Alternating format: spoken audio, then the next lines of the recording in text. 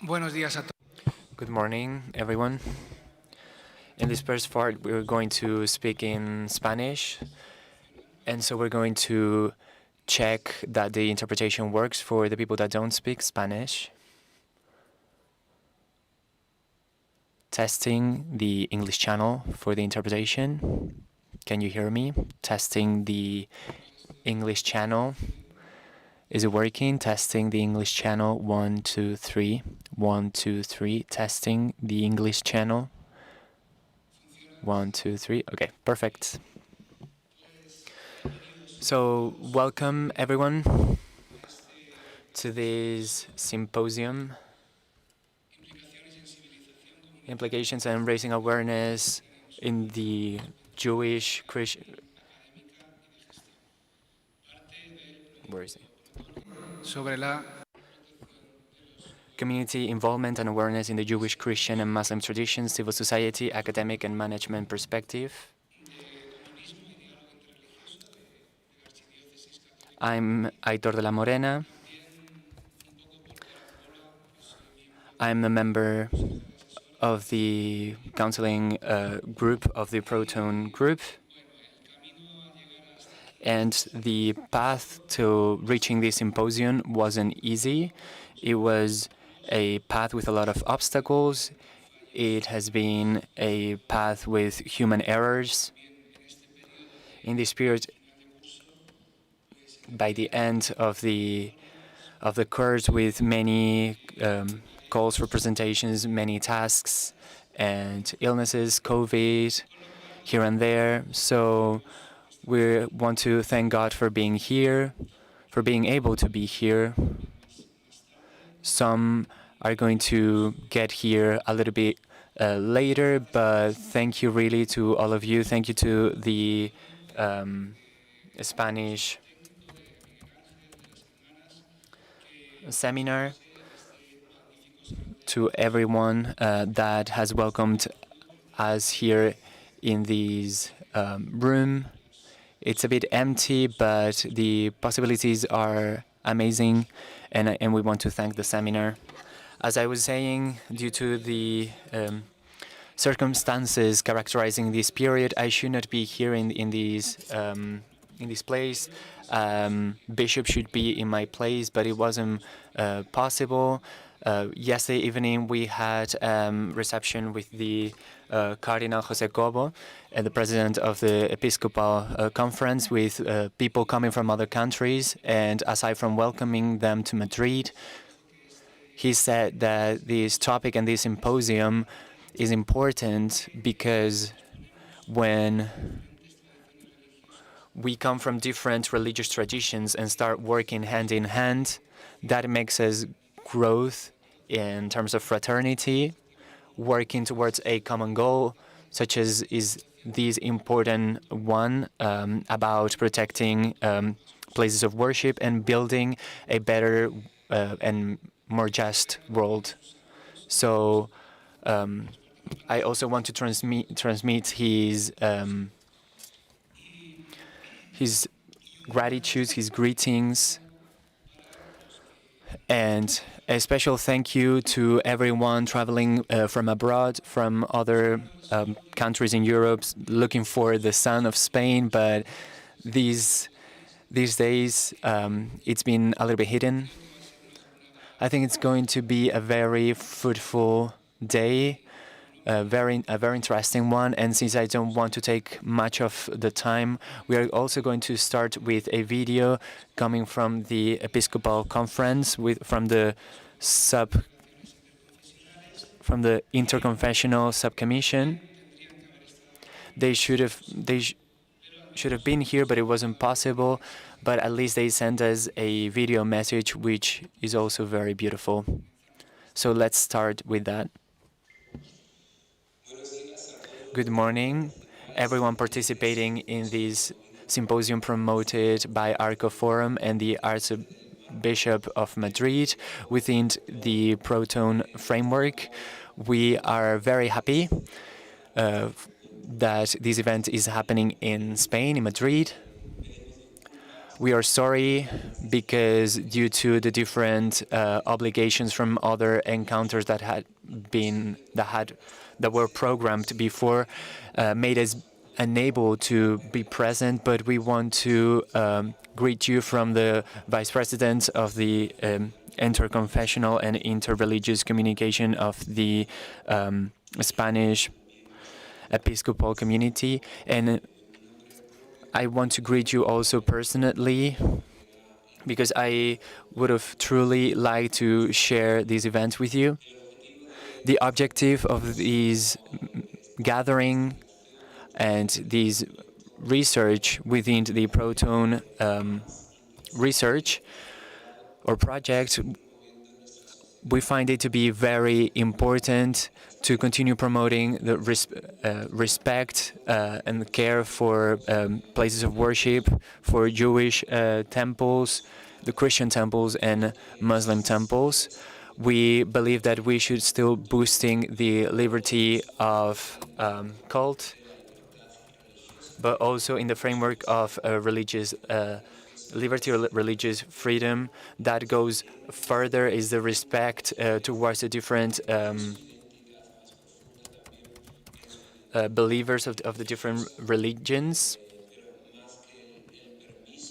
But more than the freedom to express their freedom of faith, it's also about the respect towards the possibility, the right of being religious in the public and private places. It is within the freedom of faith, which is the sign of the maturity of a society, democratic society that is able to coexist with the different options, the different realities, cultural realities, religious realities. It is a sign of a society that is not only tolerant, but enriches itself from the presence of different beliefs. And it builds all these nets that we call society. The Catholic Church in this regard has been working for many years, especially after the Second Vatican Concilium, to promote the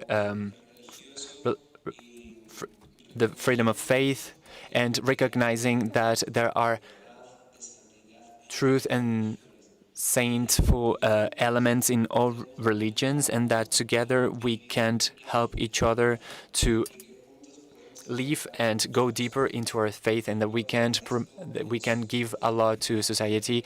The Pope Francis in their Interlituti, which means we are all siblings, recognizes that religions have to be also a part of society, that they have to be also present in those places where decisions are made, especially moral decisions. They can provide values to those decision-making processes for our society. He says that each and every one of us has a history, a spiritual experience that is an important value to add to our current society and to our world. And in this world, in this way, we can continue creating communication spaces and confraternity spaces. We believe that that is very important. It is not only necessary that these gatherings are among experts. In our day-to-day lives, we also have to promote these encounter spaces of gathering, of encounter, where simple people can also see each other, interchange experiences, share experiences. And for me, an important field we still have to work on is on the education field in all levels, from childhood to the adolescence to the university world, because that is where we can change the world, where we can educate on dialogue and coexistence. I am not going to take more of your time. I wish you a fruitful event, and I hope I can be there with you in person for the next one. Thank you for letting me be there with you, even if it's through this video. And the president of the subcommission for the interconfessional relations and the religious dialogue, the Monsignor Salvador Bastilla, greets you again. Greetings for everyone. El que hablaba es Rafael Gatpez is the secretary of the subcommission for the interconfessional relations for the Spanish Episcopal Conference, was the one speaking. Now, Mrs. Maria Arroyo has the word. Thank you, Aitor. Thank you, everyone, for inviting me. My president, the president of the Jewish communities of Spain, Jesus Badilla, had to be here, but yesterday he told us that he couldn't be here for other reasons, and it is a pleasure for me to be here in his place. He wants to transmit his gratitude for the effort and the work that you do, because the effort to still keeping us together, for finding common places, is an important effort that we have to continue doing. We have to take everyone out of their routines, of their agendas, of their own things, to go into those common places, and that follow-up is hard, and so we thank you for that. I wanted to talk a little bit about the Confederation of Jewish Communities, which is the official confederation of Spain that represents the Jewish communities. After an agreement signed with the state in the year 1992. It is a confession that is part of the legacy of the culture and the heritage of Spain. Jewish people, as you may know, have been present in Spain for a long time, until 1442, when they were expelled from Spain. They had two options after that. They had to leave the country if they wanted to keep their faith, or to convert into Christians if they wanted to stay. But many of them kept their traditions, their cultures, and even their religion, but hidden. Many centuries passed by until the end of the 19th, the beginning of the 20th century, when the presence of Jewish religion arose again in Spain. I've talked to many non-Jewish people that when they get close to the community, they say, "Oh, that's very interesting, because we do that in our houses. For example, on Friday evening, we close our windows and we light a candle." And I ask them why. And it's probably because you inherited from past generations. Why? Because their grandma used to do it, and the grandma of your grandma used to do it. And that makes us think that the origin may have been that. So the Jewish roots in Spain are very rooted, are very present. The Jewish communities start having presence in Spain around the end of the 19th century, the beginning of the 20th century, and start organizing it, especially in the area of the Costa del Sol and Ceuta and Melilla. Currently, the official number that we work with is around 45 or 50,000 Jewish people in Spain, although it's not a safe number because we work with the figures provided from the different communities. We know that there are Jewish that are not part of these communities that are temporarily in Spain or that are staying for quite a long time, but are not necessarily part of a community. The biggest Jewish communities based on numbers are in Madrid, in Barcelona, in Costa del Sol, Málaga, Torremolinos, Marbella, Seville, in Valencia, in Alicante, in Benidorm, in, as I mentioned, Ceuta and Melilla, also in the north, Asturias. They are small, but they all have a very enthusiastic activity. What we are trying to do is to keep our traditions with our own ways of praying, of living the Jewish religion, and also basing that on the fact that Judaism is not only a religion. There are Jewish people that are not religious, that are atheists. For example, Woody Allen, who is Jewish but doesn't believe in the religion. So there is a broad spectrum of sensibilities, of feelings toward the religion.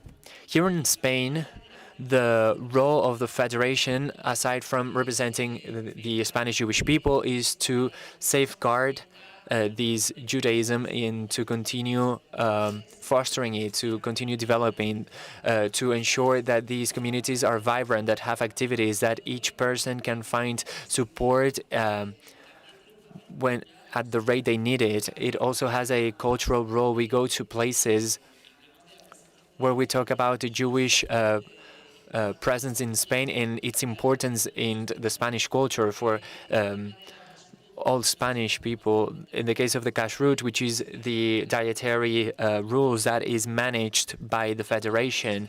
So all aspects in which we can improve the Jewish lives in Spain, that's where we are.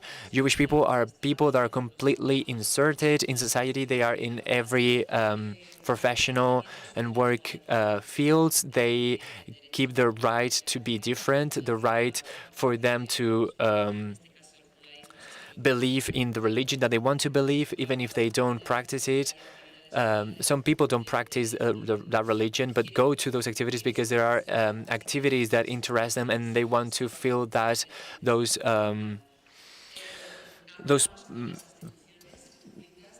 those things that they lack and that they find in those activities. We also talk with public and private organizations to continue helping these communities in terms of development, and especially in what we are doing here, the interreligious communication. We have an excellent relation with the rest of religions. We our decision makers call them brothers and sisters, and I've seen hags that are excellent examples of the situation that we are living in Spain, with so much political polarization. If you identify with this or that, that seems to mean that you are against the other one, but that is not the case. I have seen a lot of fraternity for all these years I have been working in the Federation, and I want for this to be spread, because this is an example, and we are given example with this event here. We're able to be here to share our common points, to share a lot of things, and what our leaders say is that we should find strength with our common points, and we should respect the aspects that are not common to all of us.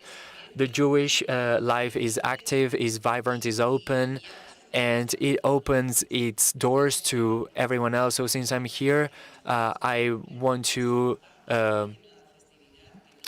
share some information about Hanukkah in December. It's not a religious activity that is going to happen on the streets, where you are all welcome, because we're going to spread all this information. And the perfect thing that we can do is to be close to the people that are different to you, for those prejudices to dissolve, to understand that we are all human beings with the same worries, with the same needs, and with the same personal development. And so thank you again for being here. If you have a if we have a Q&A section afterwards and you have questions, I will be here to respond to any that you may have. Thank you.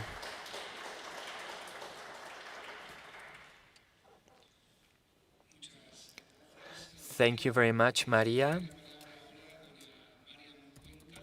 Now, Mrs. Dorian Mariam Cuenca, which is the delegate of the Muslim Commission of Spain in Castile and Leon, has the word.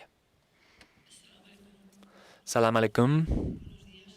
Good morning, everyone. Sorry.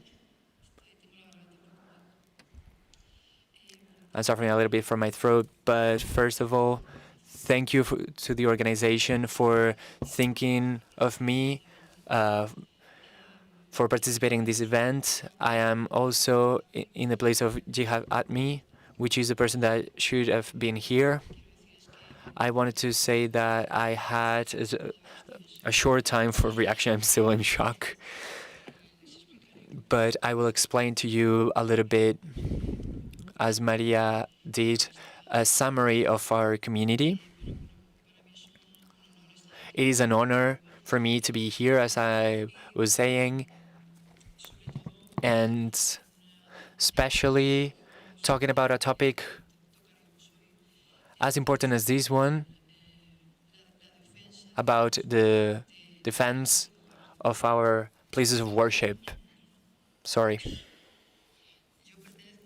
I'm part of the Islamic community of Avila, the Spanish Commission, the Islamic Spanish Commission in Avila of Spain, but I live in Avila and I'm part of the board of directors of the commission there. I'm also the delegate in Castile and Leon.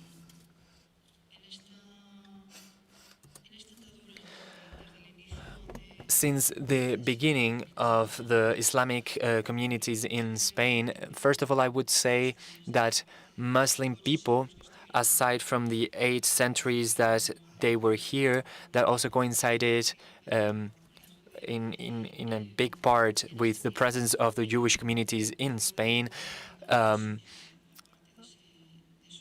Through all this time, there has been a stop after the expulsion, and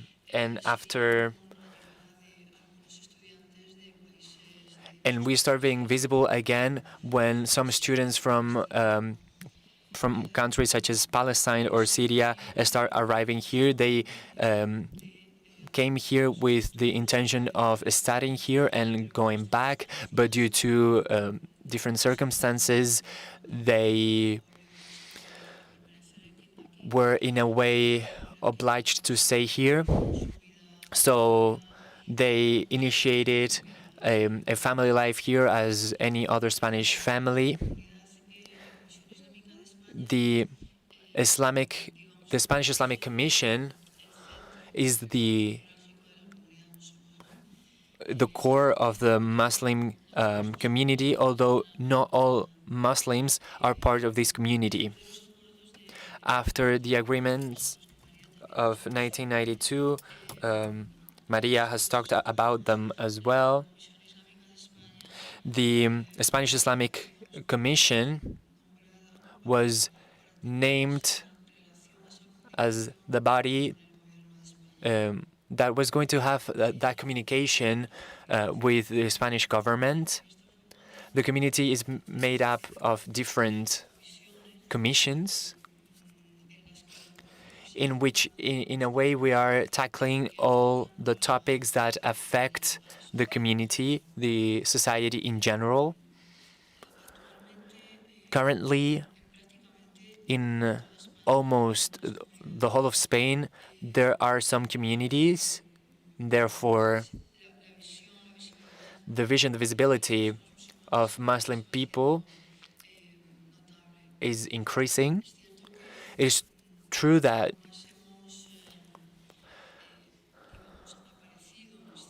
we were seen more when after the passage of those years in the 80s and 90s, Muslim women appear in on stage, let's say. The majority of them that use as me a headscarf. It's not necessary for all of them to wear one. In a religion, you cannot impose something on people. Everyone is free to use it or not. The apparition of these people in the media, for us, meant a bit of a revolution, because we are not accepted everywhere, not only for being a woman, for being women, or for being Muslim, but for wearing a headscarf. We have many problems in schools currently, where the access to women, to teenagers, let's say, that have the hijab or have this headscarf, is not permitted, and they cannot access these educational centers. We have not seen many cases as for now, but we are worried that this is going to be the beginning of it, because in France, based on a law, they cannot use the headscarf, even some pieces of clothing that are adequate for us. So with the passage of time, the majority of the following generations were born in Spain. There are families here that have been here for 30 years. So even their children and their grandchildren have been born in Spain. Their language is Spanish, because it's the one they use the most, even though in many households, in many families, they still consider the origin language, and they still speak it. We, as communities, are very present around our cultural centers, our religious centers. These places are places of worship and mostly educational places where children receive educations on values and on religious topics. These places of worship do not have, let's say, everything that they would need to provide a good service. The majority of them are located in parking lots or in establishments that we adapt as best as possible to provide these services to our communities. But with the increase of Muslim people in Spain, they are starting to be too small for us, and in a way we need to continue moving forwards, take another step forward, but administration is not helping us much. Administration, aside from the economical aspect of it, depending on the areas, depending on whether it's a big city or if it's a town, they are going to react in different ways. But the fact is that when we need permits to build new places, to open new places, and mosques, even the whole paperwork is a lot, and it takes a lot of time. And even when we decide to buy a lot of land and build with the contributions of our worshippers, is how we keep our services, but they are not enough to build new places or improve places. We cannot ask for donations from abroad in some places when they find out that we want to build mosques. Some other places in the world offer contributions for us to build them, but they don't allow us to do that. And since we've always had this uneven relation, these linked, that is part of a lot of mentalities in Spain that link Muslim people to terrorists. We find a lot of obstacles. We can even be accused of being terrorists for trying to build new places of worship. It is very hard. It takes a lot for me to talk about it, but this is the reality. And we do need in terms of mosques, we need, as I'm saying, to move forward. In a way, we have to make our centers bigger. Our communities, the number of the people of these communities is increasing, and in the same way we are adapting. In the same way we have completely integrated to the Spanish society, and I am not talking as a Spaniard, but as a Muslim woman, we have been able in the social field to reach that point. It would also be desirable to be able to cover all the needs that our communities have in the religious, at a religious level.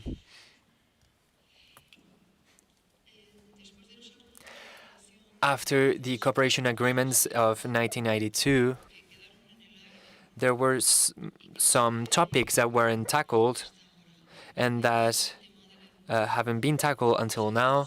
One of them being the educational topic. Minority religions, according to this agreement, have the right to have our own religion subjects in our public and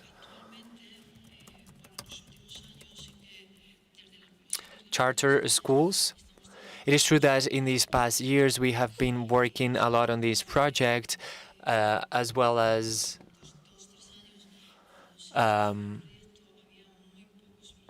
when we initiated the project 2 or 3 years ago, there were a few teachers giving this subject in schools, but we are seeing that these rates are increasing. And we have almost 200 teachers all over Spain when we should have a lot more, because we only tackle a small percentage of students. Usually, we started these classes with primary schools, and little by little we have started broadening these. And these classes are also in kindergarten, and it can also be asked for the rest of the educational levels of the secondary school as well. But we have to follow the norms or the regulations from the cooperation agreement, where it's asked of us to have at least 20 students of the same level in each school.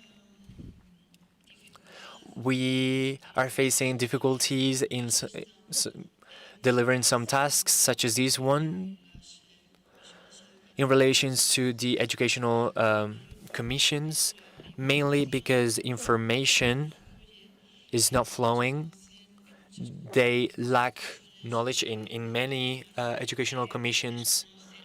They lack knowledge on the law, on the rights that we have, both Muslim people and Jewish people. These rights are the same one as Catholic people.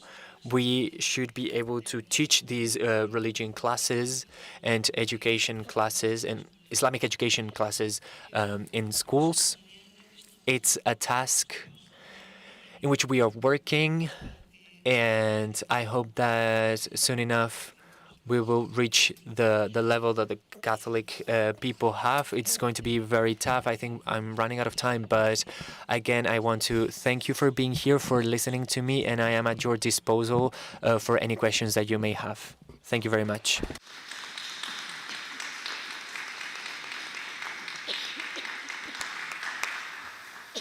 Muchas gracias, doña.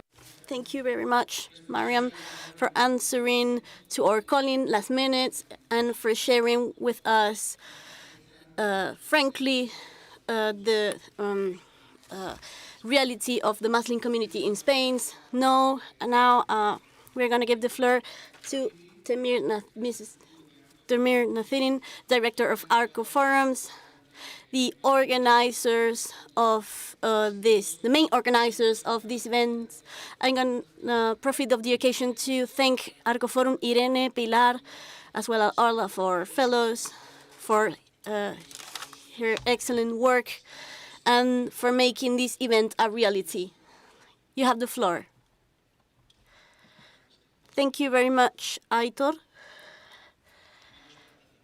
Dear participants, dear friends, it is for me an honor welcoming you here to this Symposium International about the protection of places of worship. I'm Temir Naziri, the Executive Director of Arco Forum, one of the main organizers of this symposium. First of all, I want to thank to the Archbishop of Madrid, to our hosts, Aitor, our brother, to the Episcopal Delegates of Ecumenism. I want to thank the reception, the hospitality. I want to highlight the message that we received from the Cardinal José Cobo yesterday during the reception that we had that Aitor has mentioned before. I thank the presence of all of you here. Thank you for coming here. This is inspiring, the fact of seeing such known faces. All of you engage towards the protection of places of worship. Thank you very much to those persons that follow us through stream in English and in Spanish. Thank you for participating online. Your participation is very valuable. If you want also to make any questions, any comments, you can do it. We are going to try to have the space to do it in a question and answer session. I'm going to speak in English to say hello to our fellows organizers of the project. A warm welcome to our esteemed partners from various European countries. We are honored to have representatives from Belgium, 2 organizations from their Dialogue Platform and Fedaxio, and from Germany, House of One Berlin, and Stiftung Dialog in Bildung, and from Italy, Istituto Tevere and Religions for Peace, Italy, and from the Netherlands, Leiden University. We hope you have a wonderful and productive days here in Madrid. Además, apart from that, I want to fully thank the collaboration of all of the entities coming from Spain that made this meeting possible. Thank you for participating to the Archdiocese of Madrid, to the Seminary of Madrid, to the Jewish Confederation in Spain, to the Muslim Commission in Spain. Thank you from the bottom of my heart for coming here. We are celebrating the 4th day of the Fiesta del Sacrificio, and that's the reason why many people are visiting their families for celebrating this event. Thank you very much for letting the celebration aside for coming here. Other entities, you have the Asociación de Cultura del Encuentro. We're going to have their president, the Master community in Spain, the Confederation of the Saint Places. We are going to have the Abraham Forum, and we are going to have our dear Hoide. This afternoon, they gonna honor us with their presence. Thank you very much for coming to these symposiums. On behalf of the associate of the Protone project and the collaborators of the symposium, it's very important here to thank all the presenters, religious leaders. Thank you for making the effort for coming here, because I know that you come from Europe and also other parts of Spain. Thank you for your valuable contributions that are essential, that are key for the good development and success of the project. I'm gonna share certain things of this project co-financed by the European Commission, and the objective is to reinforce the security in worship places in Europe through cooperation between the different religious communities, mainly Abrahamic religions, Islam, Muslim, Judaism, Christianism. That's why you have a presence today. Arco Forum has held numerous activities in Spain, working to promote tolerance, respect, and mutual comprehension between the different religions. Our work is the fruit of our work, the Protone project. Also, we want the implementation of good places for the protections of places of worship. That's one of the main intentions. Today's program includes, in the papers that have been distributed, different presentations and a roundtable that will tackle different perspectives from the civil society to other points of view. This is a program that is diverse. Yesterday, we had the guided visit of Aitor with the different partners in the Cathedral of La Almudena. We had, after that, the reception with José Cobo. That was a memorable moment. Thank you for the reception. That was a wonderful. In today's symposium, we are going to invite you to visit the Basilica of San Francisco el Grande. There's going to be music to represent the union of the three cultures and the creation of this project that was created 3 years ago within the same framework called Fund of Internal Security of the European Commission, which the Protone project makes part. And this is an ongoing project. This is one of our engagement to ensure the durability of the different projects and activities that we have made in the framework of this project. The name of the concert is Fostering Cultural Differences. Tomorrow, we are going to have an interreligious trip to Toledo to see the three cultures that are present in all of the world. This will be organized by another organization, the Ecumenic Delegation. So thank you for making this trip real. I wish that this symposium will be fruitful, will be a space of collaboration in the framework of the Protone project.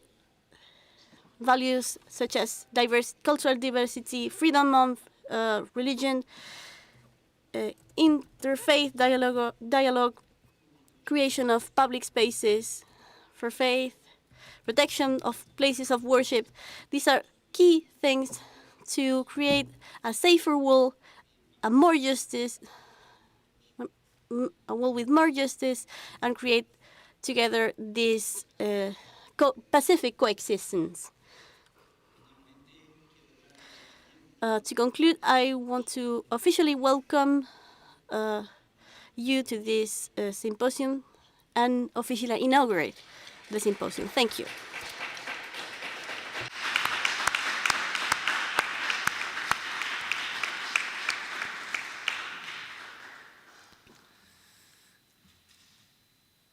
habría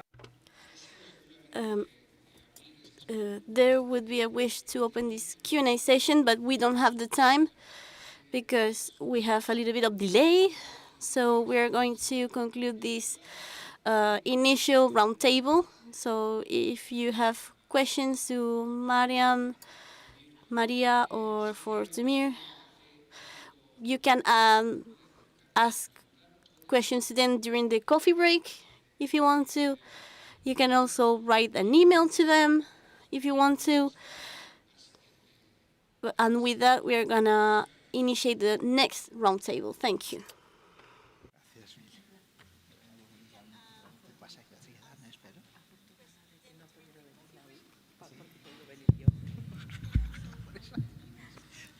Continuamos con el programa del simposio. We're gonna continue with the symposium program. We're gonna have the keynote lecture by Dr. Paul Weller. Aitor de la Morena will moderate.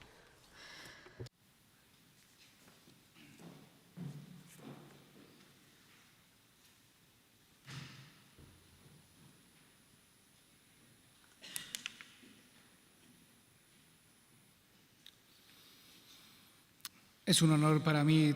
It is an honor for me to moderate today this roundtable and to present this person that is going to give us the initial keynote lecture of this symposium. Later on, we will have roundtable. Dr. Paul Weller is a Christian in the Baptist tradition. He lives mainly in Germany, but also in the UK. He is a non-stipendiary research fellow in religion and society and associate director of the Oxford Centre for Religion and Culture, Regent's Park College, University of Oxford, where he is an associate member of the Faculty of Theology and Religion. He is a visiting fellow of the Research Institution for Peace and Social Justice of the Coventry University and emerite teacher of the University of Derby. His publications include Time for a Change, Reconfiguring Religion, State and Society in 2005, co-author Religion and Belief, Discrimination and Equality, written in global context in 2013, and Hizmet in Transitions, European Development of a Turkish Muslim-inspired movement in 2022. There are many friends of Hizmet, and Dr. Paul wrote about them. He conducted research between 2016 and 2019 for the Office of Democratic Institutions and Human Rights of the OC on classroom challenges for teaching about addressing anti-Semitism in the OC religion. He was a network member of the EU External Self-Funded and funded Global Exchange on Religion in Society. He's a UK Arts and Humanities Research Council Peer Review College member and has been expert reviewer for the European Commission's Research Executive Agency and its Directorate General Justice and Consumer Rights. He is also member of the advisory board for this Protone project, so we can say that he's a well-qualified person, and surely his conference will be a wonderful conference. Dr. Paul Weller, you have the floor. Thank you.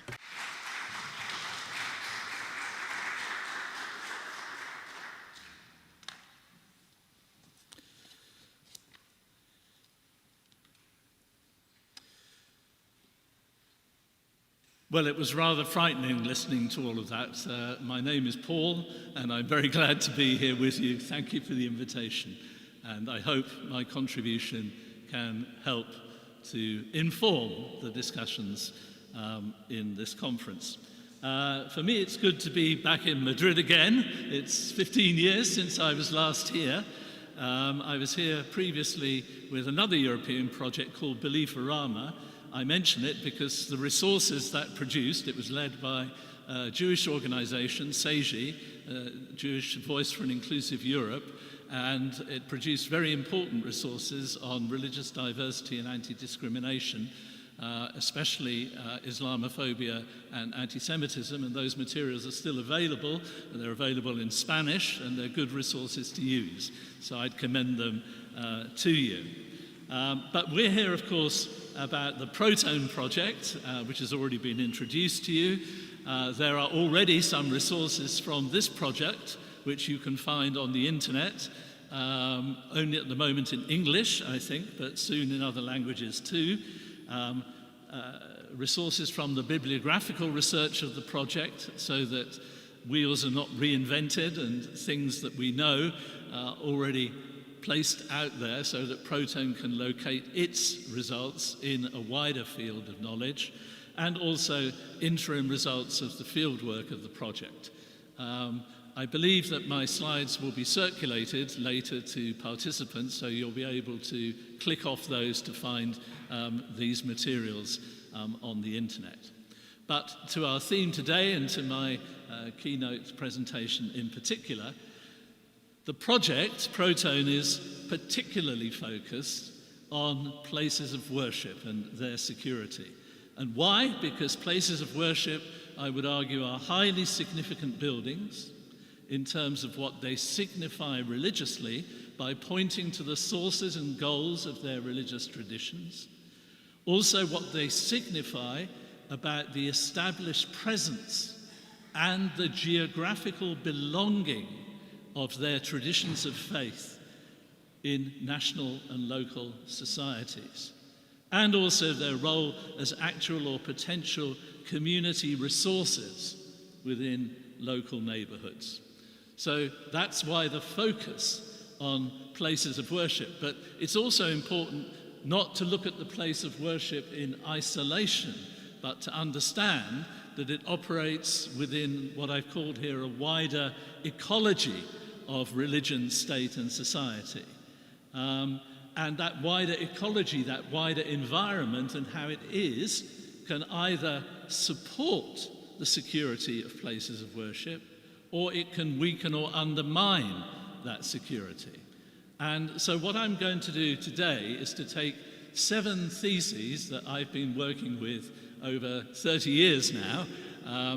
Colleagues have kindly translated them into Spanish in your packs there, so when I talk about them, you'll not only have the benefit of the translators, but if you wish, you can read them in front of you in the packs. 7 theses about the relationships between religion, state, and society. They broadly come out of my own Baptist Christian tradition, but they're an attempt to speak across religions and also to the state and society about the relations between them. And the point of doing this is then, in this seminar, and what I will try to do additionally to what you've got in your packs, is to say, what might the implications of each of these 7 theses be for the security of places of worship? So the 7 theses are not actually meant to be the last word on anything. They act rather like newspaper headlines. They're meant to provoke your thoughts. You may disagree with them, but they're meant to provoke reflection and discussion. And as I say, I'll try to connect them to the primary focus of what might their implications be for the security of places of worship in Europe. So thesis number 1, what I've called the need for a reality check. National and political self-understandings that exclude people of other than majority religious traditions, either by design or default, are, historically speaking, fundamentally distorted. Also, politically and religiously, such self-understandings are dangerous and need to be challenged. Why am I saying this? Because I believe even in societies where there seems to be a very predominant religious tradition, either in the present or historically, in reality there has always been much more diversity than has been visible outside of those majority contexts. So in most European countries, that has actually been the reality, even if the reality has not been recognized or worked with. So what's the implications of that for places of worship? Well, first of all, I think our religious traditions need to be self-critical about the security of places of worship of other traditions before we start expecting the state to give our places of worship security. Why? Because very often, whether only 100 years ago, or sometimes several hundred years ago, or sometimes thousands of years ago, places of worship were actually not infrequently constructed by one group to make a statement of ownership over and against another group. They were often either built on land that belonged previously to a different religious tradition, and often took over either the land and the meanings of that land or some aspects of the architecture of what was previously there, and in some forms, even more radical forms, they destroyed and displaced other places of worship. So there's a need to be self-critical, in the language of my adopted country, to do an Aufarbeitung on our own religious histories, about how often our traditions have not contributed to the safety and security of other places of worship, but have precisely taken part in things that have displaced and made invisible traditions that are of a minority kind. And so I would say that religious and political leaders today should be encouraged to welcome precisely a plurality of places of worship. So welcome that on the one hand, and on the other hand, religious and political leaders should be encouraged to avoid anything that supports populist fears of minarets or conspiracy theories around synagogues, because these things only undermine in the general society the security of those places of worship when they can and do eventually become visible. So that's my thesis one, and some of the implications I see for the security of places of worship, our theme today. Thesis two, what I call the importance of religious inclusivity. Religious establishments, as well as other traditions and social arrangements that provide particular forms of religion with privileged access to social and political institutions, need to be re-evaluated. There is a growing need to imagine and to construct new structural forms for the relationship between religions, states, and societies that can more adequately express an inclusive social and political self-understanding than those which currently privilege majority religious traditions.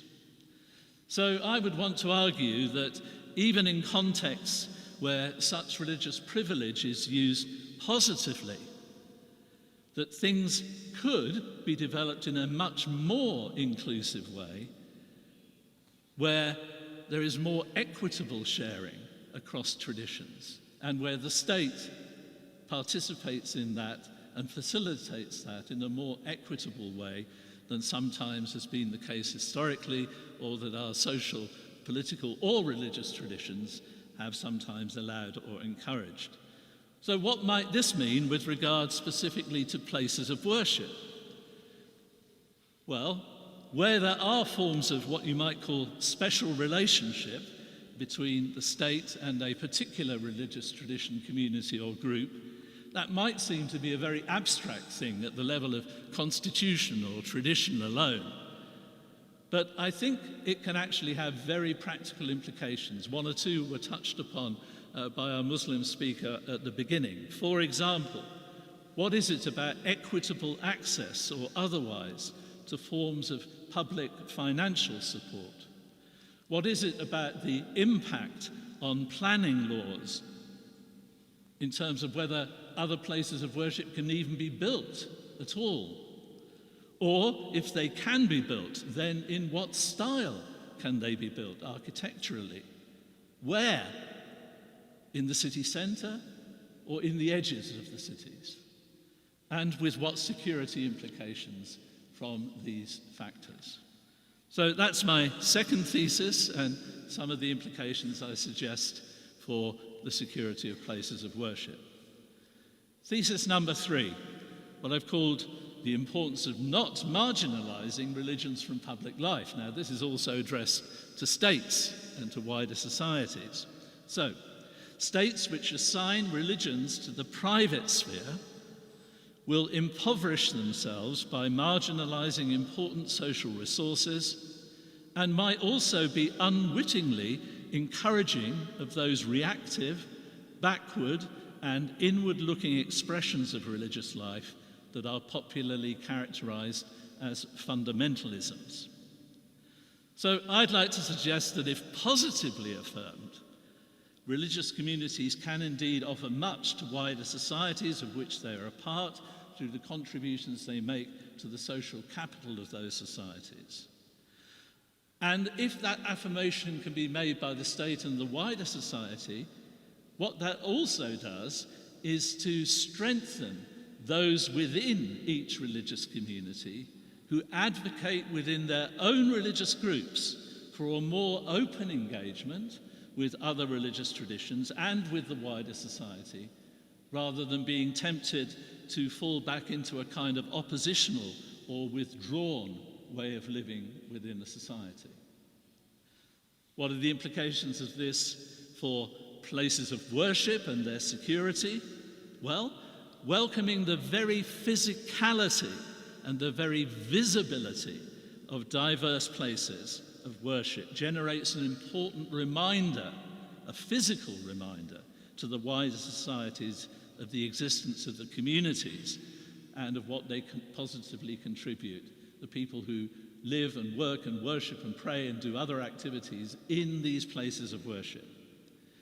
And of course, many places of worship not only provide in themselves space for the conduct of a religious group's orientation to their belief in the divine through prayer and through scriptures, but they also often provide wider resources of space for a range of both internal and external community use. Thesis 4, the need to recognize the specificity of religions, also somewhat addressed to the state and the wider society, often thought of as secular, a contested term, but we won't get too far into that right now. But religious traditions and communities offer, I suggest, important alternative perspectives to the predominant values and power structures of states and societies. Religions are a reminder of the importance of things that cannot be seen, touched, smelled, tasted, and heard, for a more balanced perspective on those things that can be experienced in such ways. So, from their own perspective, religious traditions ultimately exist not for themselves, but to point to something else, to a vision that is bigger than themselves, that in their understanding and articulation is a vision of the divine and its implications for human society. But with regard to places of worship, indeed, by their very architecture and also their use for prayer and worship, places of worship embody this reminder to the wider society that there could be dimensions of life other than profit, consumption, and economic growth. And when working, though, with places of worship in relation to matters of security, once this aspect of places of worship is understood by the wider state and society and the powers that be, it's important for state authorities to understand and appreciate that for those who use places of worship, they're not only community centers. They have this significance that is different. And understanding that can have implications. For example, for what kind of physical or electronic, what kind of human or other measures can appropriately be put into place in places of worship, or what might be difficult for places of worship to accept, because some of these measures can seem to cut across the tradition's own understanding of what the place of worship is there for. Thesis 6, the need to recognize the transnational dimensions of religions. So religious communities and traditions need to preempt the dangers involved in becoming proxy sites for imported conflicts involving their co-religionists in other parts of the world. But because they are themselves part of wider global communities of faith, religions do also have the potential for positively contributing to a better understanding of the role of states and societies in their own countries and within a globalizing world. There is, of course, a significant ambiguity in this transnational nature of all our religious communities, in which, sadly, sometimes we can contribute to social conflicts rather than actively be involved in healing them by reproducing conflicts in other parts of the world and importing them. But because we also have international networks of communication, that can sometimes offer much more in terms of global perspective and balanced understanding on our own society and on the world than can be available to those who live without that kind of transnational information communication network or reliant on predominant state or private media for their information about other parts of the world. What does this have in terms of implications for places of worship? Well, it is sadly too often the case, and the research of the Protone project partly shows this, that the security of places of worship in one part of the world or another part of the world are often threatened by reactions to issues of conflict elsewhere. It's not the only source of threat and insecurity to places of worship, but it's a significant one. But it is also the case, as I've tried to argue, not only for the religious traditions generally, but also because places of worship are part of a transnational network, that they too can make a positive contribution to wider understanding. And then finally, thesis 7, what I called the imperative of interreligious dialogue. Interreligious dialogue is an imperative for the religious communities and for their states and societies of which they are a part. There is a need to continue the task of developing appropriate interfaith structures at all levels within the states and societies and in appropriate transnational and international structures. So, nearly all traditions have, in their own domestic sense, network structures of belonging and exchange and support.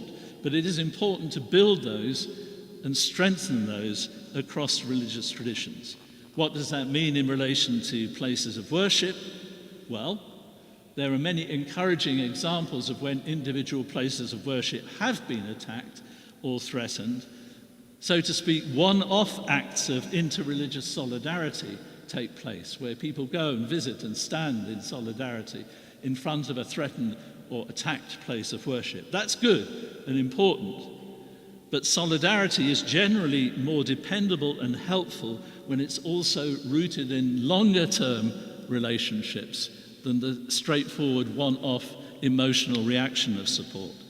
So such relationships should encourage, for example, mutual visits to places of worship, not only for viewing the different architecture, but also for engaging as far as possible in respectful participant observation in what goes on there and trying to understand it.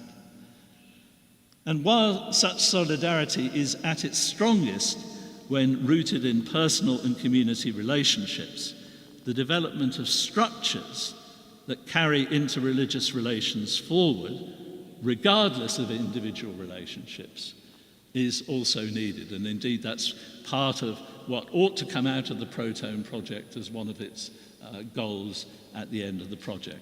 So, in drawing to a close now, I hope I've managed to keep within my time, just about, and I wanted just to draw attention to one particular resource that comes out of the UK and is an example of how religious traditions, in this case not only Christian, Muslim, Jewish, but also Hindu, Sikh, Buddhist, Jain, Baha'i, other religious traditions have worked together on the theme of looking after one another, the safety and security of our faith communities. These little words, our, we, are very important. And it was produced not only interreligiously, but also in collaboration with government agencies, with the police and others. So applying all of this in this closing slide now to this symposium and to the round tables, I want to adapt something which the historian of religion, Wilfred Cantwell Smith, said about the study of religion and how that's changed over a period of time. So he said, the traditional form of Western scholarship in studying other people's religion was that of an impersonal presentation of an it, something over there, distanced from me and us.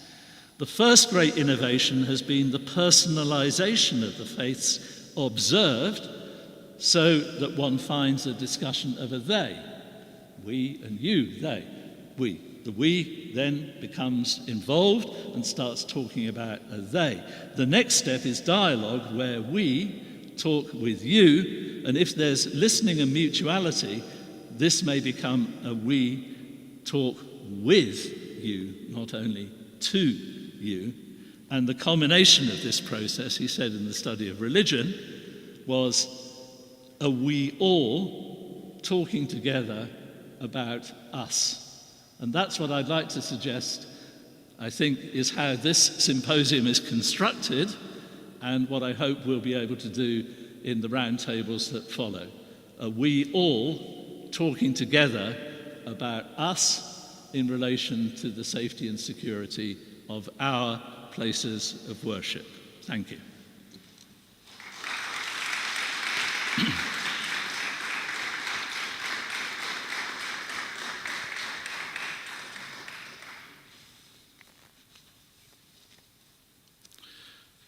I've lost my moderator.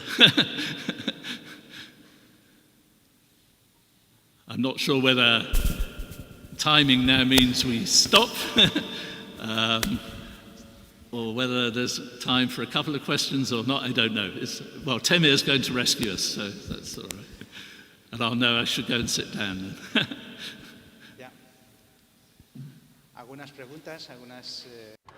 Do you have any questions or contributions? Any contributions, any comments that you would like to share, questions that you have? We have a microphone here for you. Yes, Amer? Thank you, Dr. Miller. I was thinking about, I really like also the term where you said that technically these are transnational. And of course, in current times, that has become an issue. So, for example, when it comes to Catholic seminaries, we're in one now. When it comes to training of rabbis, for example, training of imams. So I teach also, I train imams in Holland. And because we lack the madrasas, we lack the Dar al-Ulums like you have in England. And we're slowly building them as well. But at the same time, I believe you will always have mosques that, especially when you have minorities among the minorities. Yes. Like, for example, Somalians. Mm-hmm. You know, they want to have their imams trained in Somalia. So, or at least sort of trained within a setting that is normally, is not available in Holland and probably will never be in that way. And the thing is that this transnational aspect, especially when it comes to Muslims, because I emphasize that, is seen as suspect and of course unwanted. And I think I really like how you emphasize that that's part of a house of worship is not simply the building, it's not simply the material aspect, it's also how you facilitate it. But of course there are a lot of countries now that, in Europe, that dislike that transnational aspect of religious leaderships. They want to create like a European Islam, a Dutch Islam, etc. To give an example. Mm-hmm. So how would you say that we in a sense, start to, how do we make that a safe dialogue with especially political partners in this? Because it's mainly, of course, coming out of a lot of religiophobia. So in the sense that the idea that religion transcends national identities is sort of seen as suspect. Yep. Yeah, it's a big issue. It was also alluded to by our Muslim speaker at the beginning. And there are real issues involved, certainly with transnational funding. For example, one of the biggest mosques in Birmingham in the UK was originally funded and called the Saddam Hussein Mosque. And soon after that happened, or not long after, hardly anybody wanted it to be called that. And, you know, that just symbolises and reflects part of the issues involved. At the same time, I understand what you're saying about kind of cultural groupings, and particularly smaller cultural groupings within an overall Muslim umbrella community. And of course, no religion is ever practiced, can never exist in a vacuum. No religion can exist as an abstract. It always takes cultural forms. And, you know, I well remember when I first started, when I was first teaching the study of religions, and I had many young Muslim women, young Muslim girls came, and they were trying to disentangle their parental inheritance culturally and traditionally from what they understood to be a more authentic and appropriate understanding of Islam that wasn't only boundaried by their cultural traditions. But what started happening then sometimes was when you take an onion and you peel the skins of the onion and you keep peeling, then you realize in a sense it's not that there's nothing left, or the question is what is left, because religion always takes historical and cultural forms. So in order to be able to connect with diverse cultural groupings, there is a necessity at least of some forms that can help and encourage understanding, if only through, for example, exchange visits, which might be one way of doing it, rather than a complete training being in a completely different social and cultural environment.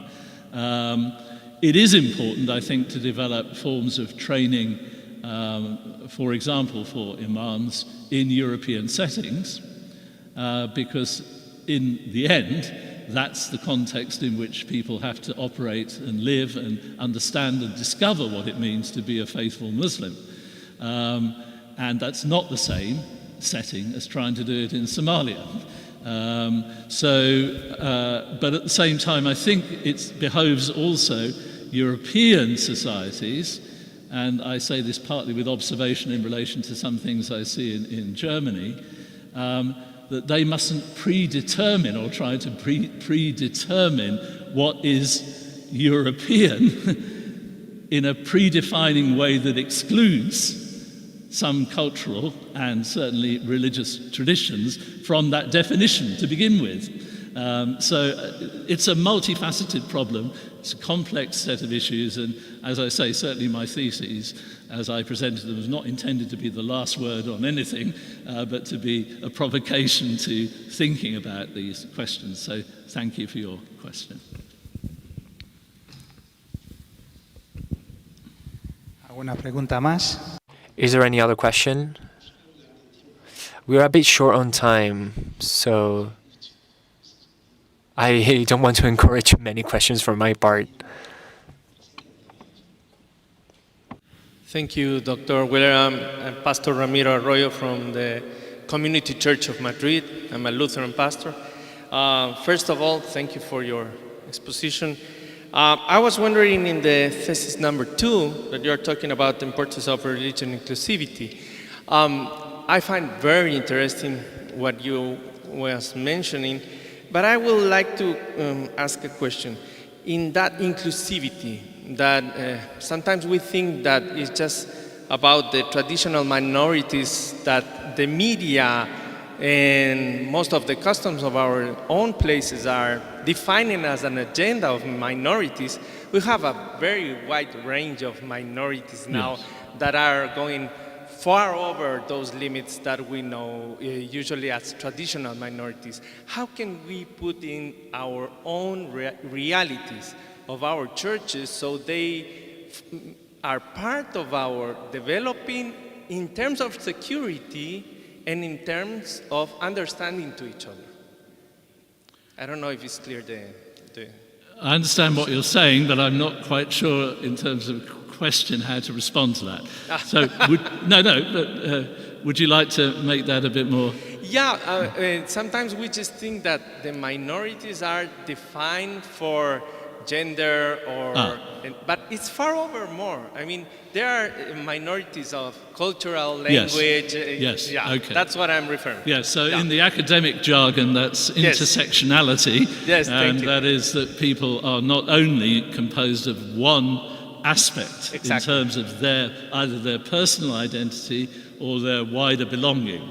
And of course, that's very much part of the complexity with which we have to deal in a modernity, some would argue post-modernity, whatever that is, but in the kind of societies in which we now live, where we're very much aware of all of those complexities in a way that perhaps was not so strongly present historically.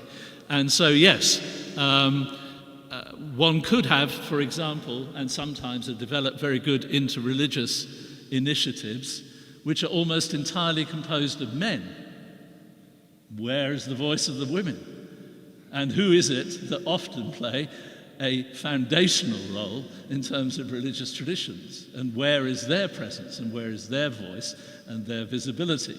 So yes, one can't take one aspect of, quotes, minorities and abstract it from another set of considerations. No, thank you. That's an important thing. Muchas gracias. Thank you so much.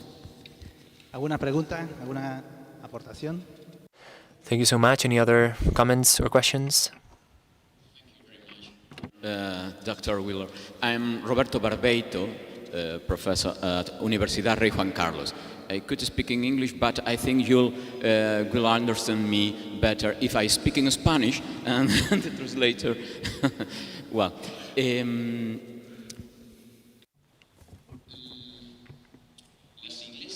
so temples and churches, places of worship, are also symbols, and symbols build identities, and identities unite inwards, but also create separate differences outwardly. So my question is this one: what way would be more adequate to foster interreligiousness, create places of worships that are interreligious, where we can foster new identities that are respectful towards the different differences in terms of religion and culture?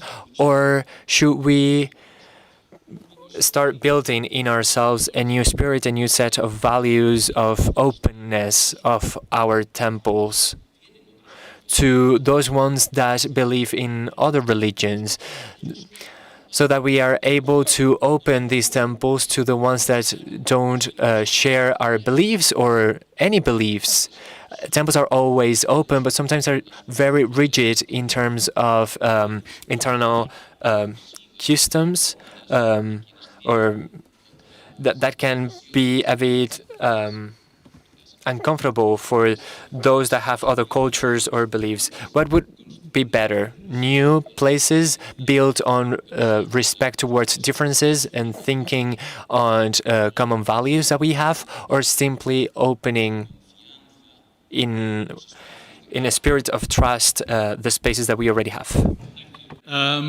Yes, in a sense, one is the question of hospitality, I think you could say, and certainly 50 years ago, of course, there have been Muslims, for example, in Britain for well over 100 years, not just 50 years ago, but with the rise of migration numbers, one of the things that happened very early on was that a number of Christian churches made their spaces available to early Muslim groups who didn't have the financial resources or capacities or numbers of people even to create their own home, so to speak, and that was not uncommon. As, however, the communities became more established and people, in a sense, perhaps naturally wanted to have their own place, reflective of their own ways, that's receded into the background more. But there is a long history of that, and it's important to understand it, and I think where possible to practice it, particularly in areas where the presence of religious minorities is much smaller, numerically speaking. And it also belongs, in fact, to Islamic history too. There are examples of mosques that have been opened certainly for Christians and Jews to pray in. So this is not something that is only found in one of the Abrahamic traditions. So it's possible and it can be encouraged, I think, where appropriate and where there is need that can be met. Of course, all kinds of practical questions raise up about it. I was involved in a working party that produced some guidelines particularly for Baptist and Reformed churches in the UK about doing this. So, what do you do when you invite people in and there are obvious symbols of your own faith there, predominantly a cross, and what does a cross mean through Jewish eyes, in particular, over centuries of persecution? What can it also mean to Muslim eyes in relation to what was carried in conquests and so on? So do you cover the cross? Does that mean that you're then not showing your own? Does it mean you're being respectful to others? There are complicated questions like that. So then, yes, sometimes the question arises, and often in a more civic environment, including at places like airports and in hospitals and in universities. If you create a space for prayer and worship, should that belong to one tradition into which others are then invited as guests, or should that be created, could it be created from a sharing across the traditions? Now, personally, I was involved in a project like that at the University of Derby, where we created a multi-faith centre, we called it. It wasn't an ersatz place of worship. It didn't belong to one tradition. The planning of it, the conceptualisation and the carrying through and the management of it was conducted by people of different religious traditions, recognising that there might be a need in the context of a university for times of prayer and worship, that different traditions could use this building in different ways, but they might still, for example, with Muslims on Fridays go to communal prayers in the mosque in town. But it did say something about the importance of recognising those traditions in a public sphere, in a public environment, in a public institution, but in a way that was also different. And in our Protone Symposium in Berlin earlier in this year, we heard about some of those so-called House of One project that's developed in Berlin, for example, and others. So I think both possibilities are possible. Both carry lots of challenges and complexities and risks of misunderstanding with them, but I think both can be worthwhile. They need to be contextually discerned, I would say, in each instance. Yeah.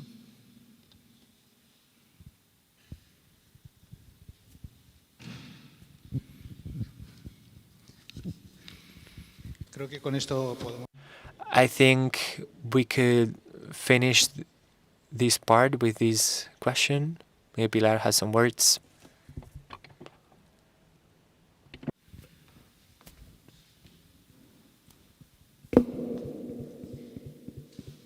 Muchas gracias. Thank you very much, Dr. Weller, for your presentation. Now, we invite you to do a brief pause for a coffee if you want to have one. We do not have much time because of the delay, so you will have 10 minutes. We invite you to come back here at noon. You can access the canteen. It's on the left. It's to the left after leaving this room.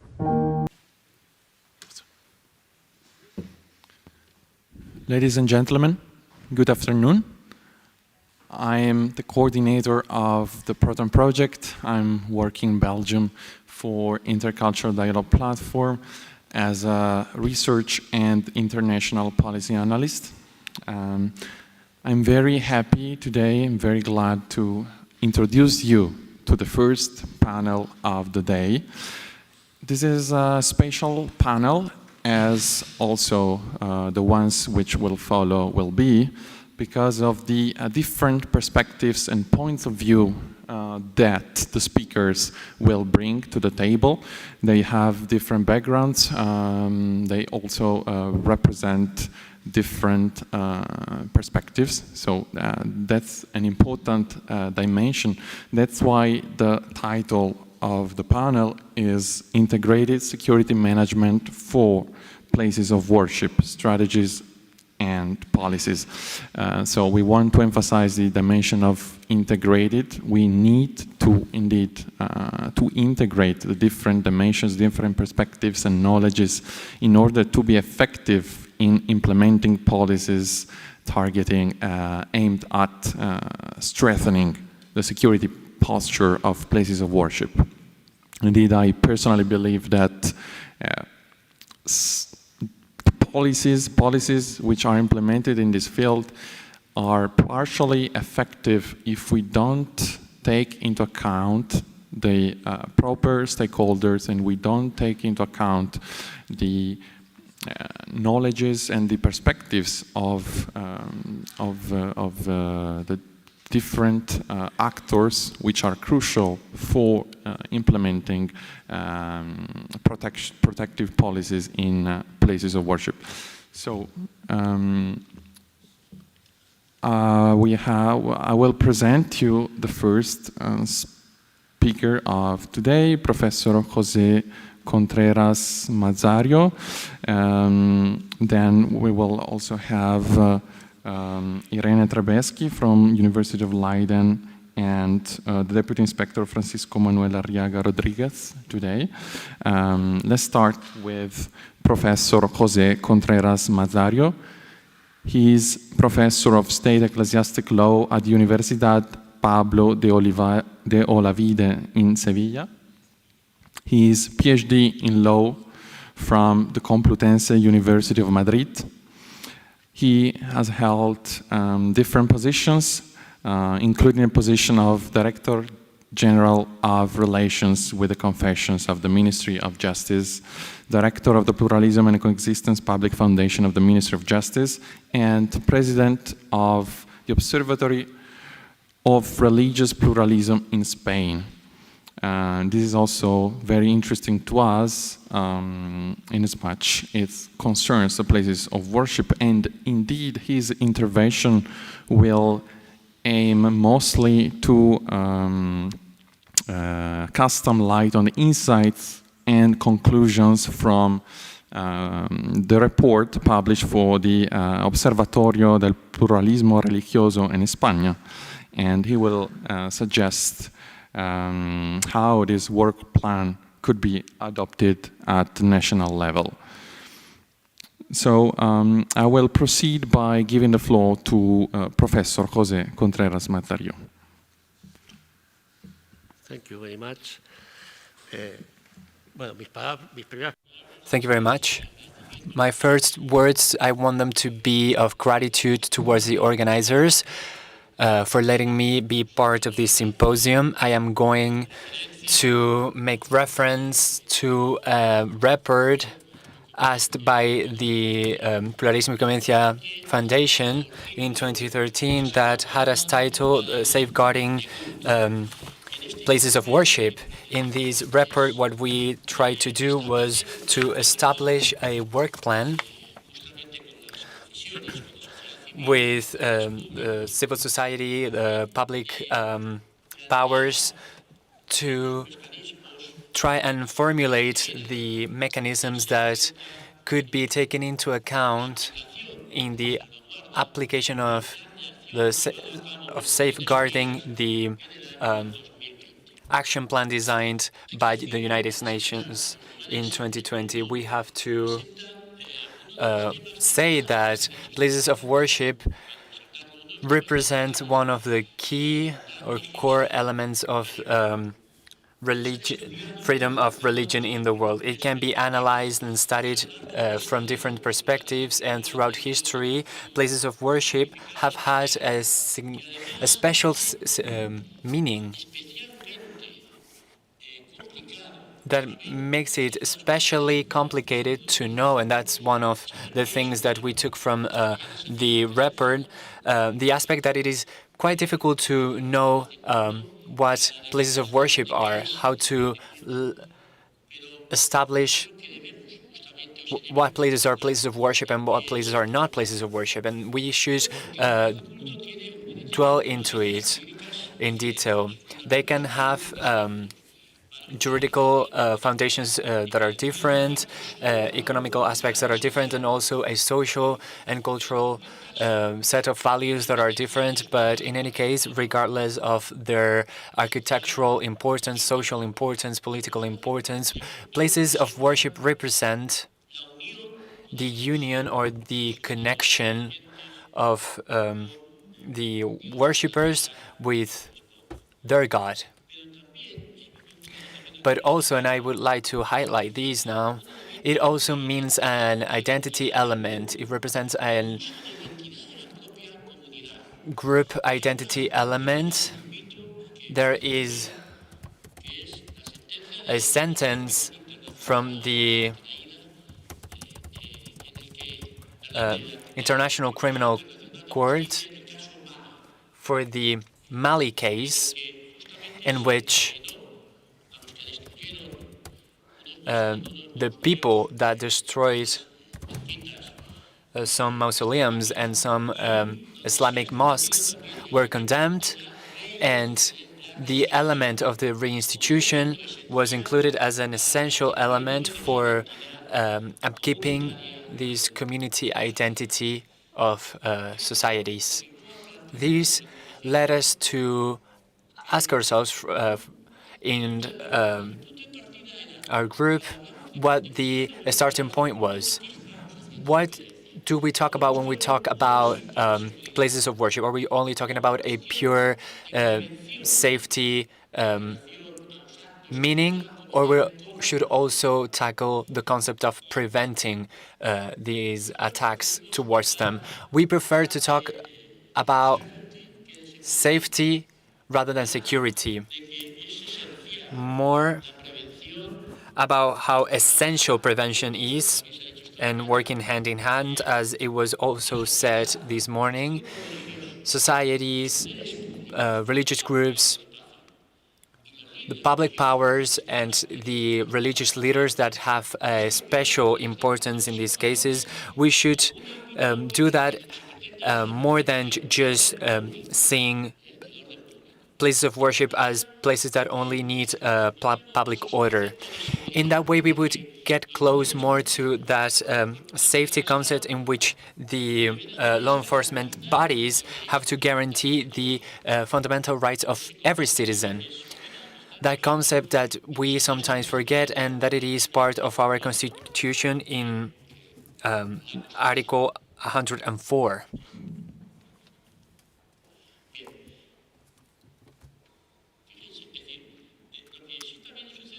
What also happens is that those places of worship in many cases have also been not only the origin of that protection, but the cause for their destruction. Many groups, as it has also been talked about, see these places of worship, that identity element that identifies a group, and they attack that group through the attack of that place of worship. In the last report from the United Nations regarding freedom of religion or freedom of worship, it says that more than 4 million people suffer attacks for the beliefs that they have. And many of those attacks are targeted towards those places of worship.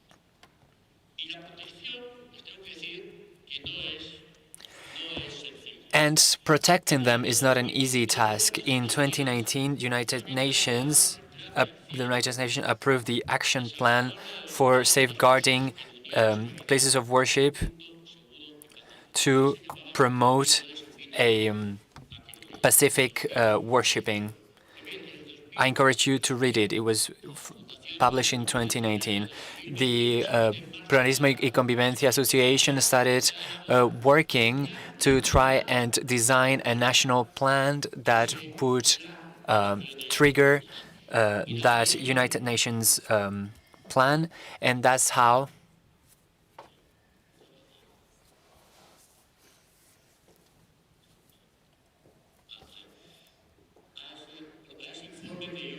that report that I carried out was born. In it, we asked why, for what, who do we have to protect, who has to protect, whom do we have to protect, and how do we have to protect. I'm only going to talk about the mechanisms, the management mechanisms, because this panel talks about this. An essential topic for us was understanding reality. If we do not understand and know the reality we live in, we will hardly work towards achieving that protection. And we have to know what the social reality is of these different religious groups in Spain, something that is not known in many times. I remember that in 2006, 2005, a series of reports were carried out by the Pluralismo y Convivencia, were fostered to understand what was the religious diversity in each region of Spain. And we saw that the public powers did not know about the diversity that the different regions had. So that is an essential element, understanding and knowing them. We also have to know what the realities of these places of worship are. What are we talking about when we talk about places of worship? The number of them. How many places of worship there are in Spain?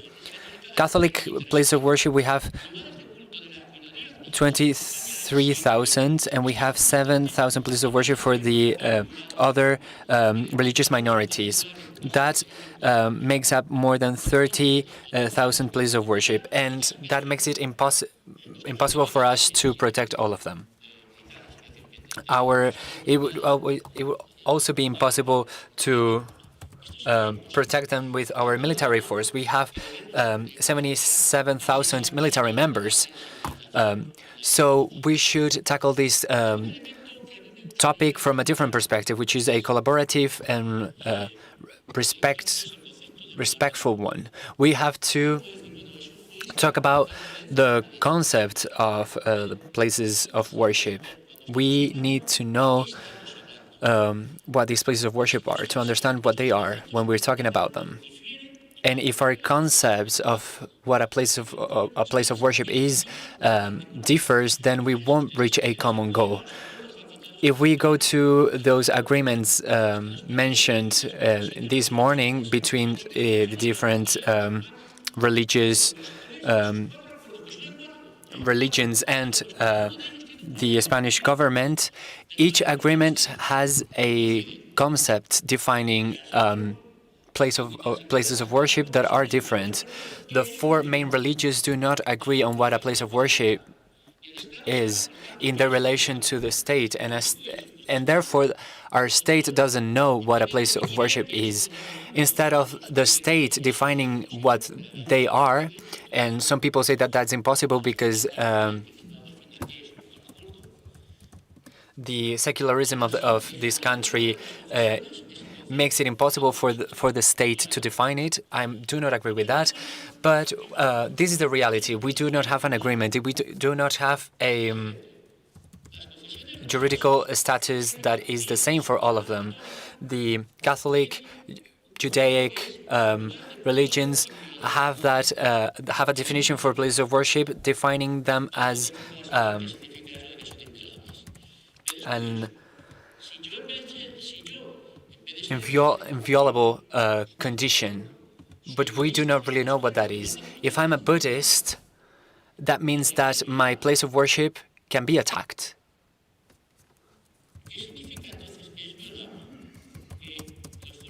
What does that mean then? That the law enforcement bodies can go in them? And why do the other ones are not? They are inviolable. And why are there Jewish or Muslim or Protestant communities that are not part of their federation, that are not part of the FIA, the FDL? So the places of worship or those communities are attackable, are violable, as we say in Spanish. What about the rest of them? We have to establish a common framework. We have to establish a common concept and an illegal framework that is the same, so that there aren't places of worship that have better conditions than others in the relation with the state. That is not fair, so we should establish a common legal framework or a legal status. We have also mentioned the relations with local communities, and I have to say that awareness element regarding this would be the creation of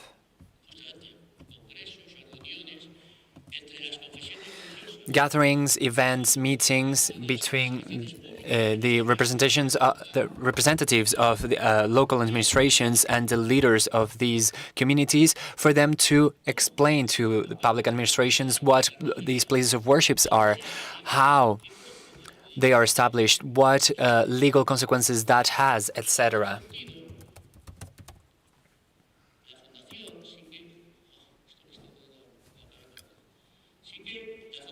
In this regard, the Foundation has designed a manual on urbanism and urbanistic rules to establish or regarding the establishment of places of worship in local areas.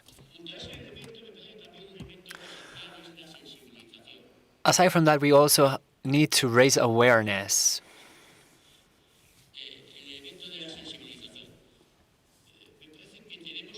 I think that we have to create elements that contribute to have open societies and create tools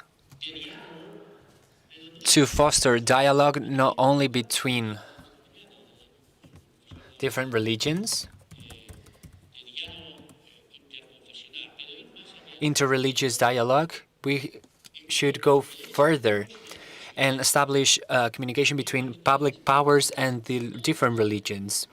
All public powers, not only between the national administration of the states and the different religious communities.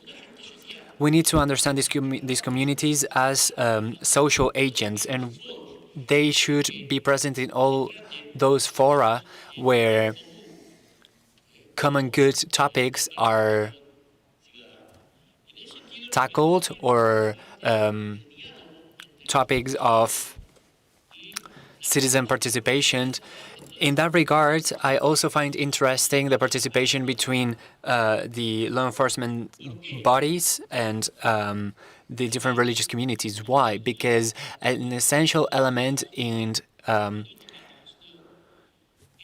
implementing all these management policies is that the local areas should be the areas where these actions should start to be taken. The body that's closest to the different citizens are not the justice ministry. That body is not the closest to the citizens. Is something that's very far from citizens. The closest body to them is the town hall, is the local government. And it is very interesting to see that in Spain, there is almost no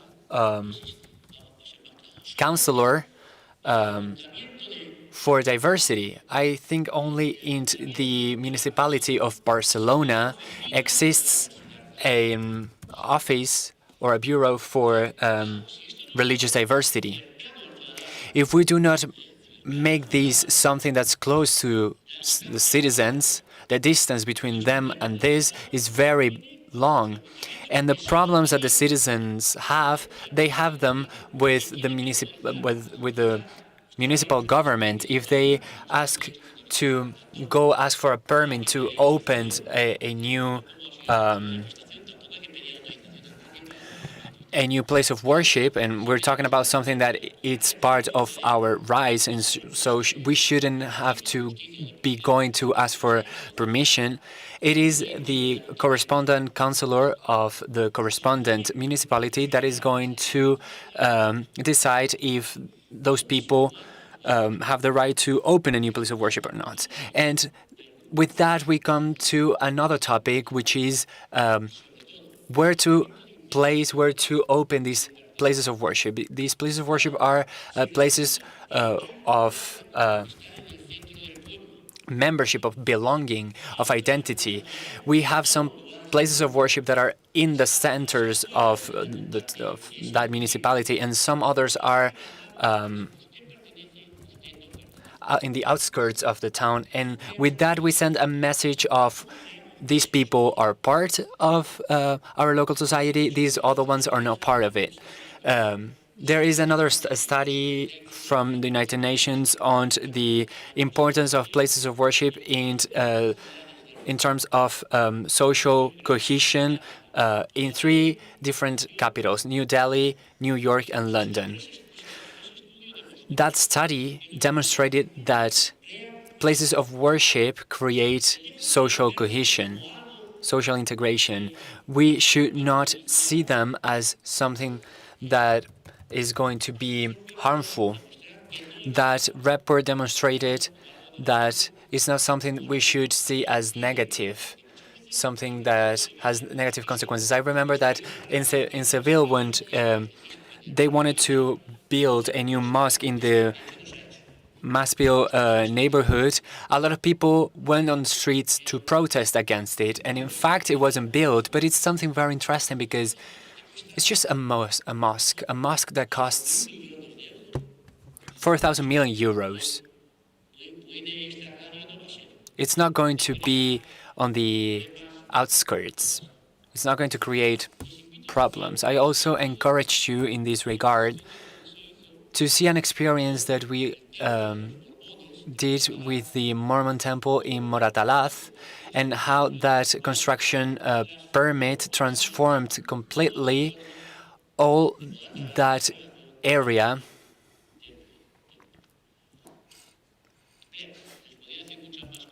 I could continue talking more and more about that. I don't know if I'm over my time. Am I respecting the time that I have? Thank you very much. 1 minute? 1 minute? Yes. Yes, please. Thank you. Well, Okay, so I just simply want to finish by saying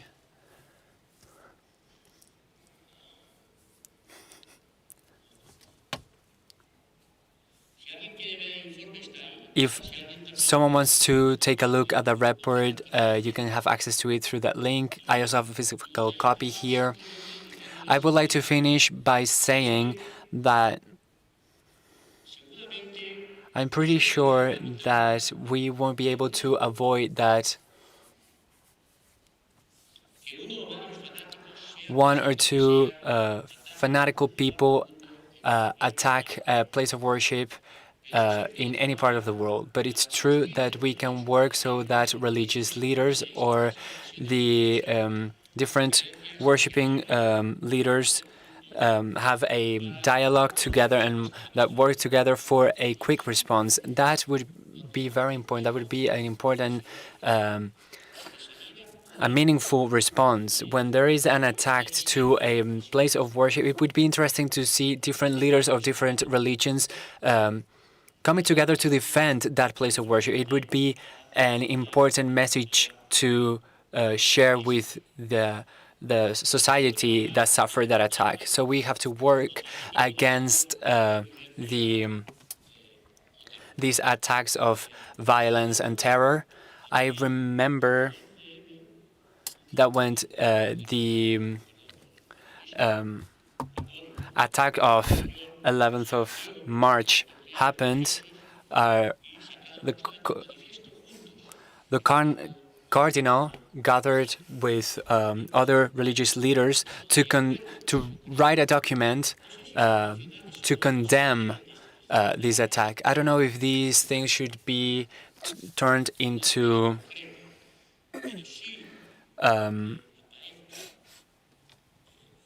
issues strictly regarding the administration, but we should make the administration participative of these to prevent in a better way these type of attacks.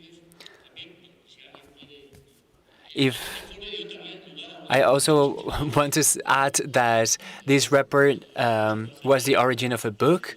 It went further than just a report. So a place of worship can be protected by societies, but it is also protected by the international social rights. It is protected by the United Nations.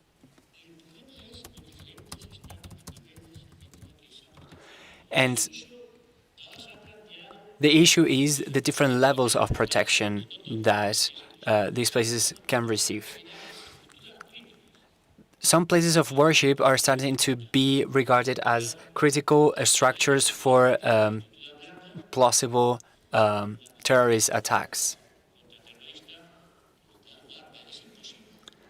But it is impossible for all places of worship to be turned or regarded as critical structures. So the issue is determining which ones are and which ones are not. And that is why I believe that it is important to concentrate our efforts in raising awareness, increasing respect towards the different communities, so that the management of these places of worship is carried out in a easier and better way. Thank you very much.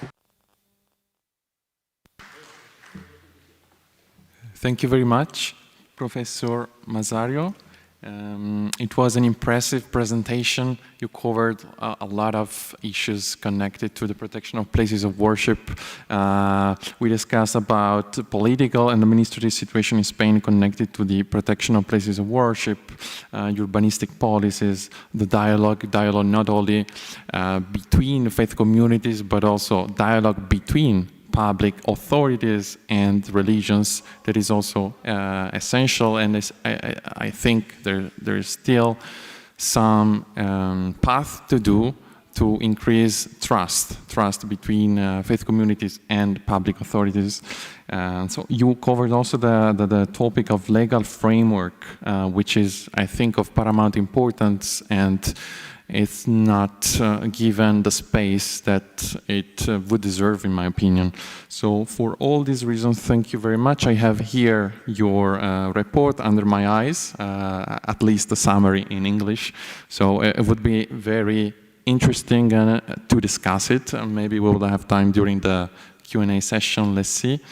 But now, since we are running out a little bit of time, I would pass to the second speaker, Irene Trebeschi. Irene Trebeschi is from Italy. She holds a bachelor's degree in international studies from the University of Trento, Italy. Currently, she is pursuing a master's degree in international relations and diplomacy at the University of Leiden. In addition, she is interning as a research assistant at the Institute of Security and Global Affairs at Leiden University, contributing to the Protone project. Today she will provide us with an overview of the fieldwork conducted by University of Leiden, illustrating methodology, objectives, and also some tentative findings from this research fieldwork. So I also wanted, before giving the floor to you, Irene, I would just like to remind the speakers they have 12 minutes. They have 12 minutes because in this way we can have at least 10 minutes for the questions. So maybe we can stick to 12 minutes now, just because the agenda changed a little bit during time on the course.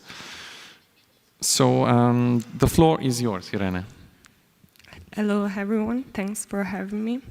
I'm sure most of you are used to see Dr. May Tamimova here. Unfortunately, she couldn't make it today, so you're stuck with me. But I'll try to do my best to present the research findings of Leiden University and see some preliminary findings that we've seen throughout the research. So Leiden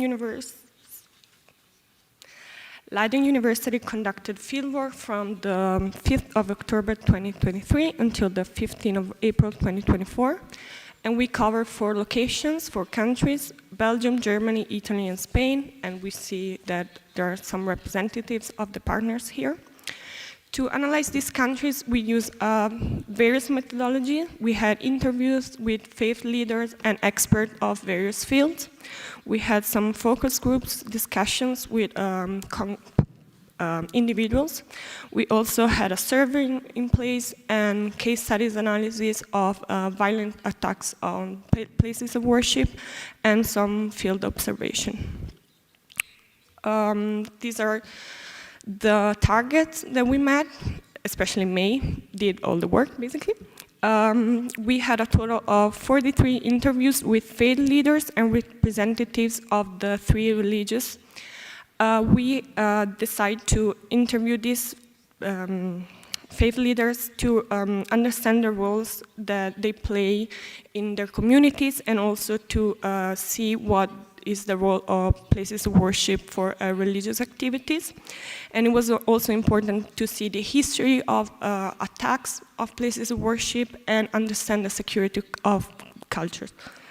We also had 12 interviews with experts of security, religions, and terrorism. This was to understand the European Union priorities in terms of security, but also to understand how these protective security measures are being introduced in the European Union. Then we have 5 focus groups. They were both online and in person.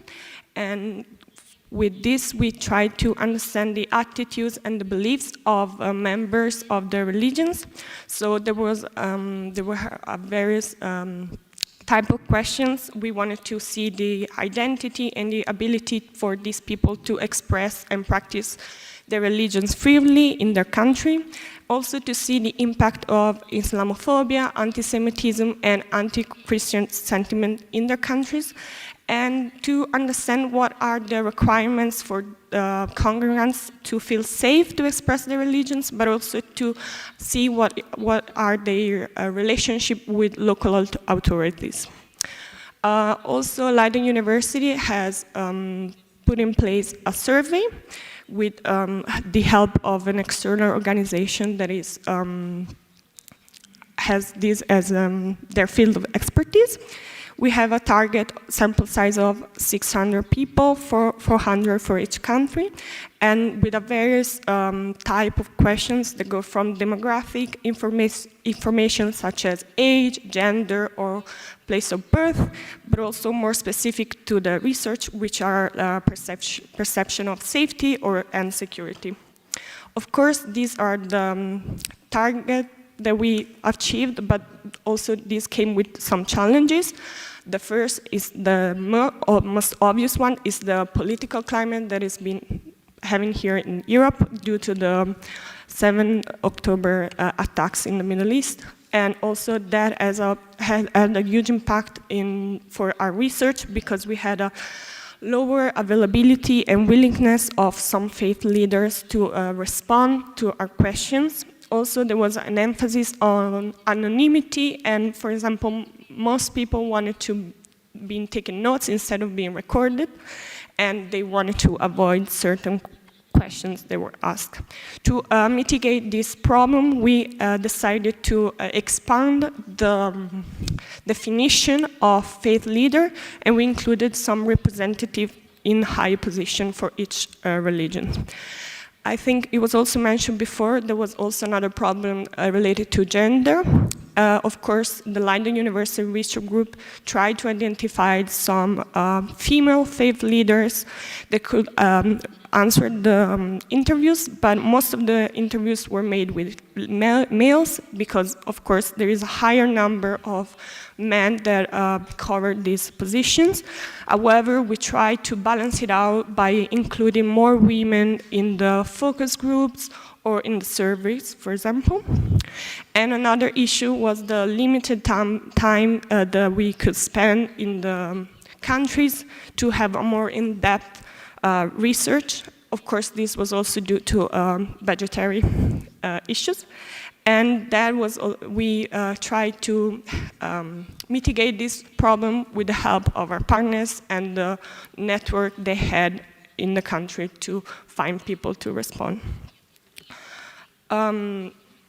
Leiden University started this research with two main objectives. The first one was to understand the connection between religions and the security in places of worship. And the second one, I think was also mentioned before, to understand what is the relationship between religious community and the state, and what is the implication of this relationship on places of worship. We divided the first objective into 5 micro objectives to have a better understanding of this connection. First, we saw the role of faith leader in the communities.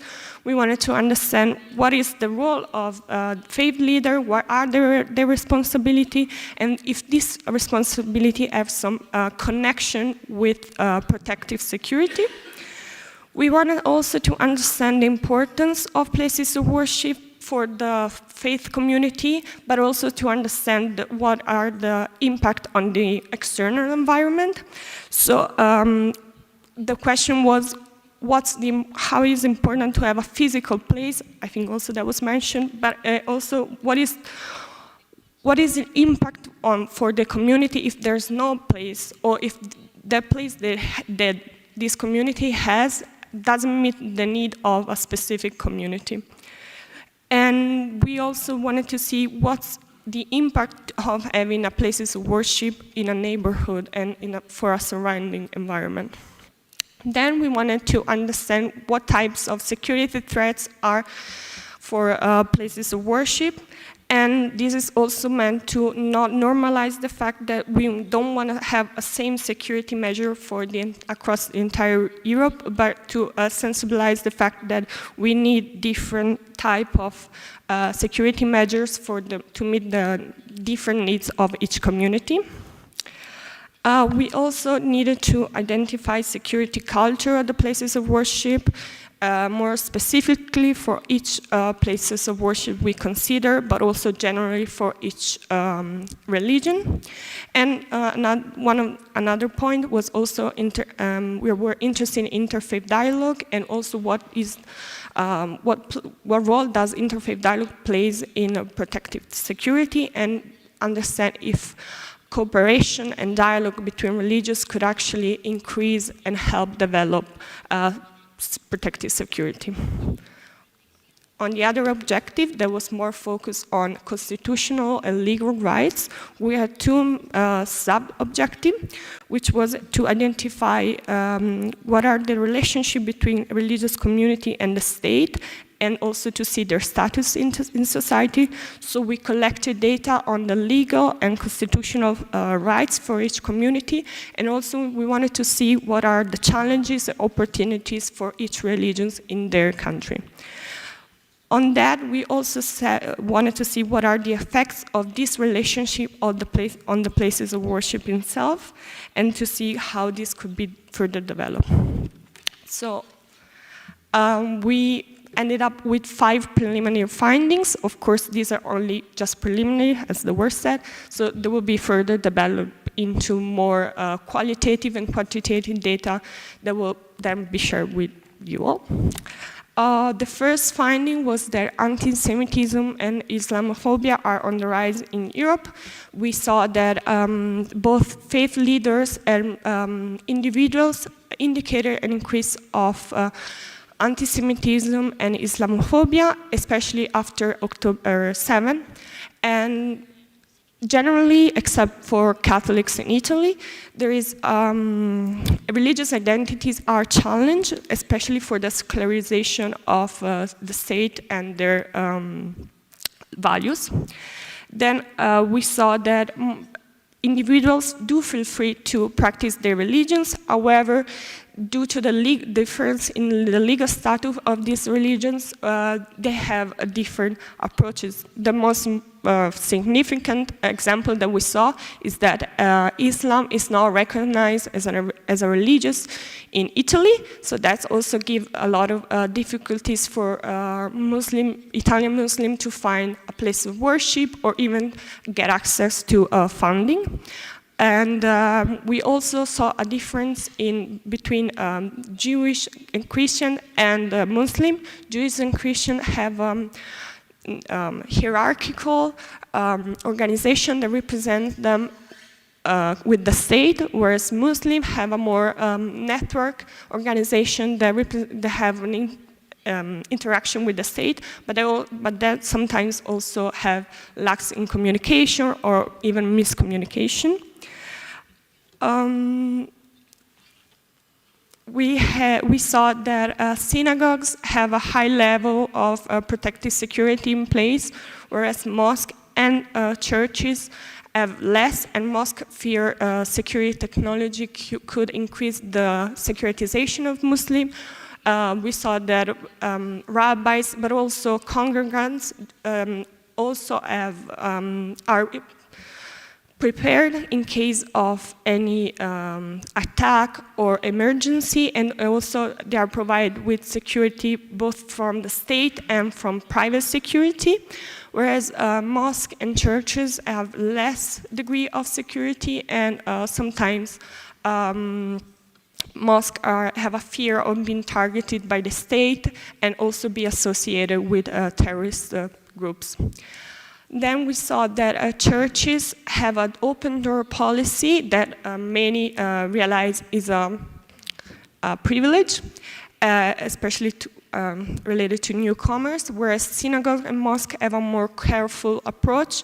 We saw that, for example, synagogues have a complicated and very articulate process for newcomers to enter synagogues. And mosques have a policy of opening doors only when services are in place. The last point is that faith leaders do feel responsible for the security of their congregants when they are in the places of worship, but they realize they are not the only people accountable for this security.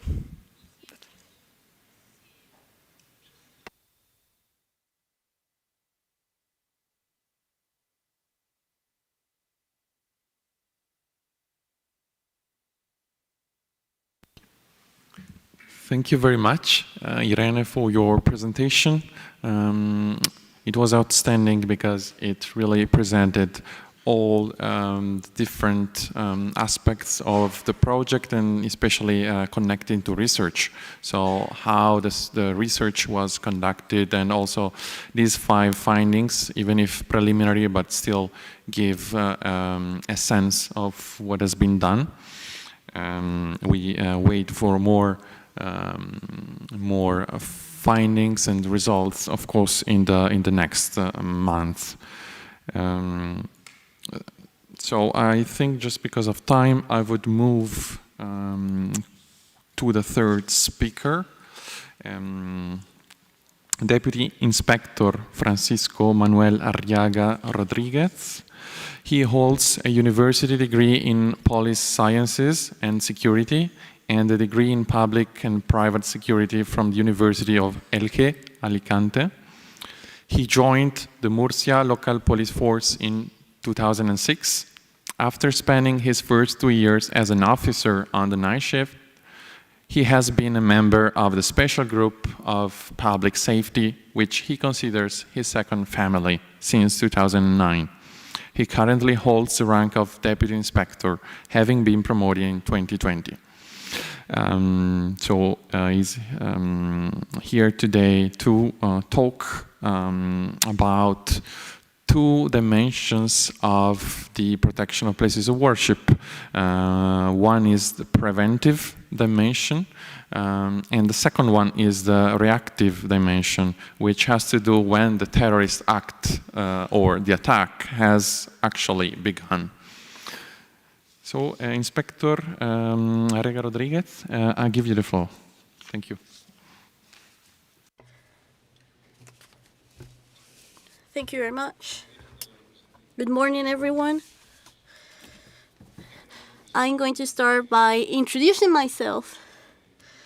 As it has been stated previously, I'm a Deputy Inspector, Francisco Manuel Arriaga Rodriguez,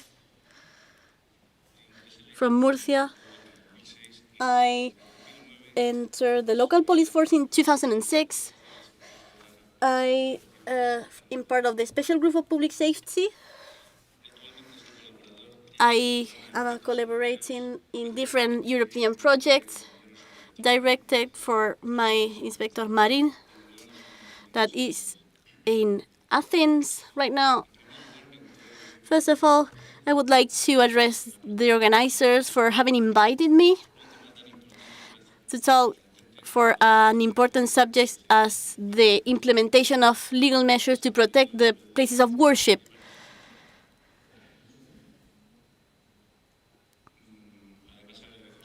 I thank the work of the interpreters that will facilitate communication.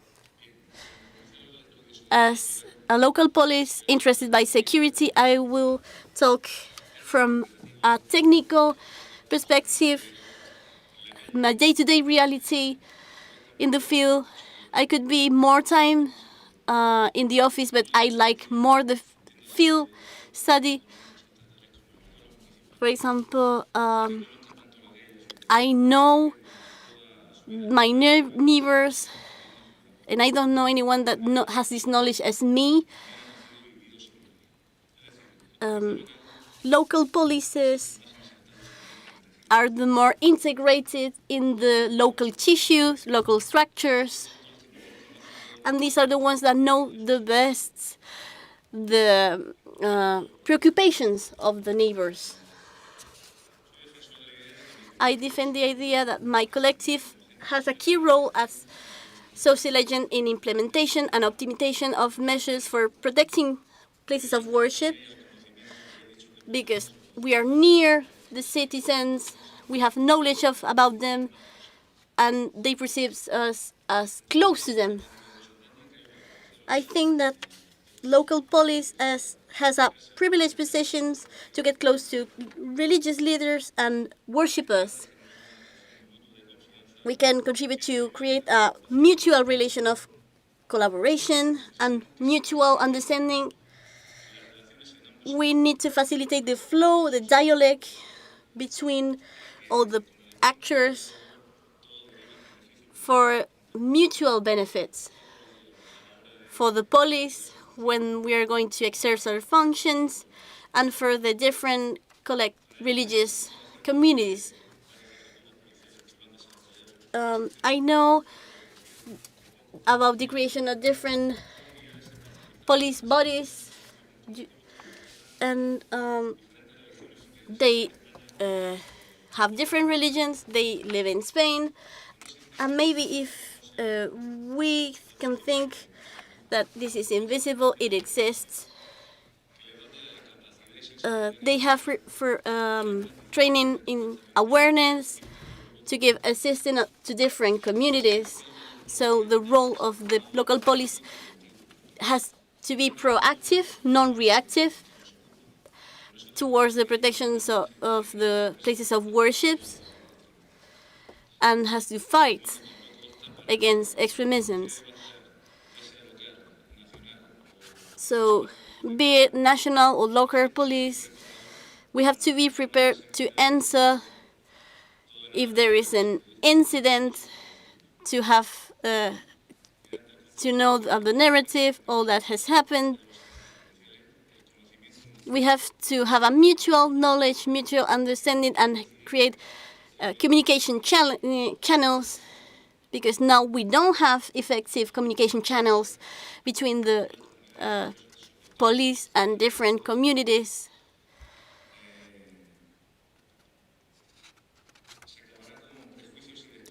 If we don't do this, we will have prejudices and negative effects. So the civil community, we have to engage them.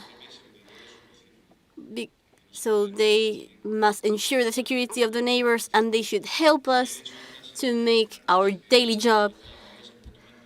We have to have the pertinent measures to avoid violence in sacred temples. In Spain, we have the chance to have one of the best police bodies when doing field work, intelligence work, to avoid terrorist attacks. We have the National Center of Intelligence, specialized units, and they identify rapidly the potential attackers even before the attack is actually committed. We have also the chance to have the availability of doing field work, even if it's limited. The different bodies make an excellent job in this sense to avoid terrorist attacks in Spain.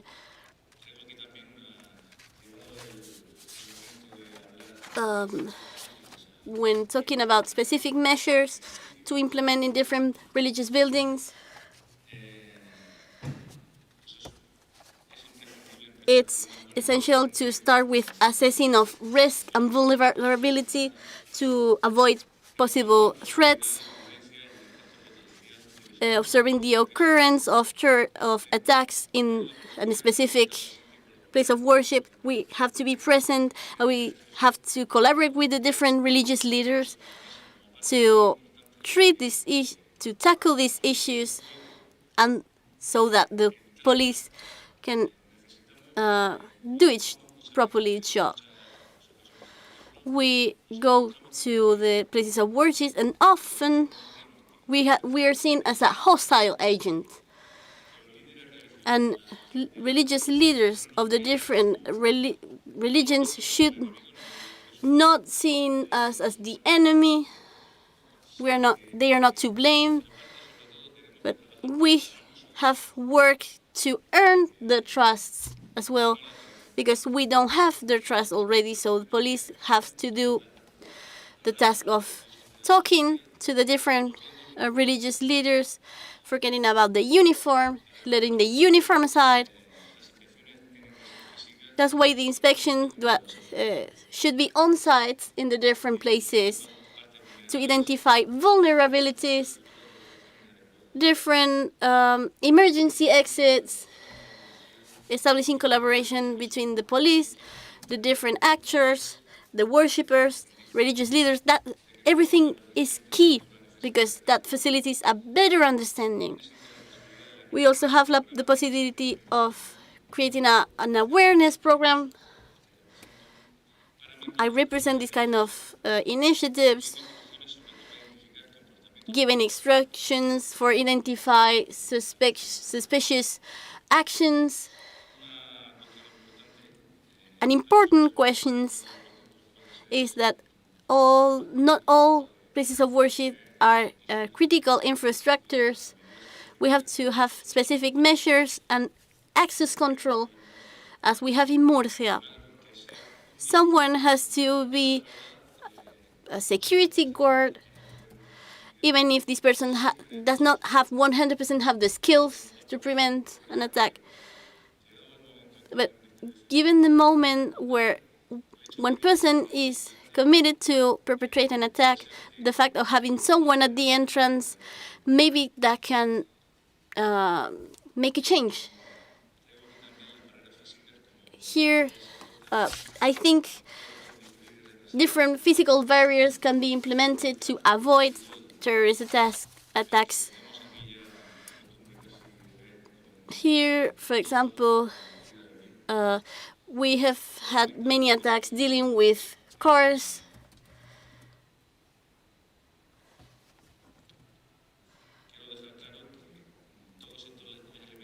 All of these elements that we should implement in different places of worship cannot make that the person feels insecure when going to this place. And this person feels insecure when going to the place of worship. That's why we have to introduce these elements so they don't frighten the worshippers. That's important to have CCTV cameras, for example. For me, the most important element would be the police presence, aleatory, and for example, as we do dissuasion works, we can do the same things in certain places of worship, maybe all of them. We can include these places of worship in our list of places to visit to make dissuasion works. We should we should give security to the worshippers. That's what we're talking about.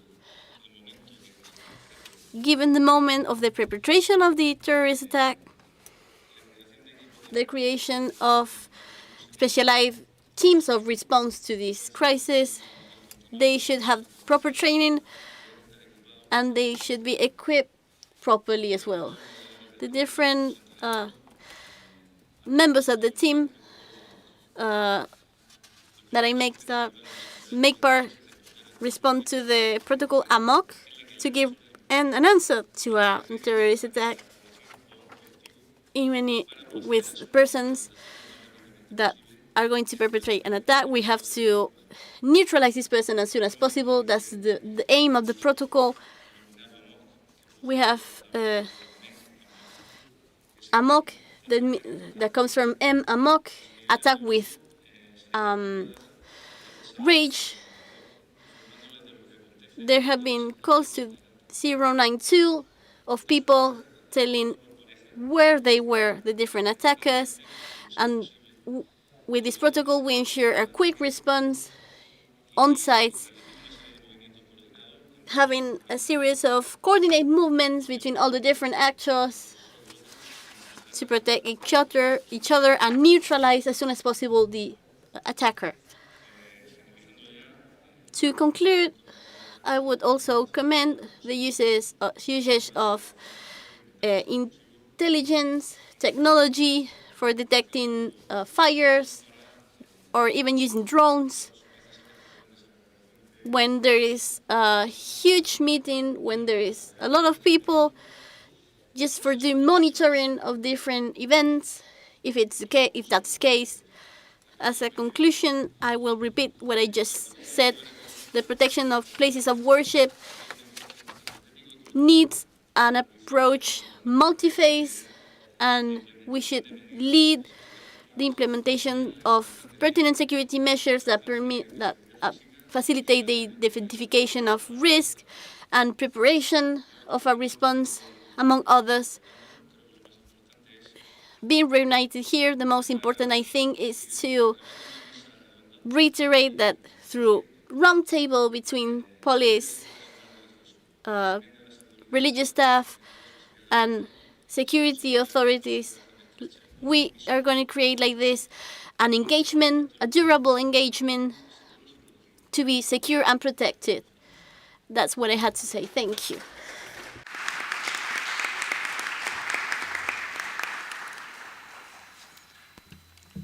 Thank you very much, Deputy Inspector, for your presentation. It was very complete, your presentation. Thank you for showing your perspective as a representative of a law enforcement agency on the topic. So the importance, you illustrated the importance of having proper training, the importance of the cameras as well in places of worship, and also the importance to have, to conduct vulnerability assessment of the buildings, of the sacred spaces as an important starting point, an important starting step to strengthen the security posture of the places of worship.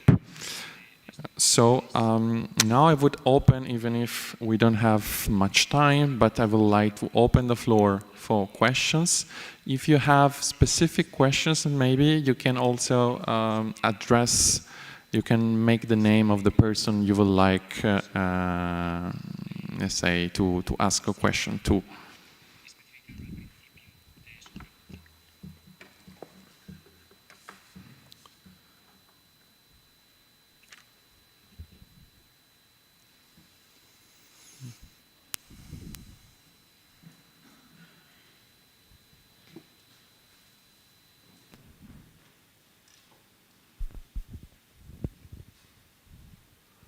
Gracias. Thank you. Thank you for this roundtable. My name is Jonathan Cutler. I work for House on One in Belgium. And I have a question for the Sabins, for the deputy inspector. Thank you. Why does the police to religious communities seem like a threat to them? The police is a safety factor. Is it also dangerous to minority groups?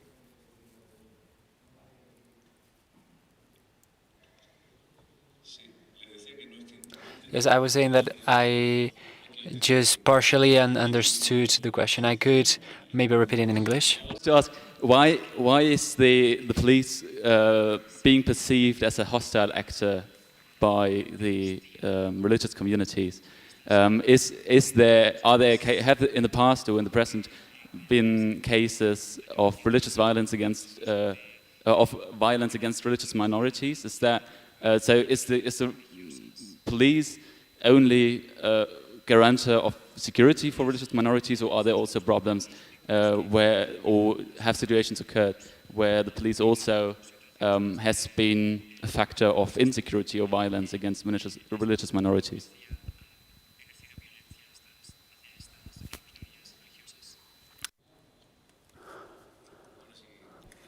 Now I understood.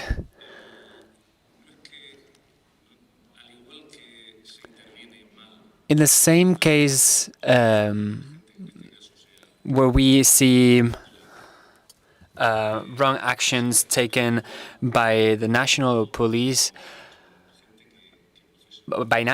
towards national people with Spanish nationality, I'm sure that there has been cases of wrong actions towards people from these minority groups. But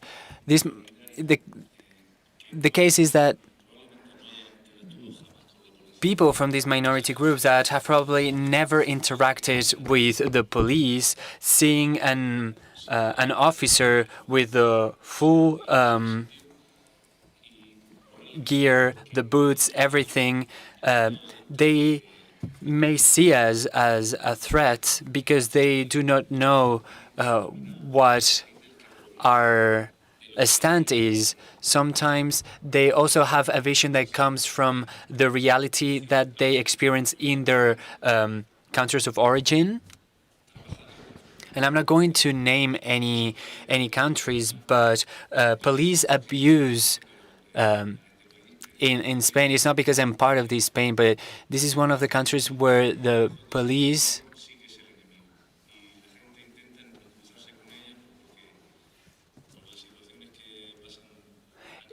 is regarded as an enemy by these people because of the experience that they have lived in other countries.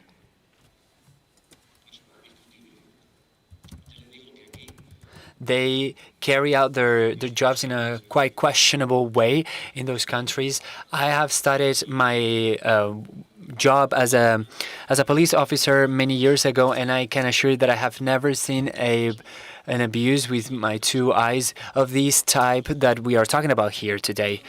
So I wouldn't say that that's the reason. I don't think they know what our role is, and we probably are the main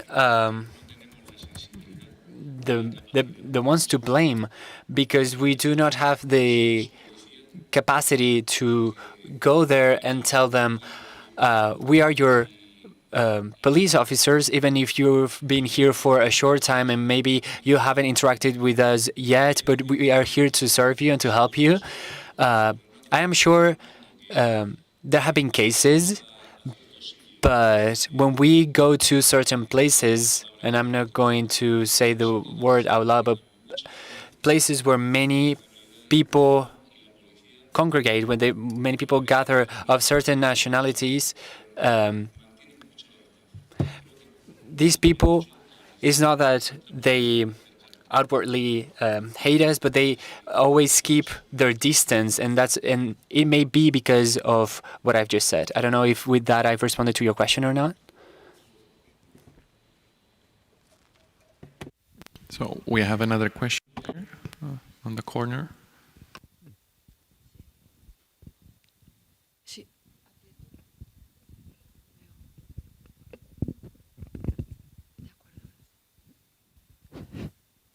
¿Funciona así?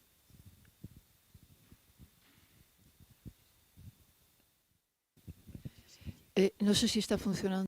I don't know if it's working or not. Yes? Okay. So I wanted to say that I completely agree with the fact that the police officers are just doing their job, being present in places of worship to ensure that there aren't any conflicts. I come from that basis of agreeing with the fact that there has to be this communication that is not always there, but I'm from Avila, and I can say that the way the police officers treat the Islamic community is impeccable. I always feel we always have the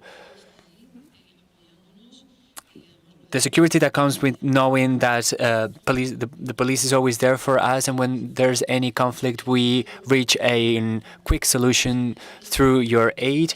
But it's true that I think that the communication between these two parts has to be worked on a lot. Avila is a small city, and that makes it easier for that communication to exist, but we have to work a lot on that aspect. But I don't think that at any point we need to, for example, set CCTV cameras in places of worship. We're talking about places of worship of minorities, and I'm asking in this case because I do not know. Is it because on Catholic cultural centers they have CCTV cameras? That was my question. Just that. Before talking about those measures that we have to implement, I said that those would be the ones that we would have to set in case a certain temple is a critical structure.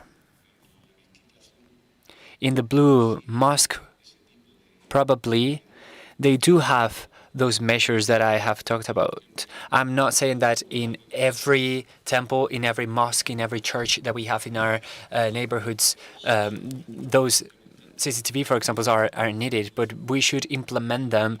No one likes even talking about them, but when we reach a point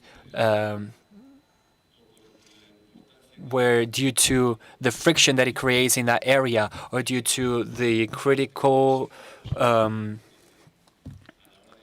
how critical it is as a structure, we should establish them, because whether we like it or not, the reality is that there's always going to be extremists, and the objective is for them not to reach these spaces, or for them to be really difficult to reach their goal. And I'm saying that these CCTV cameras should not be set in every place. We should set them if they were needed, if a building is not a critical structure, or even if it is not even of interest for the police. We should not even set any high definition cameras or a sensor. I wish we didn't have to set them anywhere, but that's the reality that we live in. Hello. My name is Inés Bazarraza. I'm the director of the Pluralismo and Convivencia Foundation. First of all, I wanted to congratulate the organizers and highlight the importance of these roundtable, of the 3 interventions, because I think that what we get from this intervention is the difference, or the importance of defining a little bit what we are talking about when we talk about protecting places of worship. And I think many speakers have talked about protecting an essential right, which is the right of religious freedom. And I would like to reivindicate from my place, taking the presentation that the deputy inspector has just given, because the importance of these local police is important because we exercise our rights in our municipalities, in our local regions. So providing interventions and a structure, but also prevention, protecting the right of worshippers to be able to profess their faith without intervention. I think in order to achieve that, it is very important to have the role of the police, that common understanding that sometimes is lacking in the different police bodies. And due to that, many police interventions are regarded as aggressive actions rather than helping actions. We are working a lot with especially the local police, from the Safety Commission, with the work that we do with the foundation to raise awareness and train these local police officers so that their interventions and their actions are carried out in a better way, in a way that is better understood by the citizens. And I also wanted to highlight that, and also the work that you do that takes more than just that. I just wanted to reflect on that comment. I wanted to say that I wish your police could talk. We are social agents, and I have talked about that many times. That role, it would be ideal for us to only have that role on the streets, but sadly, and that is why I have talked about these measures that may sound a bit gritty for many people, because we're talking about strong actions taken in a structure that, even if we do not like them, we may even not like talking about them, but that structure could suffer an attack. But our main role is a preventive one as social agents, to sit down with people, talk to them. And that's why I finished by concluding that we should have continuous roundtables over time with religious leaders and the local police, because we are the police officers that are on our neighborhoods. We are the police officers that protect that mosque, that church. So I just wanted to clarify that I've talked about measures that we should implement on places of worship in case they are needed, but it is very important to have a continuous communication between local police, the social leaders, and the community. So, a big thanks to the speakers who stayed with us, and also to the public which followed us. Now we are waiting for some directions from Pilar about the time. It would have been nice, of course, to have some other questions, but yes, we don't have time. And I saw Deputy Inspector was monopolized, so I saw all questions were directed to him. Yes, so Pilar. Quiero hacer un apunte en cuanto a... I would like to add something else about the Leiden research. If you have any questions about said research, you can send an email to info@arcoforum.com so that they can answer any doubt that you may have. Now we're going to have the lunch break that is going to take place in the same space where we had the coffee break, the same canteen. It's at the end of the corridor to our left. When you leave this room, you have 1 hour. The canteen is also to the left after walking along the corridor. So at Todos están invitados a la comida, por at 2:30, we're coming back here. All the participants are invited to have lunch with us. The technicians, the interpreters as well.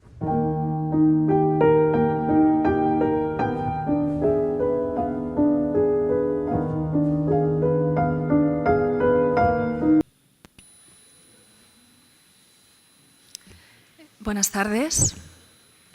Good afternoon, everyone. I have the pleasure to moderate this roundtable whose title is Academic Perspectives and Academic and Community Perspectives on the Protection of Places Worship. This is a passionate subject that has different interesting perspectives to get into detail about the deeper investigation, deeper research about how to face the protection of places of worship. This is an approach of dialogue with the other perspective, and that will help us to frame the main question of this symposium. First of all, I want to thank the Protone project and Temir for having invited me. This has been, for me, a joy to participate here, because in a certain sense, that makes me to be more engaged in the objective of this project. And that makes me feel more engaged. For not delayed, for avoid more further delay, I'm going to give the floor to the first panelist, Alfredo Oga,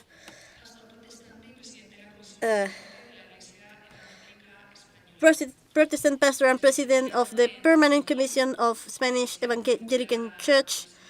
He has a PhD by the University of Salamanca.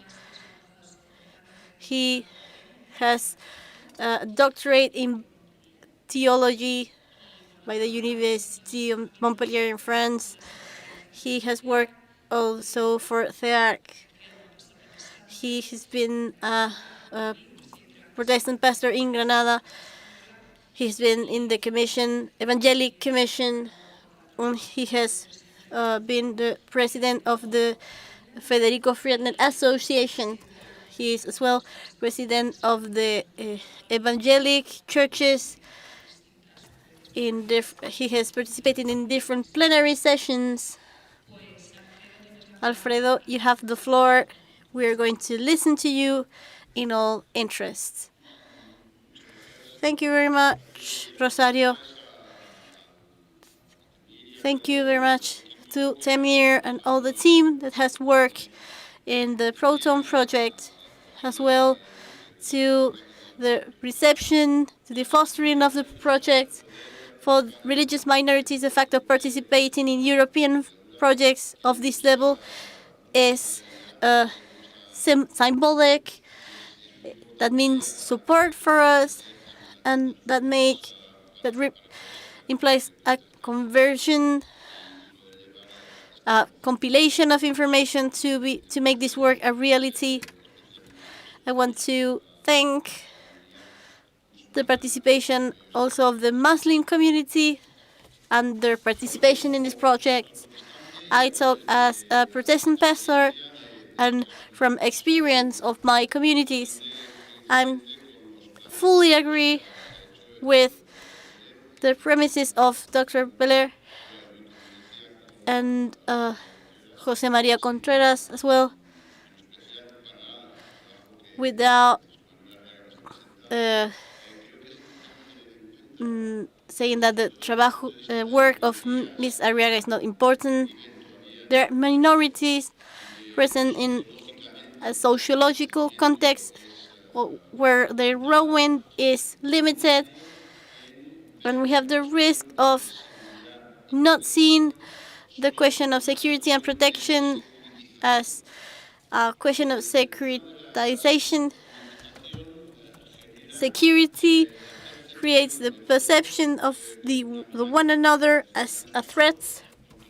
We have had similar situations from the 11th of September with all the laws and regulations. There have been many countries in Africa that have lost frontiers, sources of communication, exchange for national security reasons. It's an exaggeration, I would say, of this perspective of over-security, over-usage of security in communities that are already aware of this kind of situations. This is in relation with historical questions of minorities, dealing with migration flows. I am a pastor from a church near here that has a building that has a style neo-Mudéjar. This is this kind of style. In 1914, when this building was created, the Protestants were already worried because they didn't feel the society perceived them as Spanish. This means that migration makes part of the threat, and it's an obstacle to fully participate in society for these communities. We have to have CCTV cameras, security exits, different evacuation plans, security plans. These are logic things to implement. I cannot drive, for example, my car if it doesn't have the proper documentation. We can drive a car if it doesn't have the proper guarantees. We have to apply the same thing to minorities on these other aspects of soft safety. And one of the main measures to implement from the perspective of community is the normalizations of the religion as a plural action. We are not invaders, we are not foreigners, we are not a threat for identity, we are part of the Spanish identity. Religious minorities are a part of the Spanish identity. With the Conference of European Church, SASTE spoke about the security in different communities. They talk about the creation of this manual, this and other manual. The second questions I think it's necessary is that these programs, and this is a reference to Protone, that is an active program. We need to make a little critic to this program. We need to make these things more flexible. There are certain legislations that we can use as resources, the finance, and apart from of normalizations of religion as a diverse factor, we also must have a better connections, dialogue platforms, cooperation within the different religions, even collaboration within the different religions, different communities in the same religion. Maybe there are different representation within the same religion, different points of view that don't help. So exchange of information as a tool is very important for the protection and security of places of worship. We have to be autocritical, because I think from the minorities, we are not in all cases aware enough about the situations, our reality. Aitor de la Morena has said this. I can talk from experience. So that the fact that we have hate crimes, it's so normalized that we even accept his existence. We have worked with the Town Hall of Madrid in these questions, and we have seen that this is something that we must maybe tolerate, accept, and the communities must also work on zero tolerance towards hate crimes.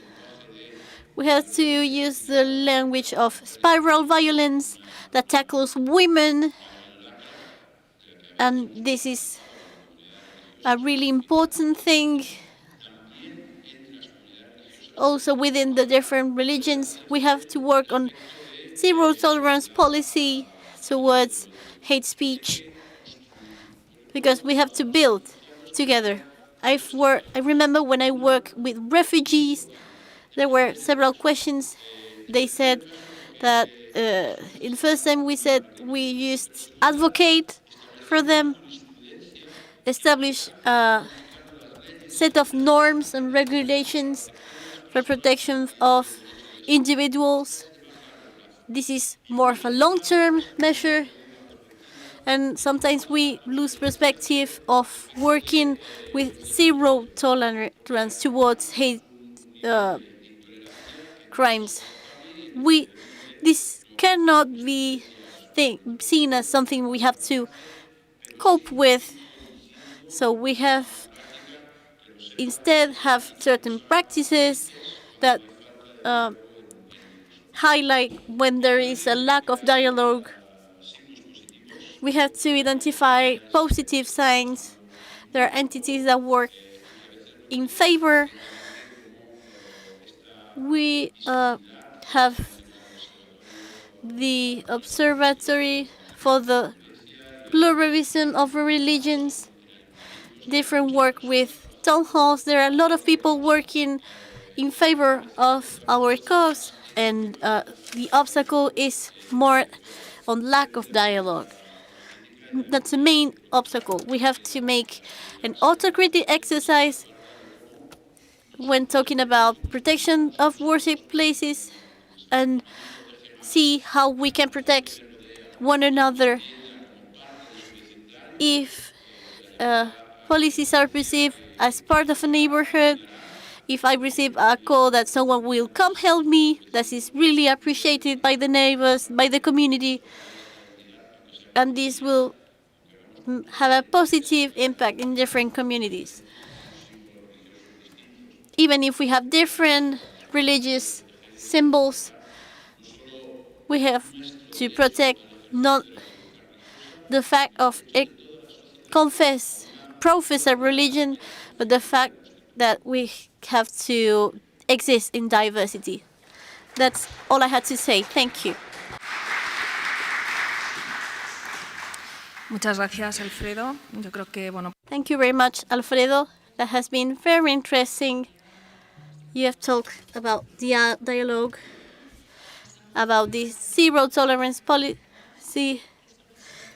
We have now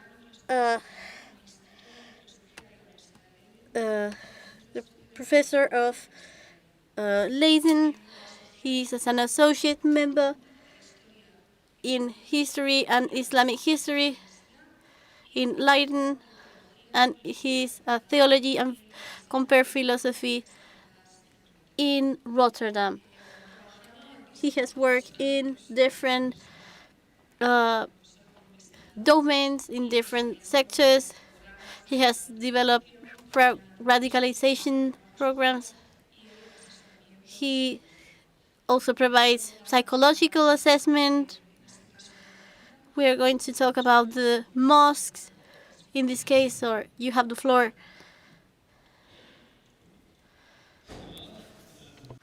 Hi, everybody. Thank you for the Protone project for hosting us. And today, as it was funny to hear my English text being retranslated from Spanish back into English. It's like, oh, I got more to do now because it was a bit different. So I teach at Leiden University Islam and Comparative Philosophy, but I also teach at the Islamic University of Rotterdam. And with Leiden University, apart from the Institute for Philosophy, I also teach with the School of Governance, and where I focus on the impact of extremism on religious thought, but also the idea of tolerance within a society and or intolerance in a society towards communities which are deemed as a threat, so as a source of extremism. And of course, with Muslim society, Muslim minorities and I'm going to focus on specifically on the Netherlands, but this will resonate with people coming also from Germany, the UK, and also maybe here in Spain as well, is that, of course, that Muslim minorities are thereby seen as a source that, as a community that generates extremists. So you get this top-down and bottom-up type of responses towards one another. And so when we talk about the protection of houses of worship, and when we talk about the protection of mosques, what I'm going to focus on now is less directly on what my colleague Irene had presented on very practical, very functionalistic approaches towards these issues. I'm going to focus more about how it represents a type of cultural trends and how mosques themselves are trying to respond to it. And this I do more from the Islamic University position than from the Leiden University position. So the reason also that I switched sides a bit, so although I'm here representing Leiden University, I dragged my other institution in as well, because I'm now going to talk more from an insider perspective, from within the religious community. I'm not only a researcher, I'm also a Muslim theologian. I train imams in the Netherlands, so I'm part of the academic training of imams. And I also do a lot of talks within mosques themselves, but I also engage with mosque organizations, I advise them, and I counsel and guide a lot of imams. So even when it comes to, for example, their khutbahs, so their Friday prayers, when they do their Friday speech, a lot of them send them to me to check on them. Can I say this? Am I allowed to say this or that? So a lot of them are even scared to say something that will flag them, that will make their mask stick out. And that says a lot, because, for example, you're a pastor. You don't need anybody to check your speeches in the church, right? No. Exactly. So that already shows there's something else going on. So you get what we call these self-securitization, that mosques themselves are securitizing themselves against criticism, and they are sometimes even over-responding to making sure they're not seen as a threat or as a source of extremism. And that also damages the resilience of the Muslim communities themselves. So, yeah, perfect. So first of all, this is an image from one of the latest researches just that came out. So like every couple of years, there's a large survey in Holland, in the Netherlands, about religious affiliation. And what we saw about 10 years ago is that the non-religious, in the light blue on the left, has caught up on the Christians. So normally, the Roman Catholics, which are the RK over here, still the largest ones, and which is also interesting because almost about 80 to 90% of all Roman Catholics in Holland are non-practicing. They're lapsed Catholics, but they still identify as Catholics. But when you talk about Protestants, when Protestants become lapsed, they will identify mainly as non-religious. And so, again, also, the Catholic number doesn't talk about practicing Catholics, but about those people that identify themselves with a sort of cultural Catholicism. So even the number of, let's say, non-practicing or, let's say, non-committed in Dutch society is even larger than the 54% you see here. You see Islam there, 5%. Before I made this PowerPoint, they just came out with a new survey. It's now 6%. So we got one up. But even then, it's still a very small community. But of course, Holland is about 16 million people, and about 1 million of them identify as Muslim. And again, also, about 1/3 of those are frequent visitors of the mosque. So a large part of the Muslim community in Holland are not community engaged, or at least not mosque engaged. So again, when we talk about the mosque in Holland, you only talk about 1/3 of the Muslim community in Holland. But this is the environment they have to survive in. That's, for example, different here in Spain, where you have a far more religious, larger committed religious environment. Same thing in the UK, in England. So although secularism or non-committed beliefs is also on the rise, of course, very much on a high level in Scandinavia and in the UK itself, but because of you still have a state church in the UK, in England, there's still sort of this facilitated form of religion in public space. In Holland, you don't have that. In Holland, it views itself, it looks more to France as sort of this very high level, clear separation of church and state, and whereby a large level of the people themselves view themselves as non-religious. Not specifically atheists, so of about the 54% of the people that define themselves as non-religious, about 20% of those 54% identify themselves as atheists. The majority of these are what we would call, in Dutch we call them the somethingness. If you ask them, what do you believe? They believe, I believe in something. So we have sort of the atheist saying, I believe in nothing, and you have the ones that are sort of spiritual humanists that have an undefined form of religion, and very much, of course, a synthesized form. So most of them will have a statue of Buddha at home and things like that without being committed Buddhists themselves. But they are, and this is important, or what really defines the non-religious is they are very suspicious of traditional forms of religion. And Islam, therefore, and Islamophobia is therefore very much mixed not only with xenophobia, but also with religiophobia, this fear of religion, whereby Islam is seen as a hyper-religion, as a very exaggerated form of religion. So I had it, and even I had it as a convert, that I converted from Catholicism to Islam, and it's like I have to pray 5 times a day. So it's for even for a religious Christian, Islam feels like it's a very dominant religion when it comes to daily life. It's very much present.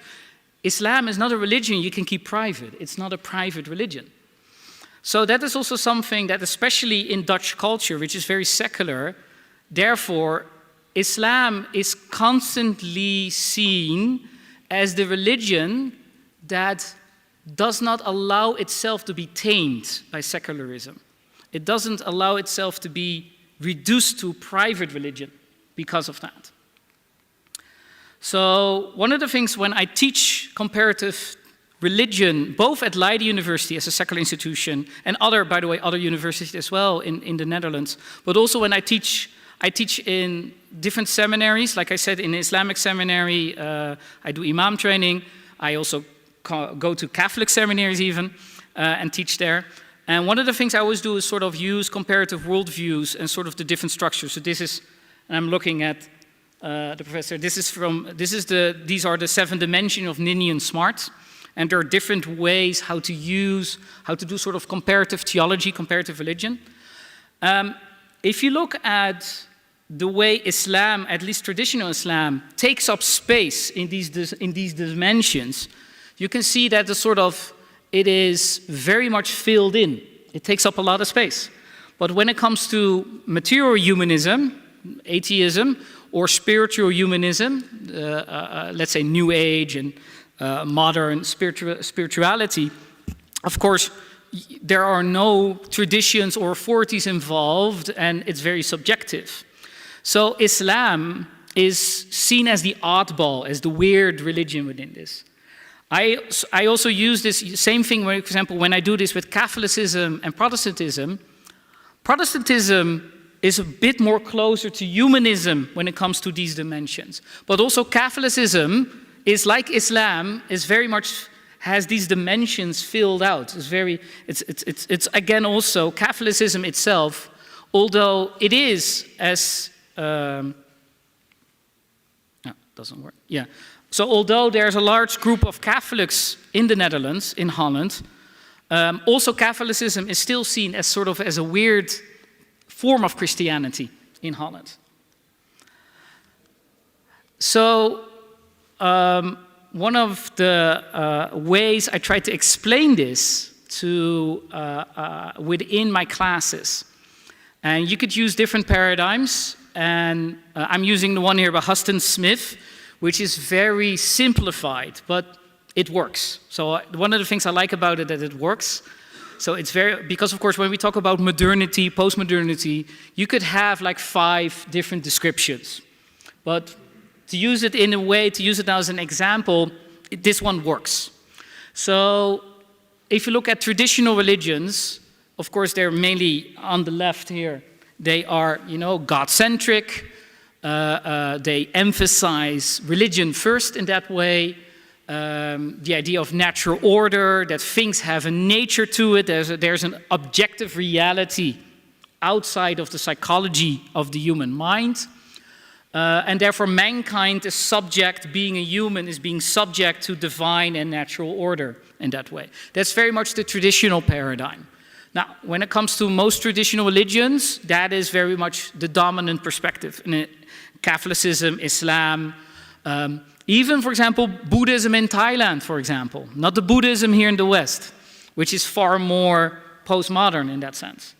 And then, of course, you have the modern perspective, which sort of made nature or natural order as their most dominant perspective. So it's more nature-centric, it's technological. Of course, it's more focused on the idea of objective truth that doesn't need to be revealed, As in Revelation, in the modern perspective or the Enlightenment perspective, truth has to be discovered through methodologies. So technically it doesn't need revelation. And you see also this switch, of course, where mankind suddenly is ordered in a very dominant way in cultures and races. In the postmodern paradigm, which came about, of course, especially after World War II, you get, of course, that the subjective human experience is made dominant. And so when we look at, in Holland at least, so I'm now going to talk, you can see how in different European cultures, these different paradigms are dominant in different ways. But especially in Holland, when it comes to politics, and when it comes to, for example, the technological industry, you can still see that the modern paradigm is an economy. The modern Enlightenment paradigm is very much still dominant. It's very order-based, system-based. But also, of course, when it comes to, let's say, the culture itself, so Dutch culture itself is highly postmodern. And a lot of times when we talk about it's one of the most secular countries in the world, from my perspective, it is, in a sense, what we're saying is it's one of the most postmodern countries in the world, most postmodern cultures in the world. So a mosque traditionally, or mainly, works from the traditional paradigm. How does it survive how can it work and sustain itself in modern and postmodern paradigms?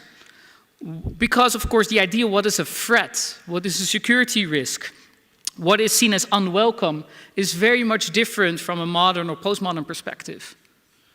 So when you work, we were talking here a lot, for example, about interreligious dialogue.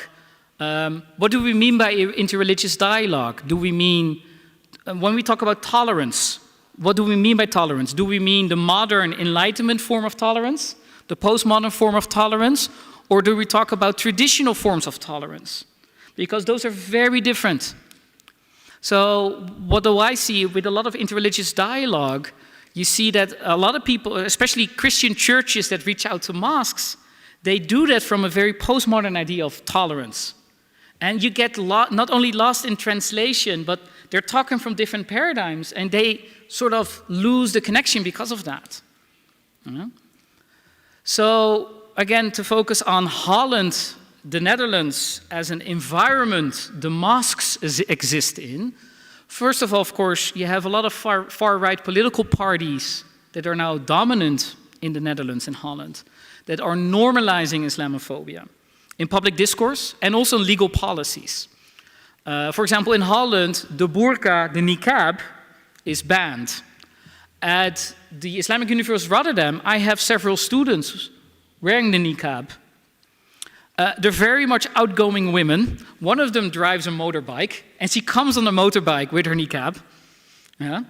But she cannot use public transport because she's not allowed to enter public spaces that are paid for by the public, that are paid through public funds. So those are those things that are run by government money. She's not allowed to enter it with her niqab. She cannot walk into the municipality. She cannot go to public universities with her niqab. So technically she's not allowed on buses or trains. So those are the policies that are in Holland. But also we see this very much in, for example, when it comes to prayer spaces.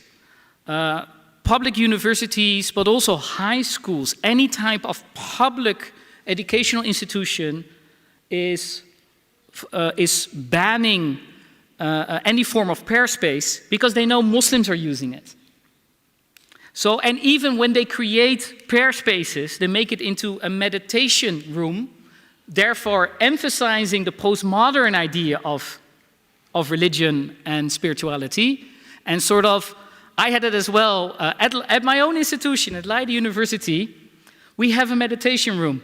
So, and I was like, oh, I need to pray. And I heard, and some of the students told me, normally I pray in class, I don't care. I pray here, I don't care. But so one time I wanted to pray, and one of my students says, we now have a meditation room, you can go there. I went there, I started to pray, and a girl was doing yoga behind me. And sort of, and that's exactly the whole thing when it comes to, especially what Professor Weller also emphasized, the specificity of the specific needs of a religious community are not taken seriously in postmodern paradigms. At the same time, also what we see is churches in Holland are declining in numbers, but mosques are increasing.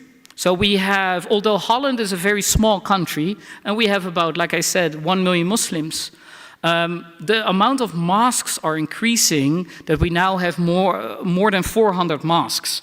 For a small country like Holland, that's huge. That's a large amount. Again, also how mosques are trying to act differently is they are not accepted as religious houses of worship. So they are cultural centers. So they are the Moroccan community center, the Turkish community center. So they have in a sense, they are sort of very liminal houses of worship. They are not so they're accepted as mosques, and they can call themselves mosques on the signs, on the building itself. Their websites call themselves mosques, but their sort of official legal papers, they're cultural centers. Yeah. A lot of times also when new mosques are built, especially in large city centers, one of the demands a lot of municipalities are doing now, a lot of cities are demanding from these mosques that they are more sort of open and inclusive spaces. So, for example, one of the largest mosques that opened up in the center of Utrecht, one of the major cities, has a meditation room, like the one I have at Leiden. So they are forced to become things that are never expected from any other religious house of worship. They would never ask this from a church, but they're asking this from mosques, sort of to open up and become sort of open community centers for everybody.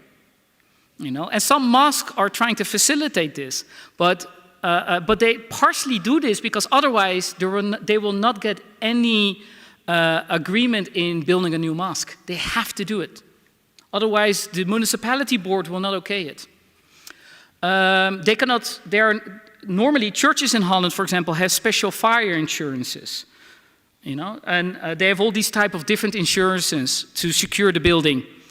Mosques, because they're cultural centers, are not allowed to have these special legal options. So although although Holland is a secular country, it still privileges Christianity in a legal way. Mosques are rarely allowed to do public religion, so when the call to prayer, the adhan.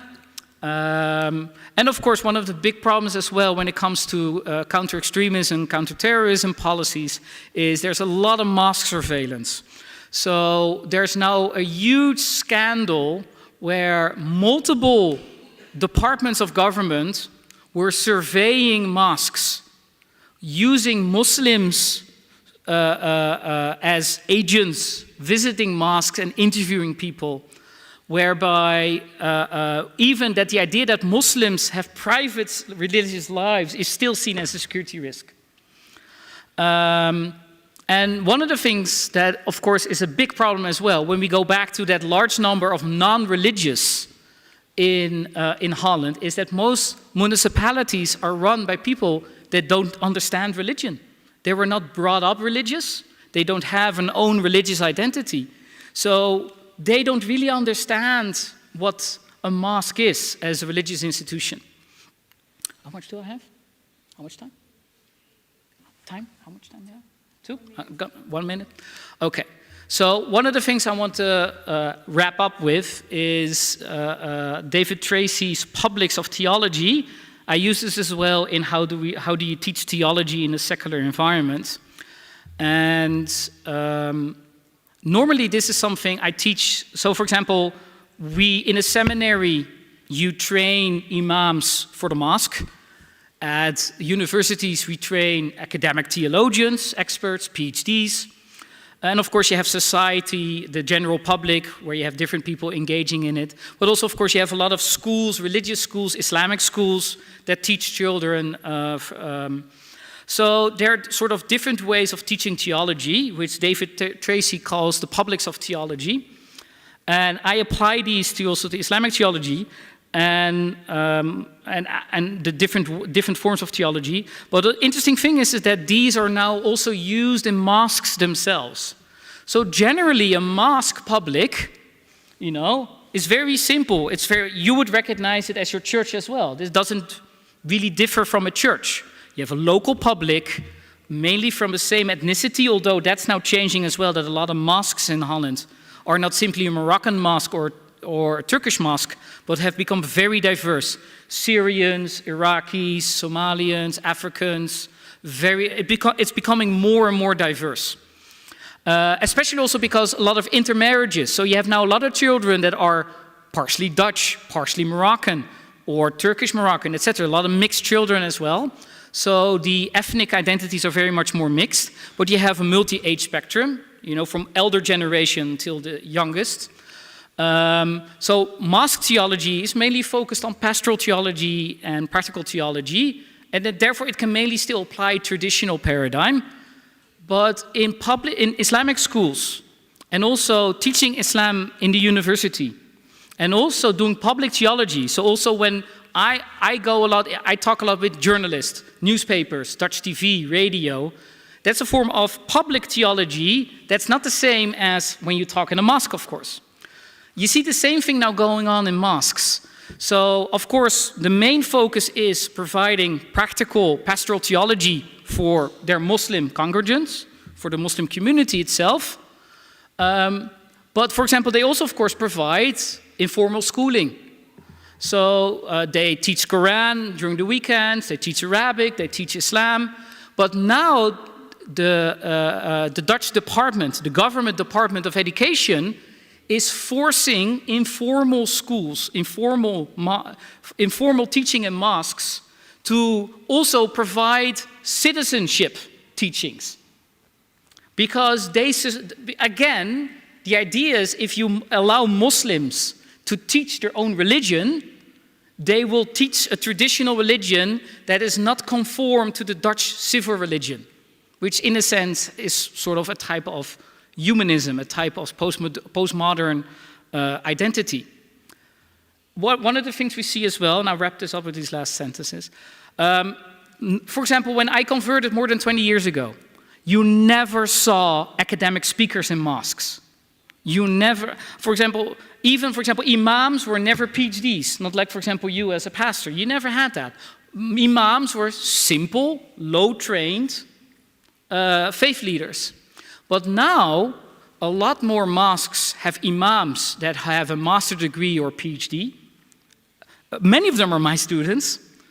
But also, I'm a frequent speaker at mosques now, and a lot of my colleagues as well. So it becomes more normal for academics to be speakers in mosques. That has parts to do with that the young generation of Muslims themselves are highly educated, and they don't allow sort of the simple type of approach to Islam anymore, but also they look at Muslim academics, but also non-Muslim academics. So there are a lot of anthropologists, non-Muslim anthropologists and legal scholars that speak in mosques about Islamophobia, resilience, how to protect yourself. And of course, something I don't think you need in your church, these subjects. The idea that you need academics to help you protect your community against sort of the societal Islamophobia. And of course that mosques are very much conscious now that they represent Islam in Holland. So they do more public theology and they try to present Islam as this safe, reasonable and beneficial worldview within Dutch society. So yeah, that's it. Thank you.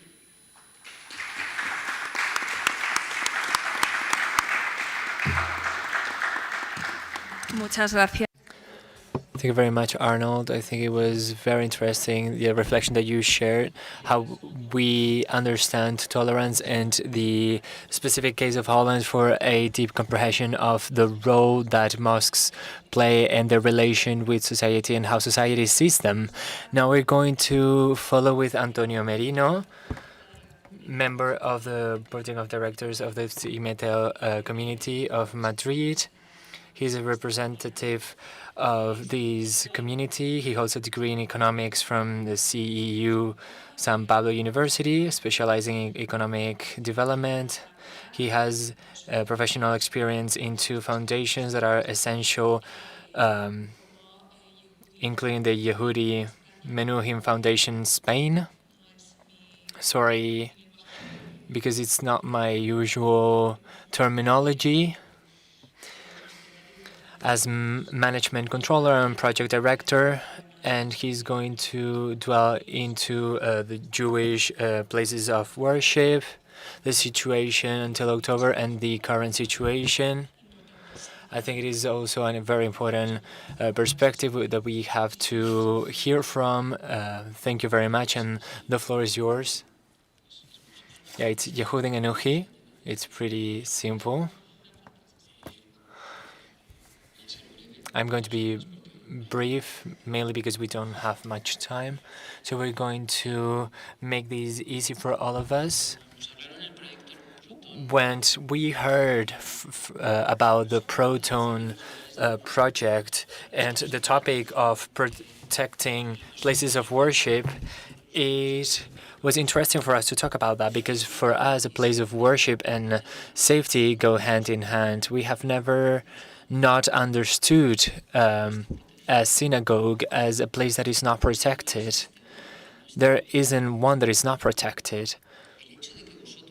So the fact that you are reflecting about this now makes us open our eyes to the fact that we don't have that Stockholm syndrome about that tolerance towards discrimination, and accepting that we have the right of not having protection in a synagogue. Before the 7th of October, the situation was the same one as after that day. You have to go through an internal police control to access a synagogue, a private one, from the own Calle, the community, the Madrid Jewish community in our case, even if in some cases that security has to be increased with local or national police, depending on the alert level that the city where you profess or you live as Jewish is. And that is also applicable to our schools.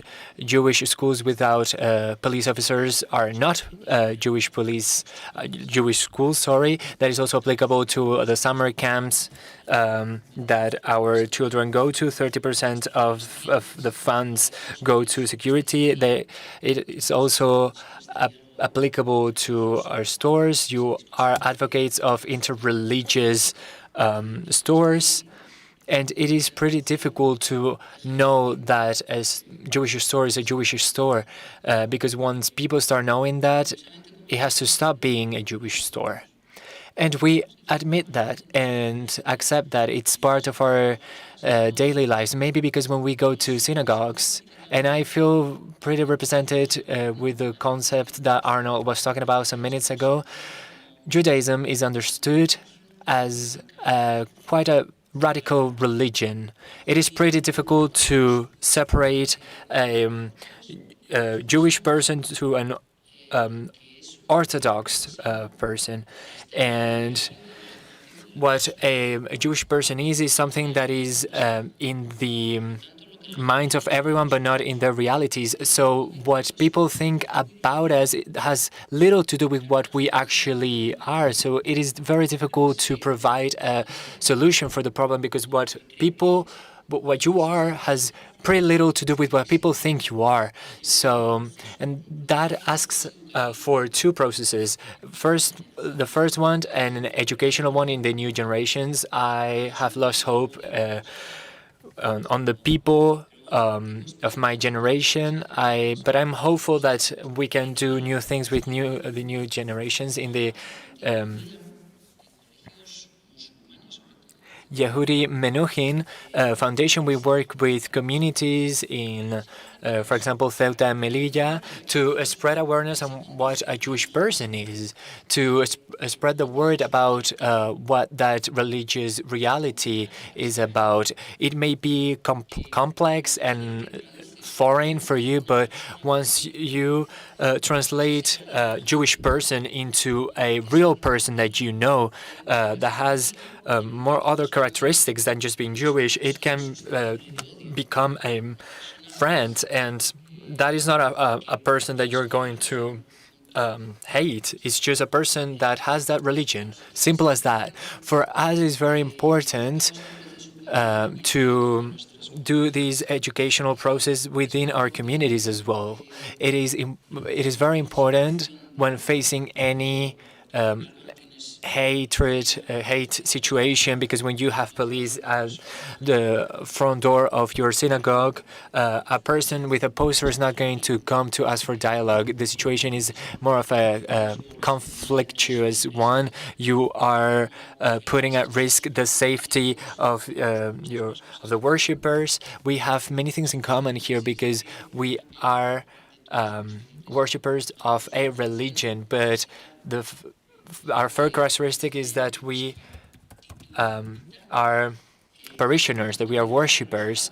So looking to our sides makes sense as long as we are coherent to the vertical relation that we keep in our lives. It's pretty easy to love the person that loves you. All of our religions asked us to love the others, to love yourself. And it is pretty easy to do that when you have your family members alongside you. You have to have next to you, alongside you, the people that don't love you. And that's the tough thing. And that's what we have to ask from our parishioners. In our communities where people with hate exist, we are creating hate responses. And the image that we provide to the outside as Jewish communities, these communities have to be communities that don't ever respond with hate, with anti-Semitism, towards anti-Semitism. We have to respond in a constructive way. And if the response doesn't make sense because we go into a conflictive situation, then we avoid that, because the most important thing is to live in peace. Aside from that inwards education towards the community, for us it is also important to spread the word about us outside of our communities. I'm going to give you a simple example. We are in a place, and I think you know this place, some of you, because you're friends of this community. You are very loved to our community, like Maite, Amir. You go often to our place where we have our synagogue, and every time a police is in the front, you always hear a neighbor saying, "Oof, we're gonna have some problems now because of these people." And so how do we change this perspective? It's not us that generate the problem, it's the attacker, the person that generates a problem for us, but also for the people that coexist with us. But the answer doesn't have to do with blaming the reason of the problem, but the person towards the hatred goes. But for all of us, it is necessary to tell that the empathy that we feel toward everyone here is the same one that you probably feel when an attack in a church or in a mosque happens. We feel the same thing. It's a place of worship, and we think that that's very sad that that happens. But it is true to transmit those and talk about those situations in which other minorities live to our communities. We have to be able within our communities to not respond to violent cases with silence, but with an active attitude, knowing that nothing happens for recognizing that something barbaric has happened in a church or in a mosque.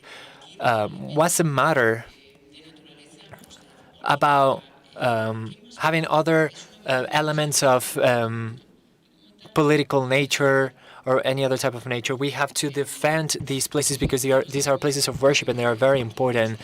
I think I want to stop by sharing this idea that we have to collaborate, that we have to create supporting networks in which if once we see that an imam or bishop is able to share a tefillah afternoon in a mosque, or even if when among us we're able to share our differences and the common points that we have,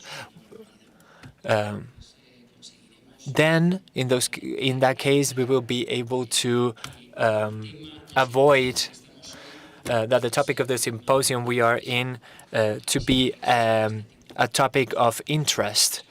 Thank you very much.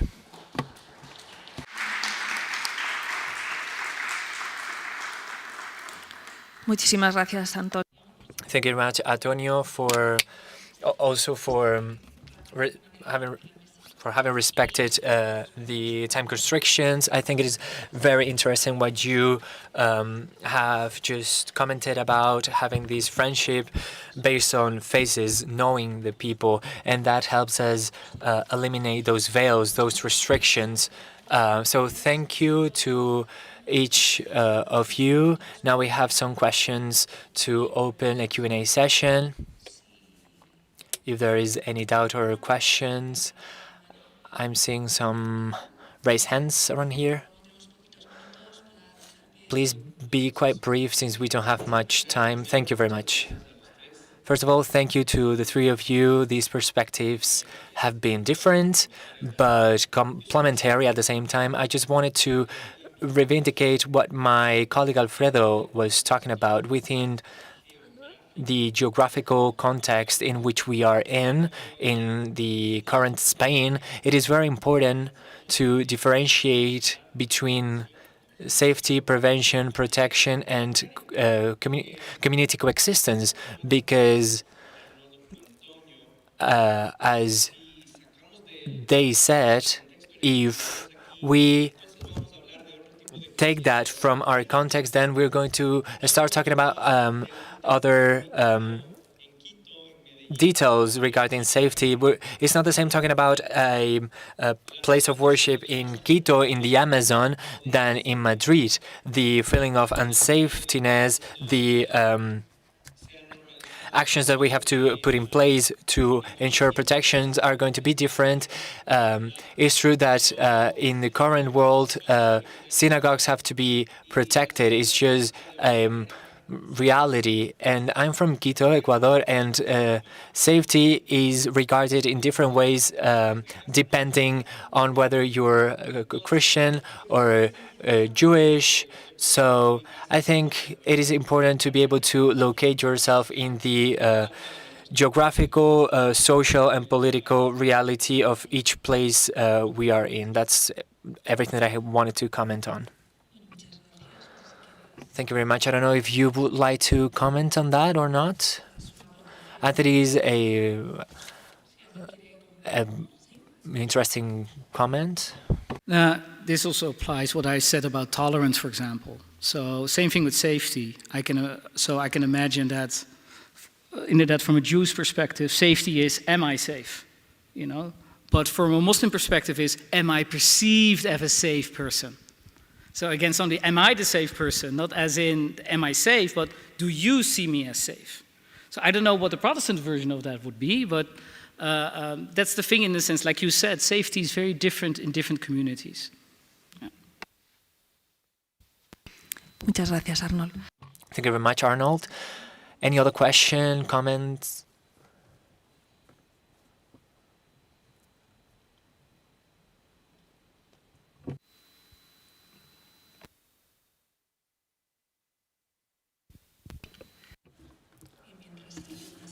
Okay, so while someone else may be thinking about a question, I think it would be interesting. Arnold was also commented on the fact how these spaces of worship are also trying to be transformed into places for culture, for talks, and the role of the education.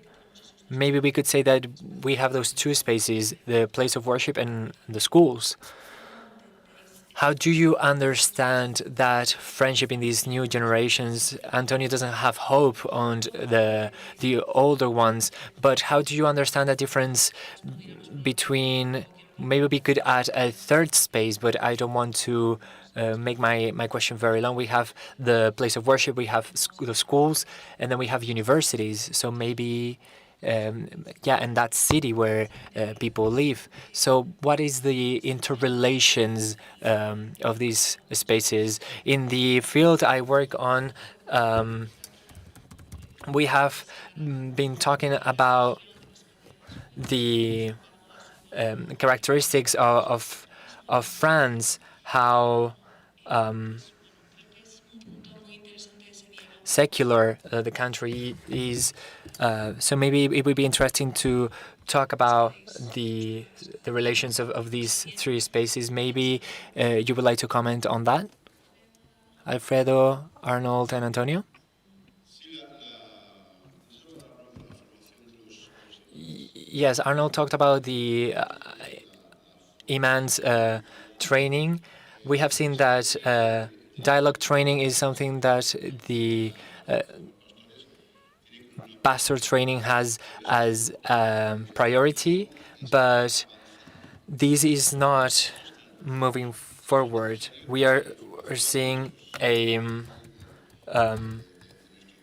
setback, a declining of these. It is important to train all of our rabbis, and they have to have access to that training during their leadership training. And I think that is the basis of the transmission of the idea of not seeing the other as a threat. I think the academia has had a very important role. We have talked about the relations between police with religions, and the religion with other aspects of life, but the relation between the religions and academia are also very important, and they are not only part of the secular world. There is a series of mixing moments, and we are living a moment where the university is moving further from religion, and that creates distortion elements and elements that represent a threat. So how many political parties have a fora where they discuss with the different religious communities? There are some cases, but we should move forward in these terms. So do you have any other comments? Yeah, so, and I can imagine, because for example, to train in rabbis, of course, you have different places in the world where you can train rabbis, from Israel to New York, for example, and probably there are a lot more. And same thing for imams. We have, of course, many Muslim majority countries where they can go to. For example, of course, Turkish imams are trained in Turkey, Moroccan imams are trained in Morocco, and a lot of the other imams coming from different backgrounds, Indonesian or whatever, they're either trained in Egypt or in Saudi Arabia, or in Indonesia, but mostly they go to Egypt. So there are places in the world where you can train imams where they're not dependent on European countries.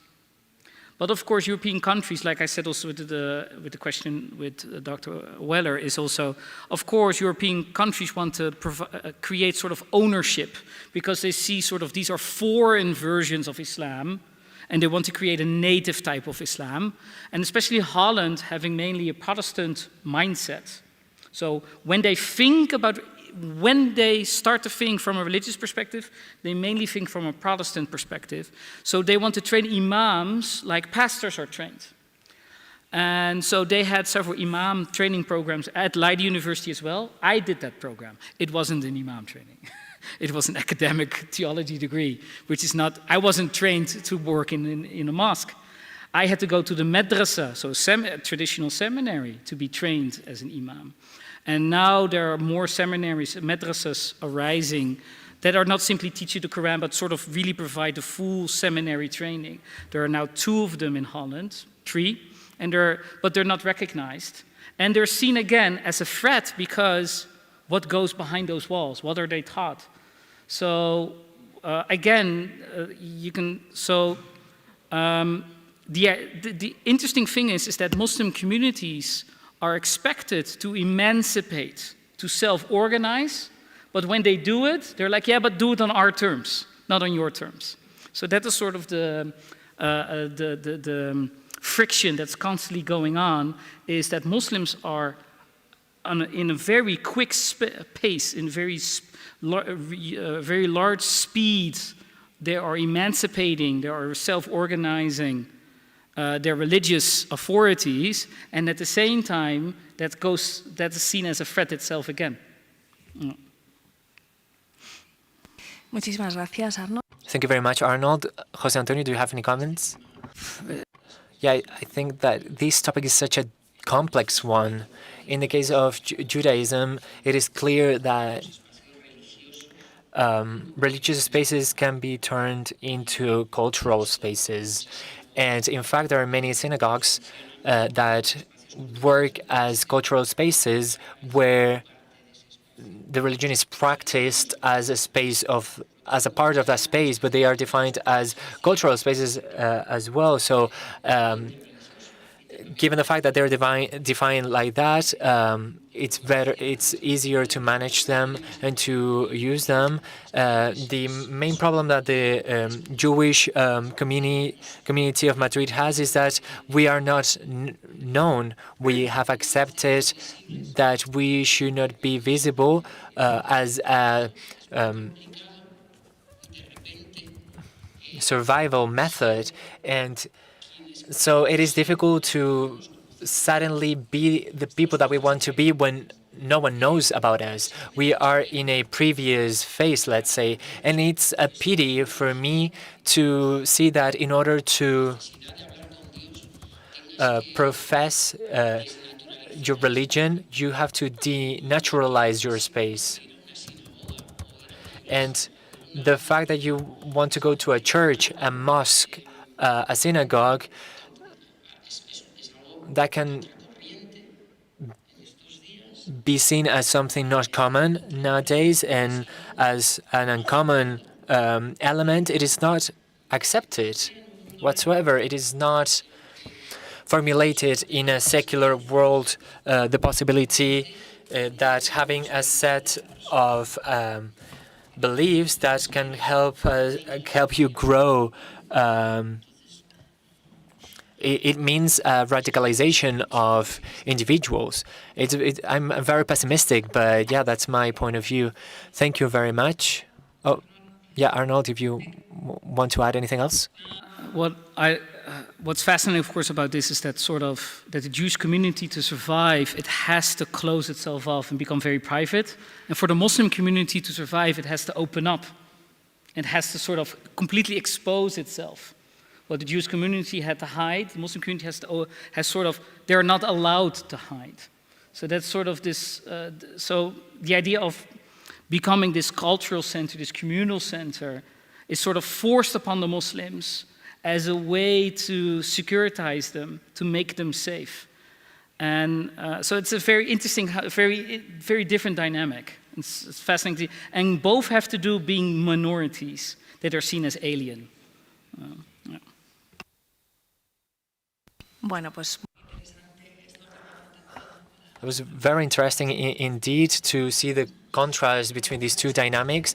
Thank you to the three of you. This debate has been a pleasure and very fruitful to understand this topic. I think we're going to continue with a panel that is going to be very interesting as well. So that was everything from our part. Thank you.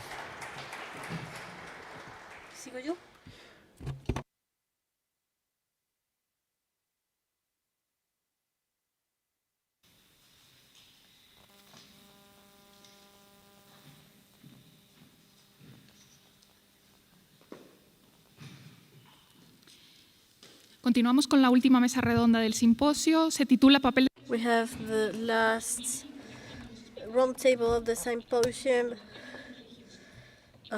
We're going to invite Miguel García Baro, Saif El-Islam Ben-Avenur, and Uriel Perugia.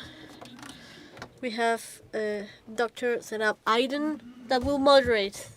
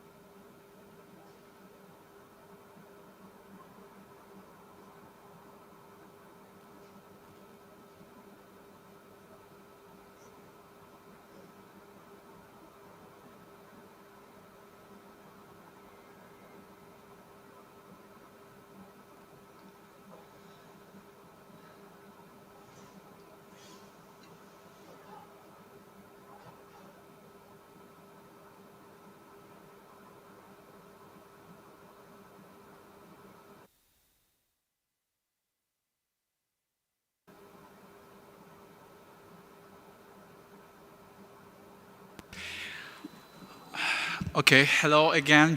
I know this is the last panel. Maybe you are very exhausted. I'm so sorry that I could not speak Castellano, but I will try to reach you out with these wonderful translators and with their great help for today. Really, thank you. And this afternoon we are just finishing our symposium before the end session, of course, with this panel called Role of Civil Society Organizations in the Protection of Place of Worship Through Interfaith Collaboration. I'm Mostafa Cenab Aydın. I'm the director of Istituto Tevere, a Tevere Institute, a Center for Intercultural Interreligious Dialogue in Rome. And Istituto Tevere is one of the partners of the Protone project, one of the two Italian partners. The other is Religions for Peace, Italy, and of which I'm also a member.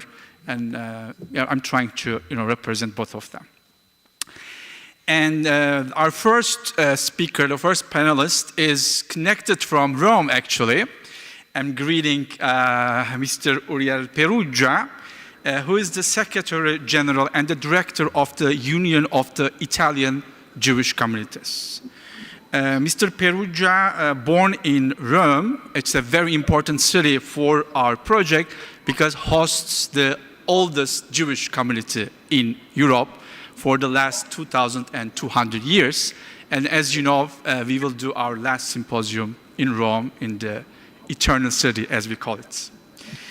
And he was very active in Jewish youth organizations, joined the Italian Jewish Communities Union in 2019, after a decade spent as a professional in the aerospace industry. As Secretary General, Mr. Perugia coordinates a union of Italian Jewish communities, activities and staff, as well as institutional relations, national and international level, and security.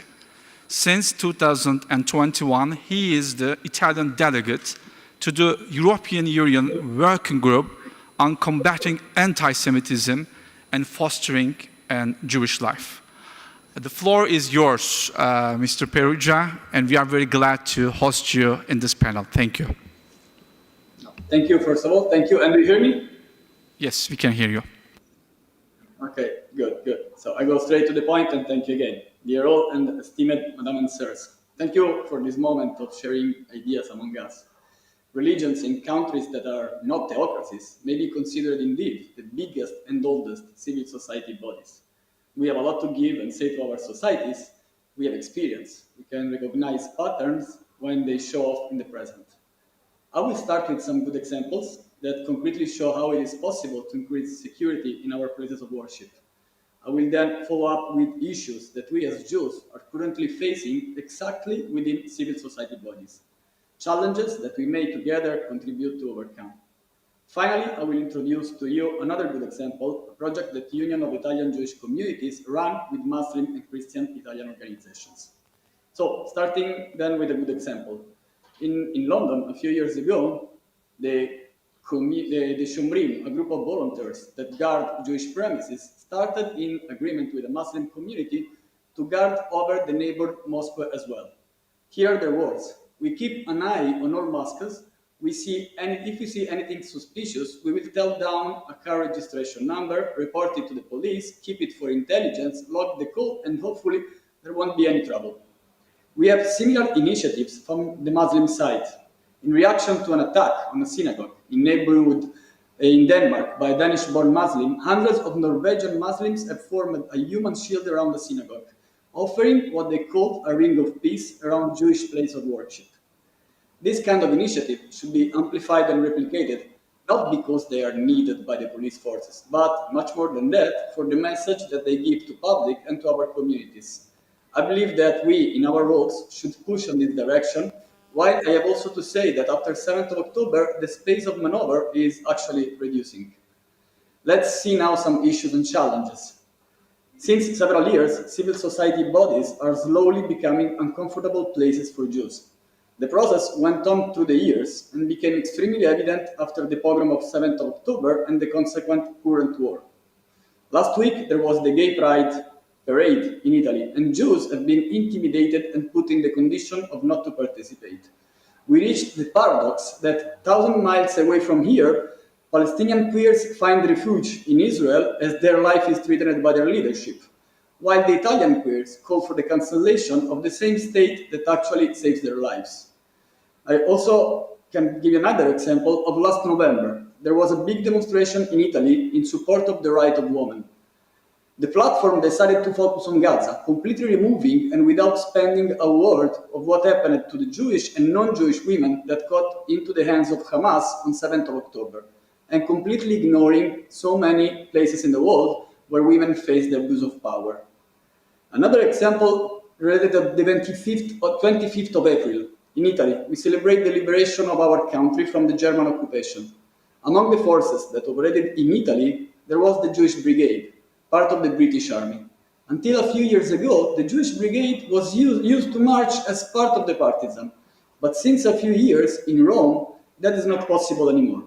Although just Jews suffered in first place from the German occupation, and that Jews from Britain came here and died for our freedom, people celebrating the Jewish Brigade are shouted against all the way by people that exploited the date to demonstrate for something else. How come that so many civil society bodies decided to give up, put on hold their root causes and the actual reasons of their existence? I don't think that is anti-Semitism, the cause. Probably latent anti-Semitism is the terrain that allows some destructive ideas to flourish, yet not the main cause. I believe that one of the main components is that democracies are currently weakening and non-democracies are skewing us up, exploiting the freedom of democratic system. Some regimes are exploiting our rules, the same rules that they do not allow in their country, to destabilize our democracies. Something like this was indeed expected already by the philosopher Karl Popper in 1945 with his paradox of tolerance. This process started years ago, and we, Jews, like many times before, are just the first ones in line. In 2001, so more than 20 years ago, the first global conference on racism was organized in Durban, and it ended up with putting Israel, the only Jewish state in the world, on the spotlight with the mark of being an apartheid state. We know what apartheid recalls us. One would expect separate schools, hospitals, as it was in South Africa a few years ago. But if I go in Israel, I see that I may be cured by an Arab doctor, I may be judged in court by a Muslim or Christian judge. Israeli kids, whatever their religion is, are taught in schools by Muslim teachers. These kind of messages are going through several years and are getting into our brain to the point that Jews are indeed taken apart from civil society bodies, in spite being ourselves the oldest minority group. Please also mind that this has nothing to do with criticizing the policy of a government, being it Israel or any other state, that of course is more than legit. What can we do? Wars play a crucial role. Allowing to free distortion of wars brings indeed to a consolidated bias. Let's take, for example, the word genocide. We Jews faced it 8 years ago. I think Armenians know what it is about, Tutsi in Rwanda also. Bosnian Muslims of Srebrenica can say a lot about it. What is happening today in Gaza is a tragedy, and we should not downplay it. Yet, a genocide is something else. In a genocide, there is the intention of killing anybody from a specific group, to wipe the entire group. In Gaza, we see terrorists hiding in tunnels and crowded cities so that the biggest number of civilians will be among the casualties and hatred will grow. But civilians themselves are not the target. As human beings, we shall feel ashamed for any single death of civilians. So please don't misunderstand me. The point is that putting in our brain the concept of Jews committing genocide creates a dangerous short circuit. The Jews are the new Nazis. They can be therefore killed and raped, as it happened on the 7th of October. At the same time, calling today for the destruction, disappearing of the State of Israel is de facto a call for a genocide. What would we expect to happen to the 7 million Jews that have born and live there today if the dream of those who chant from the river to the sea becomes true? It could be the first genocide committed in the name of human rights. What many of us fail to see is that a so-called free Palestine in the hands of Hamas won't be actually free and safe, neither for Jews nor Muslims or Christians living there. I believe that 20-year-old students have somehow the right to be stupid. The point is what we, grown-up people with responsibility, do. I believe that we should not allow messages like the one above to pass like they were innocent concepts.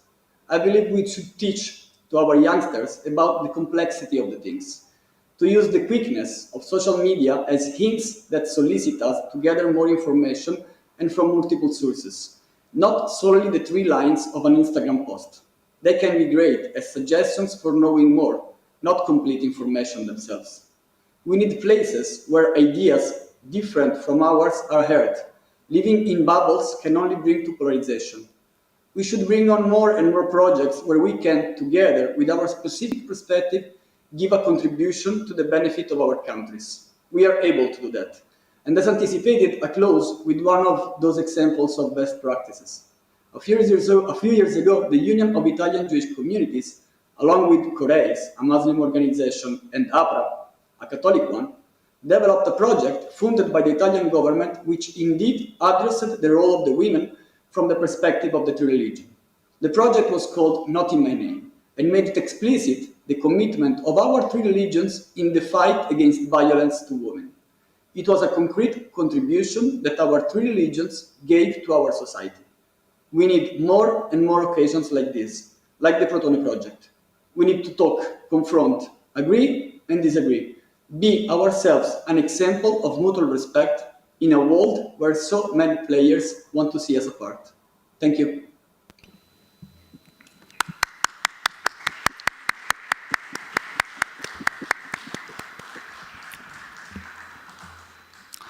Mr. Peja, thank you very much for this presentation. We, in just very few time, in a few minutes, you just introduced us very important topics which are very relevant, and in this period, especially after 7th of October for the Jewish community, especially, and in the context of Italy, the examples that you have given us very relevant, because as you know, at the beginning, I would like to make reflection with you about that, but I didn't just get into that.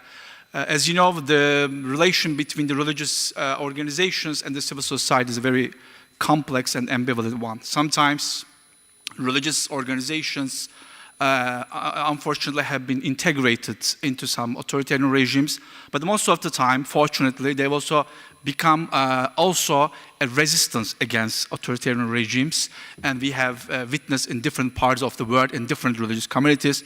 So that's very important, which kind of path that religious organizations are actually taking, and just to promote more human rights and democratization, and especially empowerment of civil society, in which, especially turning back to our topic, in which the place of worship find their places guaranteed by the basic rights and freedoms. Here we heard in different panels the importance of the right to religious freedom of belief, because without that we cannot really talk about a comprehensive understanding of safety and security of a place of worship, because if the citizens could not have the access, to their place of worship with constitutional, national, and regional, local level, which is protected by these levels, in different contexts, especially the status of the place of worship. Here, we will hear also, as we have heard from you, the experience of the Italian Jewish communities in particular, because there is an agreement between the Italian Jewish communities and the Italian state in Intesa, and that actually protects at the constitutional level the place of worship of the Jewish communities.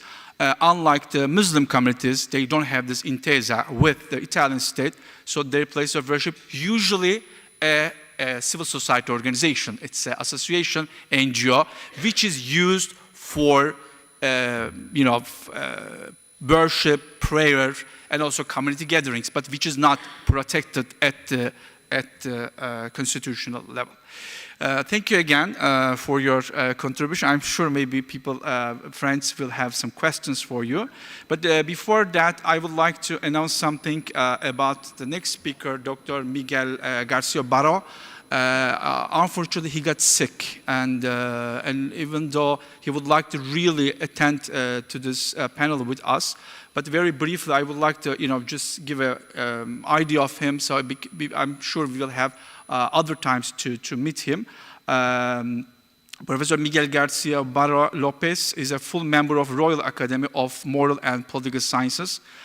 He is Emeritus Professor of Philosophy at the Pontifical University of Comillas. Previously, he was a professor of the Complutense University, and there's research at the Spanish National Research Council, director of Hermenia Philosophy book collection, and guest professor of many universities in Europe and America. Very prolific writer of 22 books, and he translated into Spanish very important writers, starting with the Greek philosophers Plato and Aristotle, but Leibniz, Husserl, Levinas, Moore, and Pannenberg, Schillebeck. There's so many theologians, but for this audience, I think they are more important to mention the last two one. I wish him a speedy recovery, and we also guarantee and secure our prayers for his speedy recovery. Now I'm turning to our next speaker, here next to me, Dr. Saif al-Islam Ben Abdel-Noor, President of the Abraham Forum for Intercultural and Interreligious Dialogue since 2023.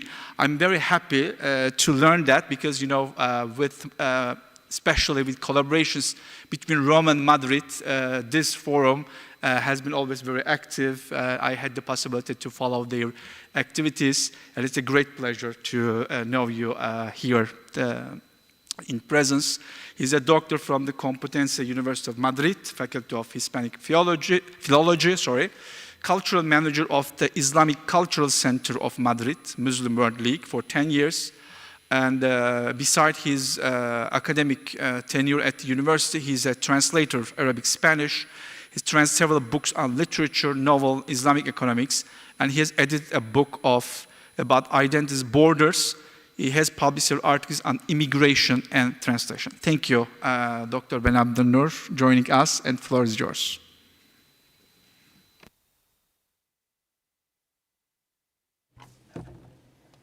Gracias.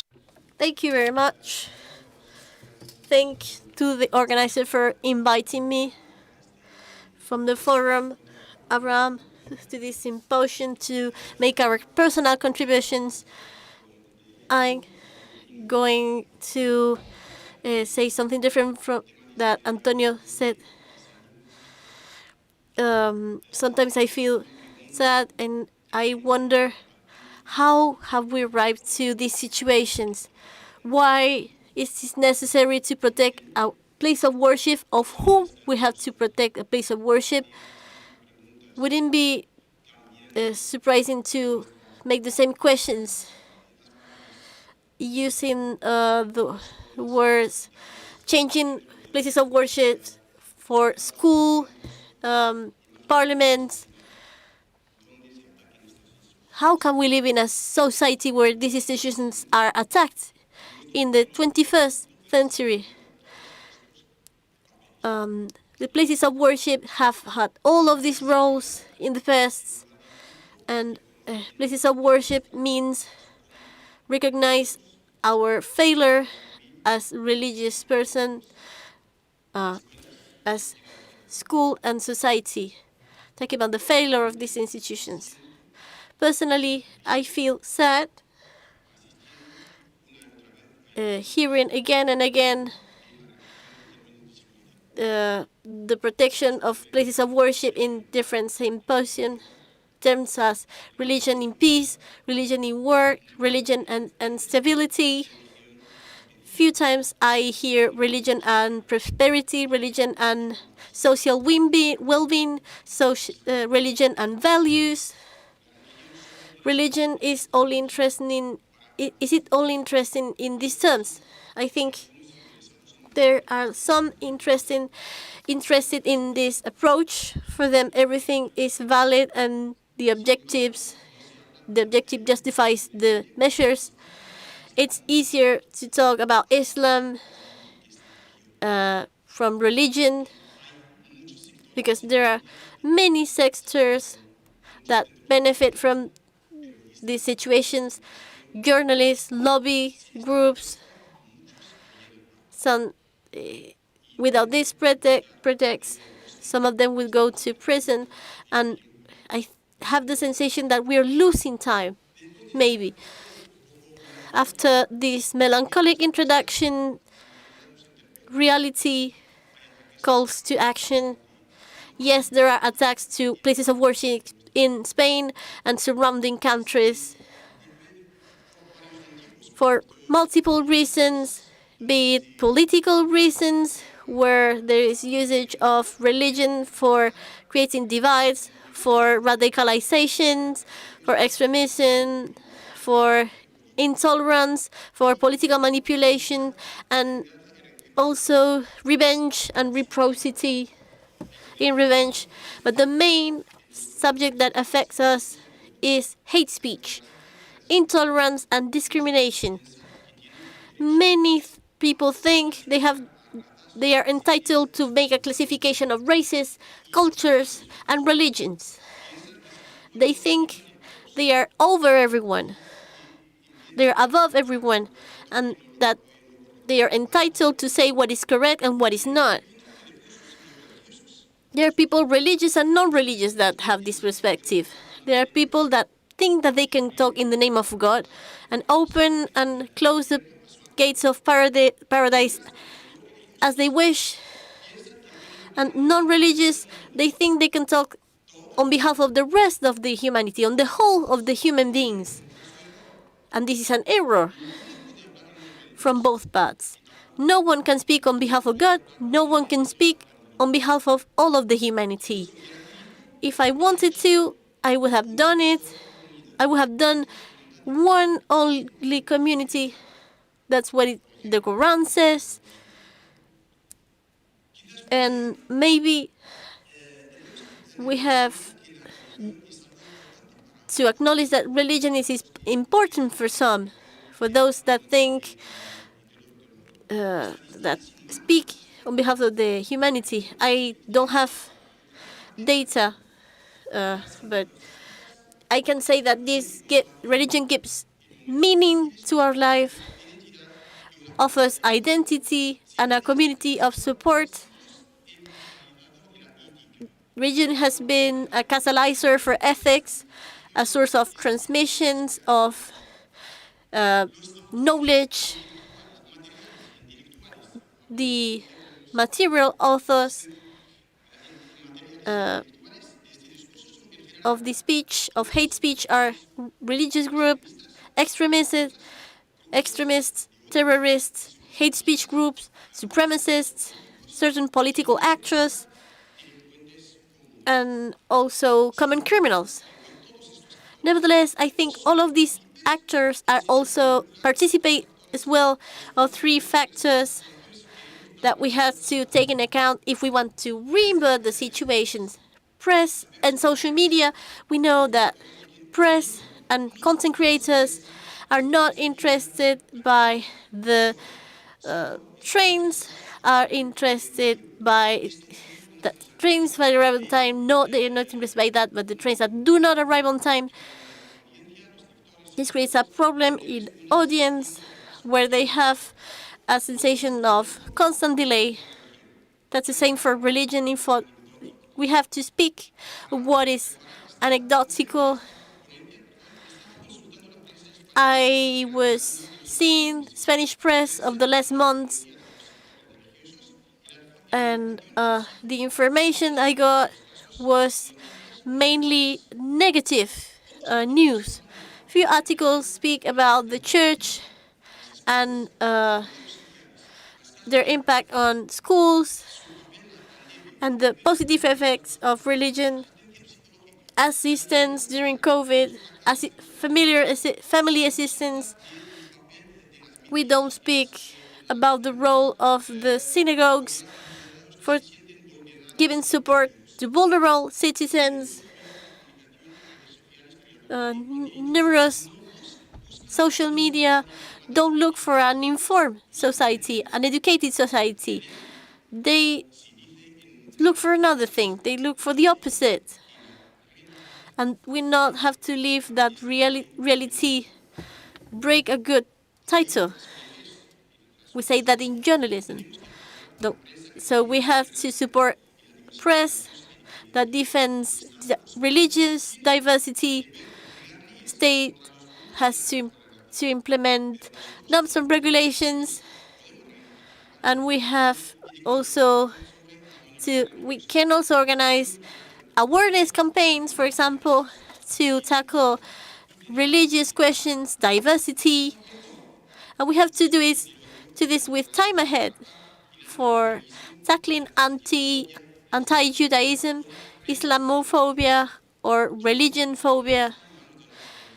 This is a responsibility of NGOs to reach non-believers in the first place. Religion is important for others. We have to educate on empathy, to be able to see each other's situations. And that makes us see a diversity of colors. If we see that a melody is composed in other countries that create a good song here. God has created a choir, and we have to establish a one-by-one dialogue, a dialogue that has to be a win-win situation. And we all have a part of truth, and absolute truth, it's unreachable. We have to be aware of that. If we are not aware of that, we are going to be victims of our own solitude. We have to fight against this person that wants to install fear for neutralizing reason. And NGOs are more powerful than institutions because we don't have political interests, we don't have finance, we have no agenda. So for reinversing the situations, I think religious leaders have to take their part of responsibility with their actions. Actions are better than words. This happens in Judaism, Christianism, in every religion. Maybe we are not the best advocates for certain causes, and opportunists look at actions of minorities to use them in their favor. So to change this reality, we have to be convinced of the importance of religion in our societies as a powerful tool of value configuration, cultural tool, especially now where in our reality where we have no refugee, and what is old it was old yesterday will be new tomorrow. Where we live in a society of consumerism, of social media center, where artificial intelligence will be very present, in a society of conflicts where nothing is stable, postmodernism, where we have no models, where we are in an economical and societal crisis, where we have inflation, augmentation of suicide.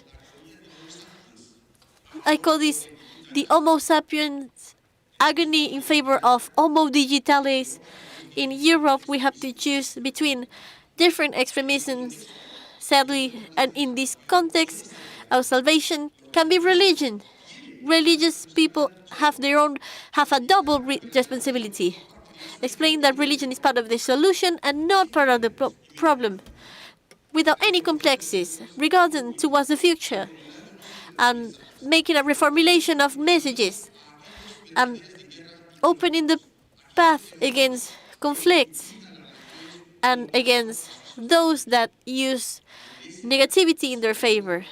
Synagogues, mosques, churches, other worship places have to be in the center of towns again, as it used to be. As I said, hospitals, judges, in function of the culture, religion has different roles. We have to go back to this. Place of worship, its heritage, known not only for believers, but the problem is that the place of worship thinks that places of worship belong only to believers, but we all make parts of, we all make places of worship living, and this is a responsibility of all. And places of worship were very important, even before the creation of town halls. Democracy is fragile, and we have seen that artificial intelligence controls population in mass, and religion then thinks that they are going to have a reward once they die. It's okay, but here in this life, they contribute to to the development of certain sectors, contribute to society. This will help to give back their protagonism to the places of worship. And I think also we have to open places of worship, explain what we do inside, highlight the importance for believers. Not only physics law is important.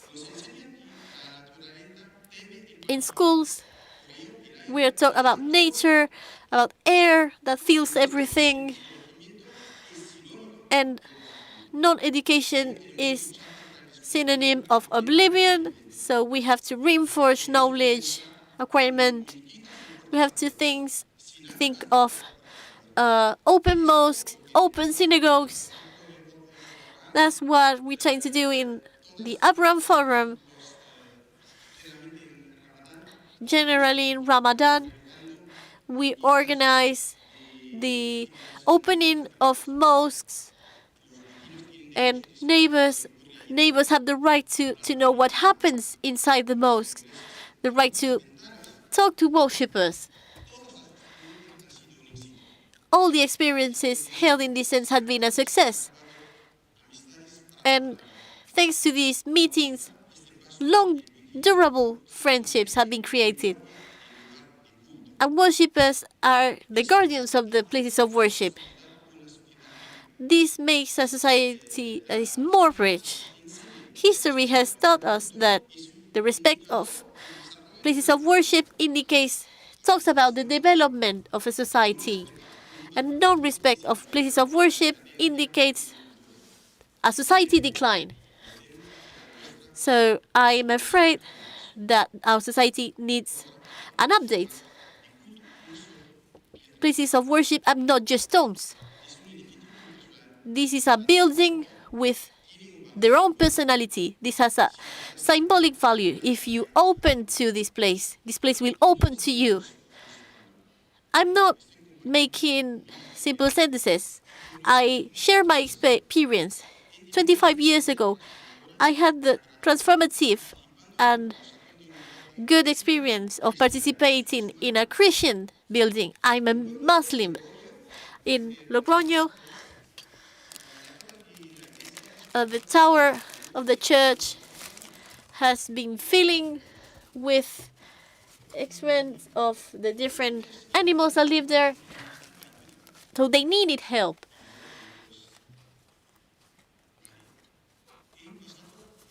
So all day I was cleaning the dirt, let's say 1 ton.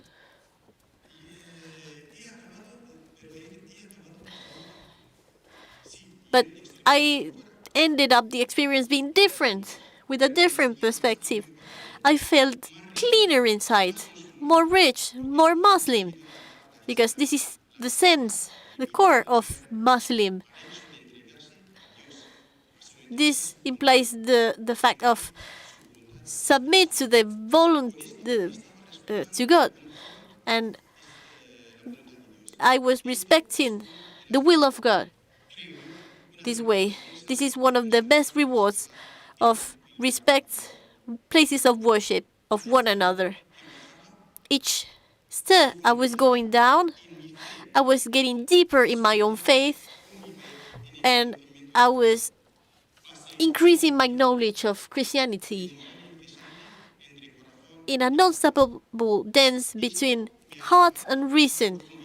This taught me to get deeper in my own faith and rethink my faith, enriched by this experience that helped me to question the message, the divine message, to overcome the vision of closed institutions and not just center in divine message, in traditional premises, in traditional prophetic about Muhammad, and respect of places of worship of the other. Experiences like the one I told make us think about the value of places of worship in the life of one another. And that takes us to a more protection of the place of worship of the other. I want to highlight, to conclude, this personal experience that can be applicable to each one of you. This has to be understood in a larger context. According to reports, from here to 25 years, 75% of population will be, we make part of any religion, 30% Muslim, for example, 15% Hindu, and certain say that this would be the decade of the going back to religion. We'll have our places of worship. This is going to be beneficial if we protect them. This is a guarantee of salvation of humanity, and we have to prepare our younger generations to do it. If we don't succeed to change this reality, the reality will be way worse. Worshippers and non-worshippers of a religion should not be the enemy. These are common fights to improve our world. We must act, and each one acts with their own tools. But we all want to change this society. We fight for the same things. We must then work together against injustice, against intolerance, against uneducation, and against egoism. I want to highlight what he said in Quran. If God didn't allow the just to get over the injustice, that would be worse.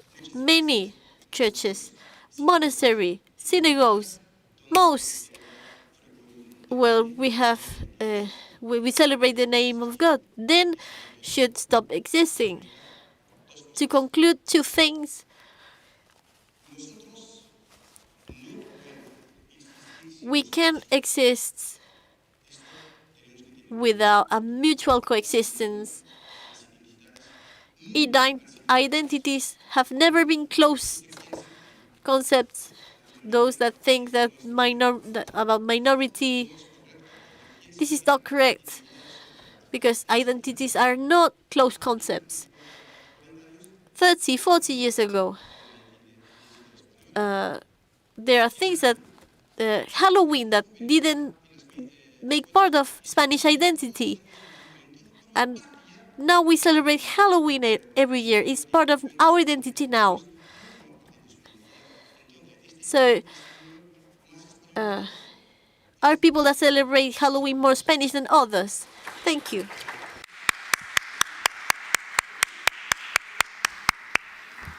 Thank you so much, Dr. Ben Abdel-Noor, for this really great presentation of concrete examples. And just we had this, since we are coming from different parts of the Europe, and for us also very informing what you have said. Especially I would like to focus on briefly what you have said about the responsibility of ministers, and that's something that we have to really underline. Of course, many other topics that you have reminded us. Of course, the multi-dimensional understanding of place of worship, especially in the case of the minorities and immigrants, place of worship do play a role which is beyond the services for worship, as we know that from the different experiences in Europe. But you just reminded us that in the past, the place of worship had played an more important role for being instrument for the public good, the common good, and how to serve to people around themselves, and not only to their worshippers, churchgoers, synagogue, or mosque-goers, but to the whole society. So just, that's another, I think, challenging topic, how to maybe transform the place of worship into active, I will say, participants of civil society so that they can just build more bridges between different parts of society to reduce the conflicts, to reduce the challenges to the social cohesion.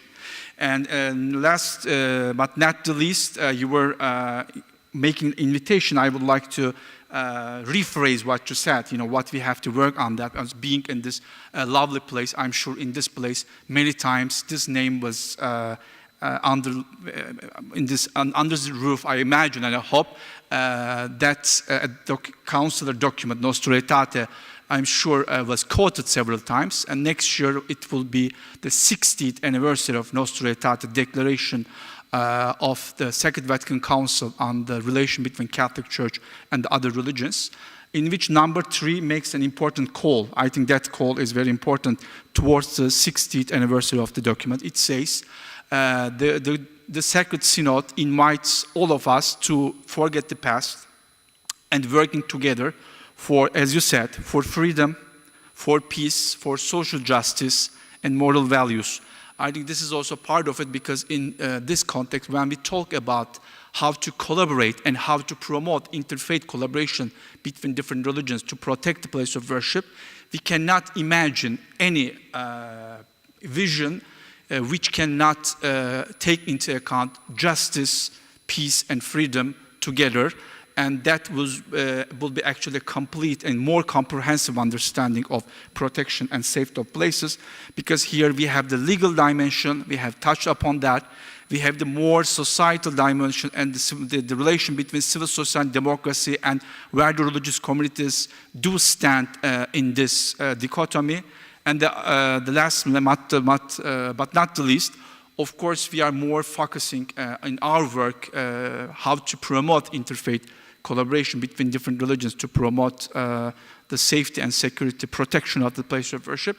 How can we really, promote more and more interfaith dialogue activities, as Uriel Perugia said, and you have given different examples from Ramadan and the activities of Abrahamic the Forum, because especially when something crisis happens, and all the previous speakers were talking about beforehand, 9/11 and the terrorist attacks in the metro here in Madrid, and so on and so forth.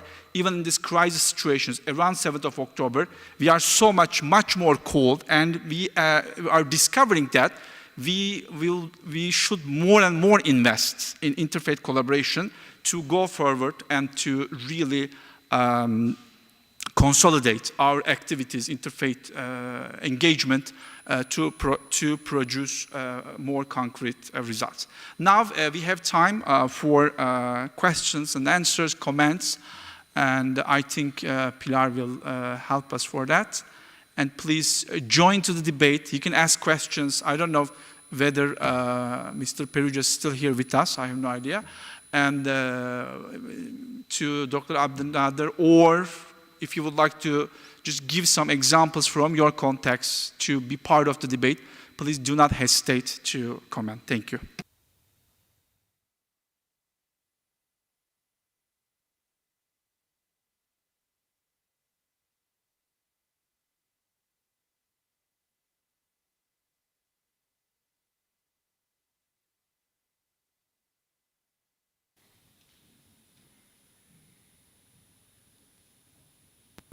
Okay, Mr. Perugia is here, if you would like to ask questions to him. Both speakers, or as I was saying, you can add. Okay, I make an icebreaker, so just that's the Now I would like to ask 2 questions, one for Dr. Ben Abdelnader, and then for Mr. Perugia. In both cases, in this Spanish and Italian, but it's a question generally for both of. In both cases, Spanish and the Italian context, we heard that you guys, given the interactive and interrelational, codependent dimension. No, non ce l'è. Okay.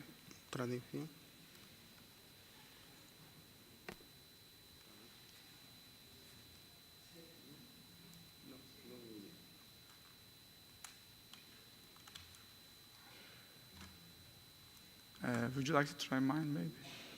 Would you like to try mine? Okay.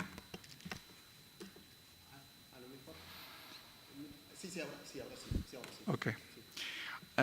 Just for both speakers, for Spanish and Italian context, you both, given us different aspects of the codependent, interrelational, and interdependent, relations of the identities, religious identities, and their possibilities to be closed or to be opened up.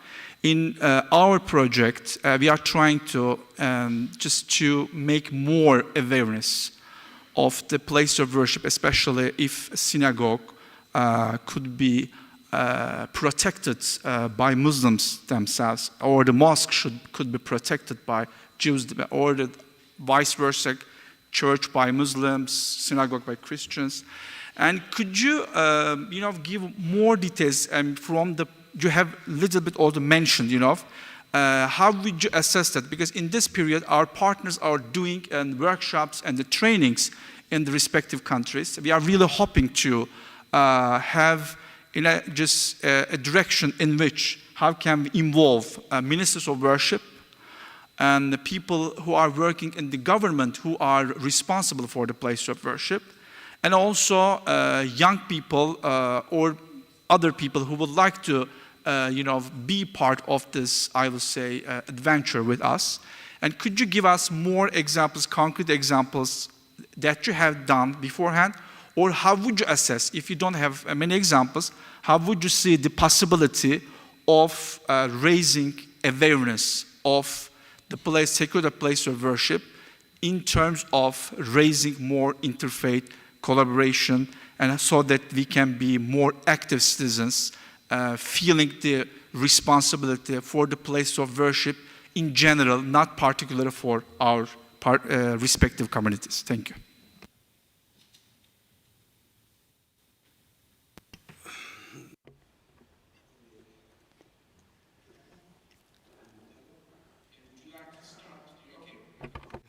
Okay. La hospitalidad. Okay, it's okay. But we don't hear you now. Is it a problem of microphone or? Okay, now yes. Well, okay, good. Thank you. Very interesting. No, again, no. I didn't change. Again? Yes, we can hear you now. So I need to thank you twice, because I thanked you 2 seconds ago, and now I'm thanking you again for your interesting remarks and inspirational. Thank you both. And I don't have in Italy examples like the one that I took from UK of mutual guarding on places of worship. What I do believe is that doing projects together, showing to our members and to the society that religions is something that can support safety and not something that can set boundaries. It's the opposite.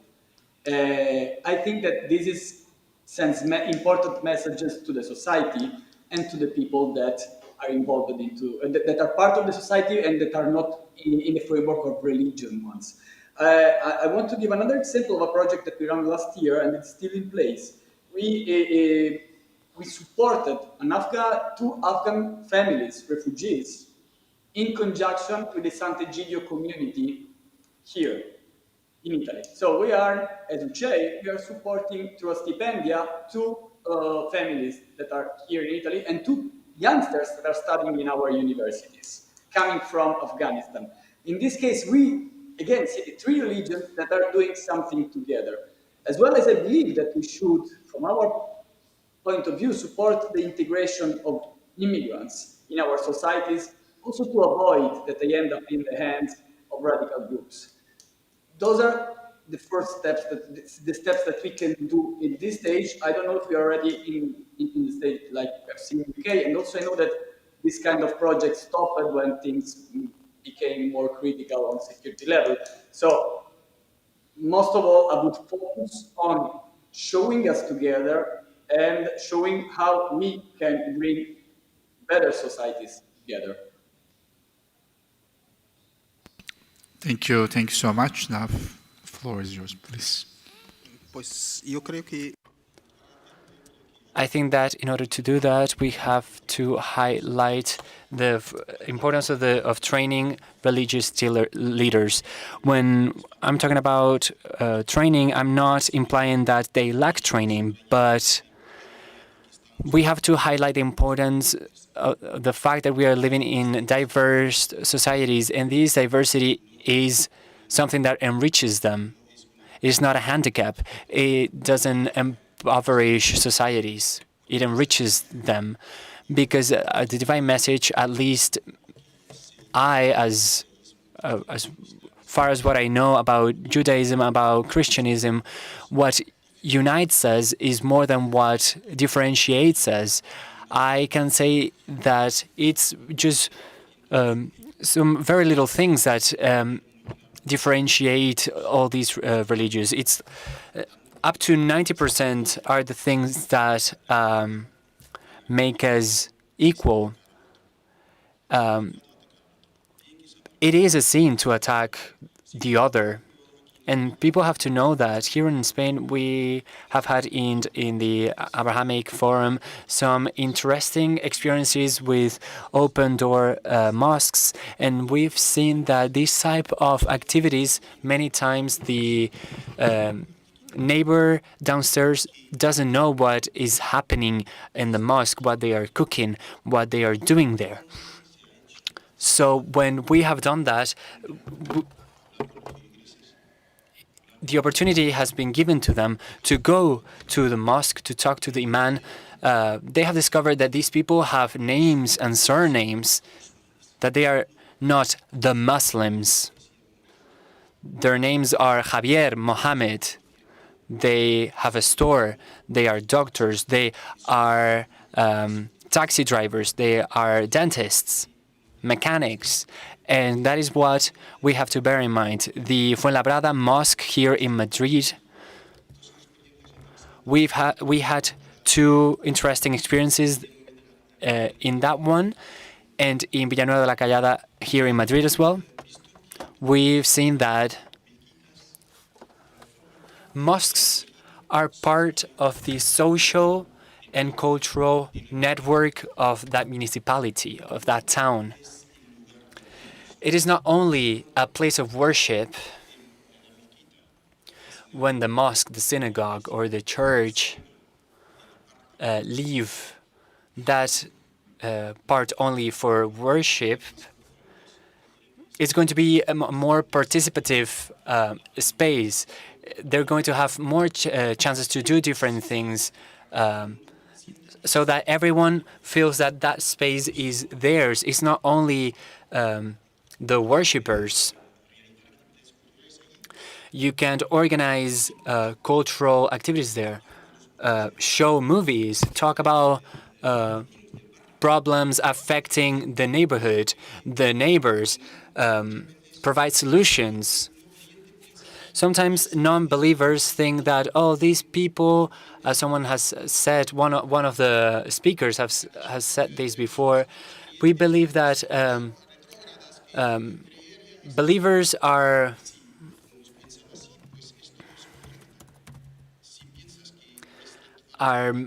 people with that think backwards, and if you think that someone is like that, the other one is going to think that you are like that as well, and we are going to create a vicious cycle. And I think that we can create a richer society by eliminating all this type of thinking. Thank you very much. Okay, thank you so much. I think we are almost at the end of our time, but if you have any other comments, questions, you will be. If you don't have a question, I would like to just, I don't know, just since it should be a three-faith meeting, but just I would like to give thank you. Mr. Perugia just inspired me about that in our context, because I'm sure the Catholic speaker will just say lots of different perspectives for us, but I would like to just give you some other dimensions to enrich maybe for our session. In the case of Sant'Egidio, but some others too, for instance, I can just give you an example, the collaboration between another Christian community, Valdensian Church in Italy, and they have very interesting involvement with religious minorities. They actually actively defend the right to freedom of the different religious, in premise Muslims, but also others.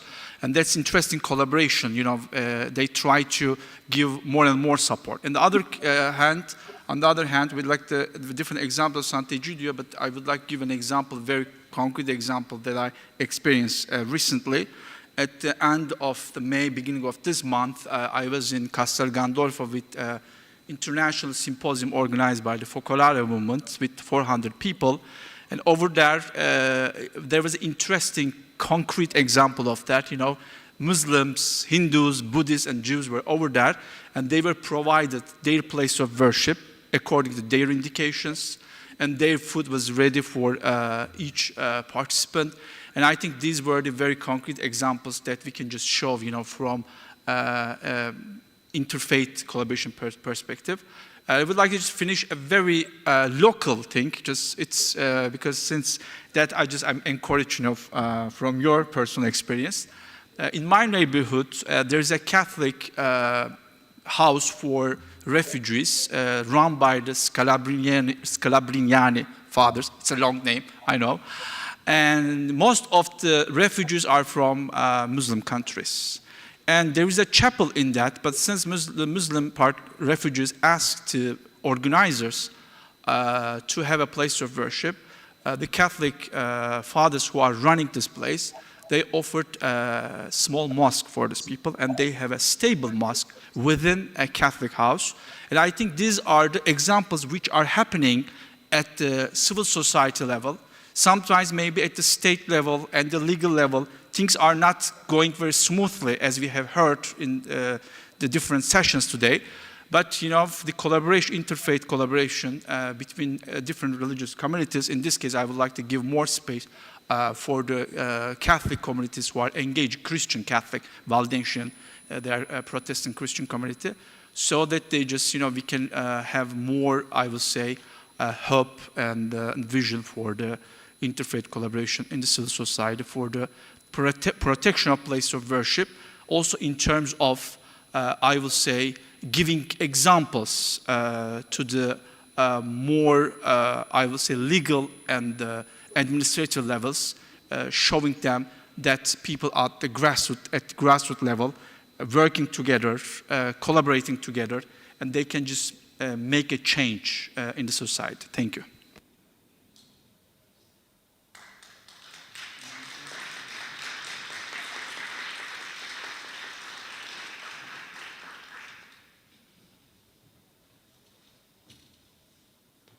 Muchas gracias a todos. Thank you very much, everyone. Now I welcome again Aitor de la Morena on stage to close the symposium and add some conclusions on the program.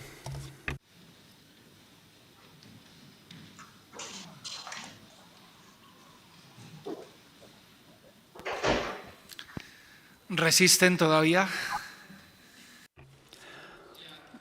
Are you still alive? Okay, we're almost finished.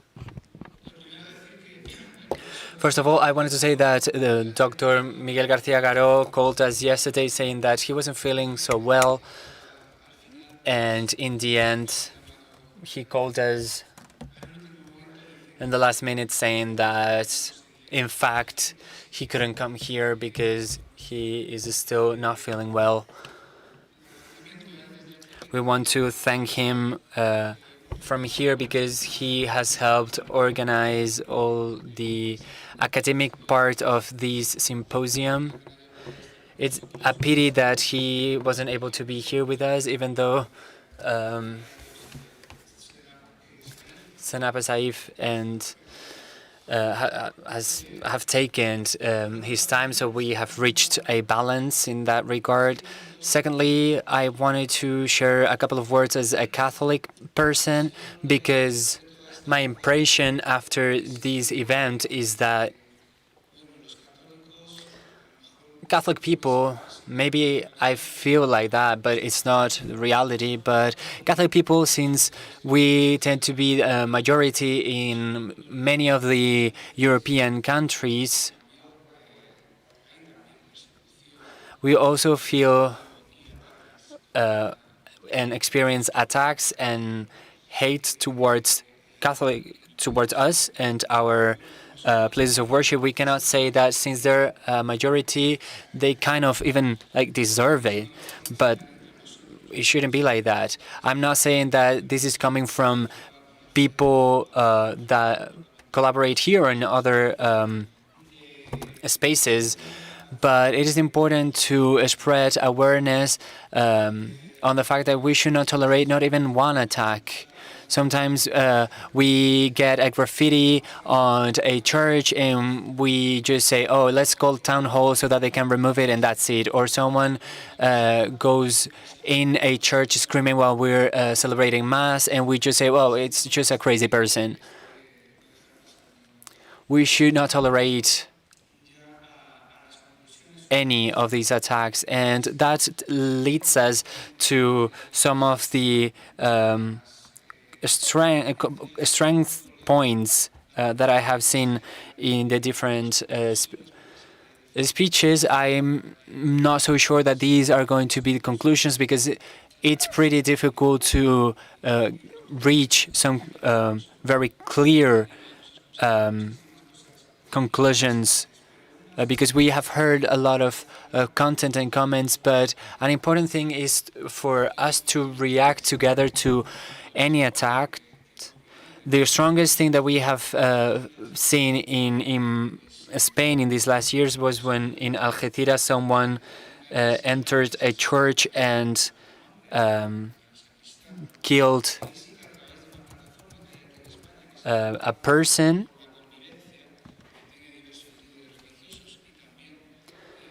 And we have a platform here in Spain with different in which different religious leaders and members of the civil society participate, and we provided a unified response to something as tragic as that, and that was a beautiful example of how we can come together.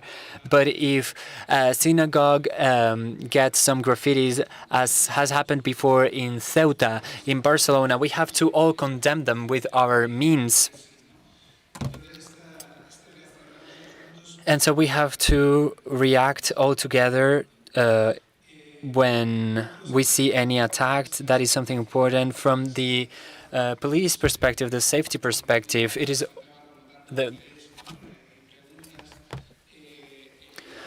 this perspective is an interesting one, and we should assess the risks and possibilities of our places of worship. It was something clear that some places are more threatened than others, in a more critical situation than others, and some others that are more protected by different reasons or have less risks. We should assess these risks and analyze all the different measures that we have in hand. This project has proposed this idea of the guard that we can use in our places of worship. In many cases, there isn't anyone overseeing who comes in or goes out. They can be just a person from the community, or in some cases, they need to be professionals. But we should analyze these risks also alongside the police forces. We've had a group of police officers here with us today to take care of our safety. They checked the cameras that we had, the access points to this building, and they told us that they were going to be around this area so we could call them if anything happened. That's also another tool that we can use. There's also a need to normalize plural religious reality. This can be applicable to the majority religious communities. We have to raise awareness in our communities for our believers to know that we are not the only ones. We live in a plural society and religiously plural. And also, we've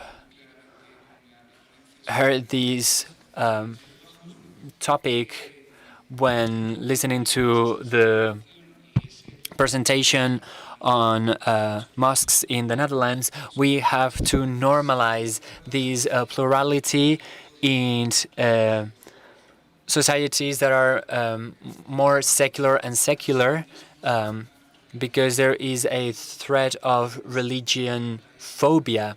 That is a big task, so may God help us figure out how we can we may go about doing this. And we also have to teach these new generations in order to break stereotypes, not only in classrooms or in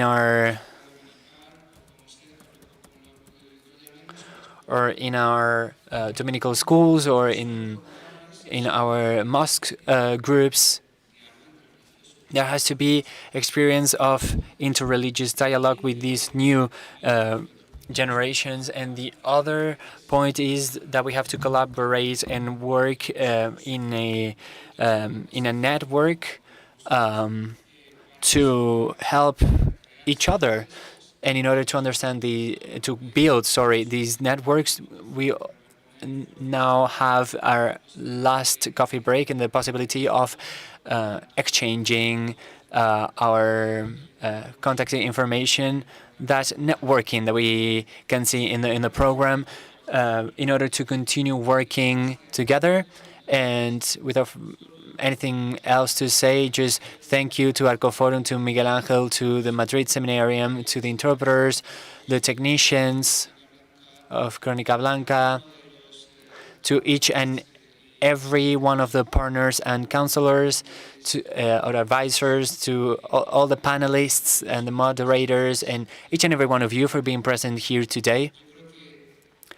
I think that, well, the other day we got an evangelium that says that a seed is planted by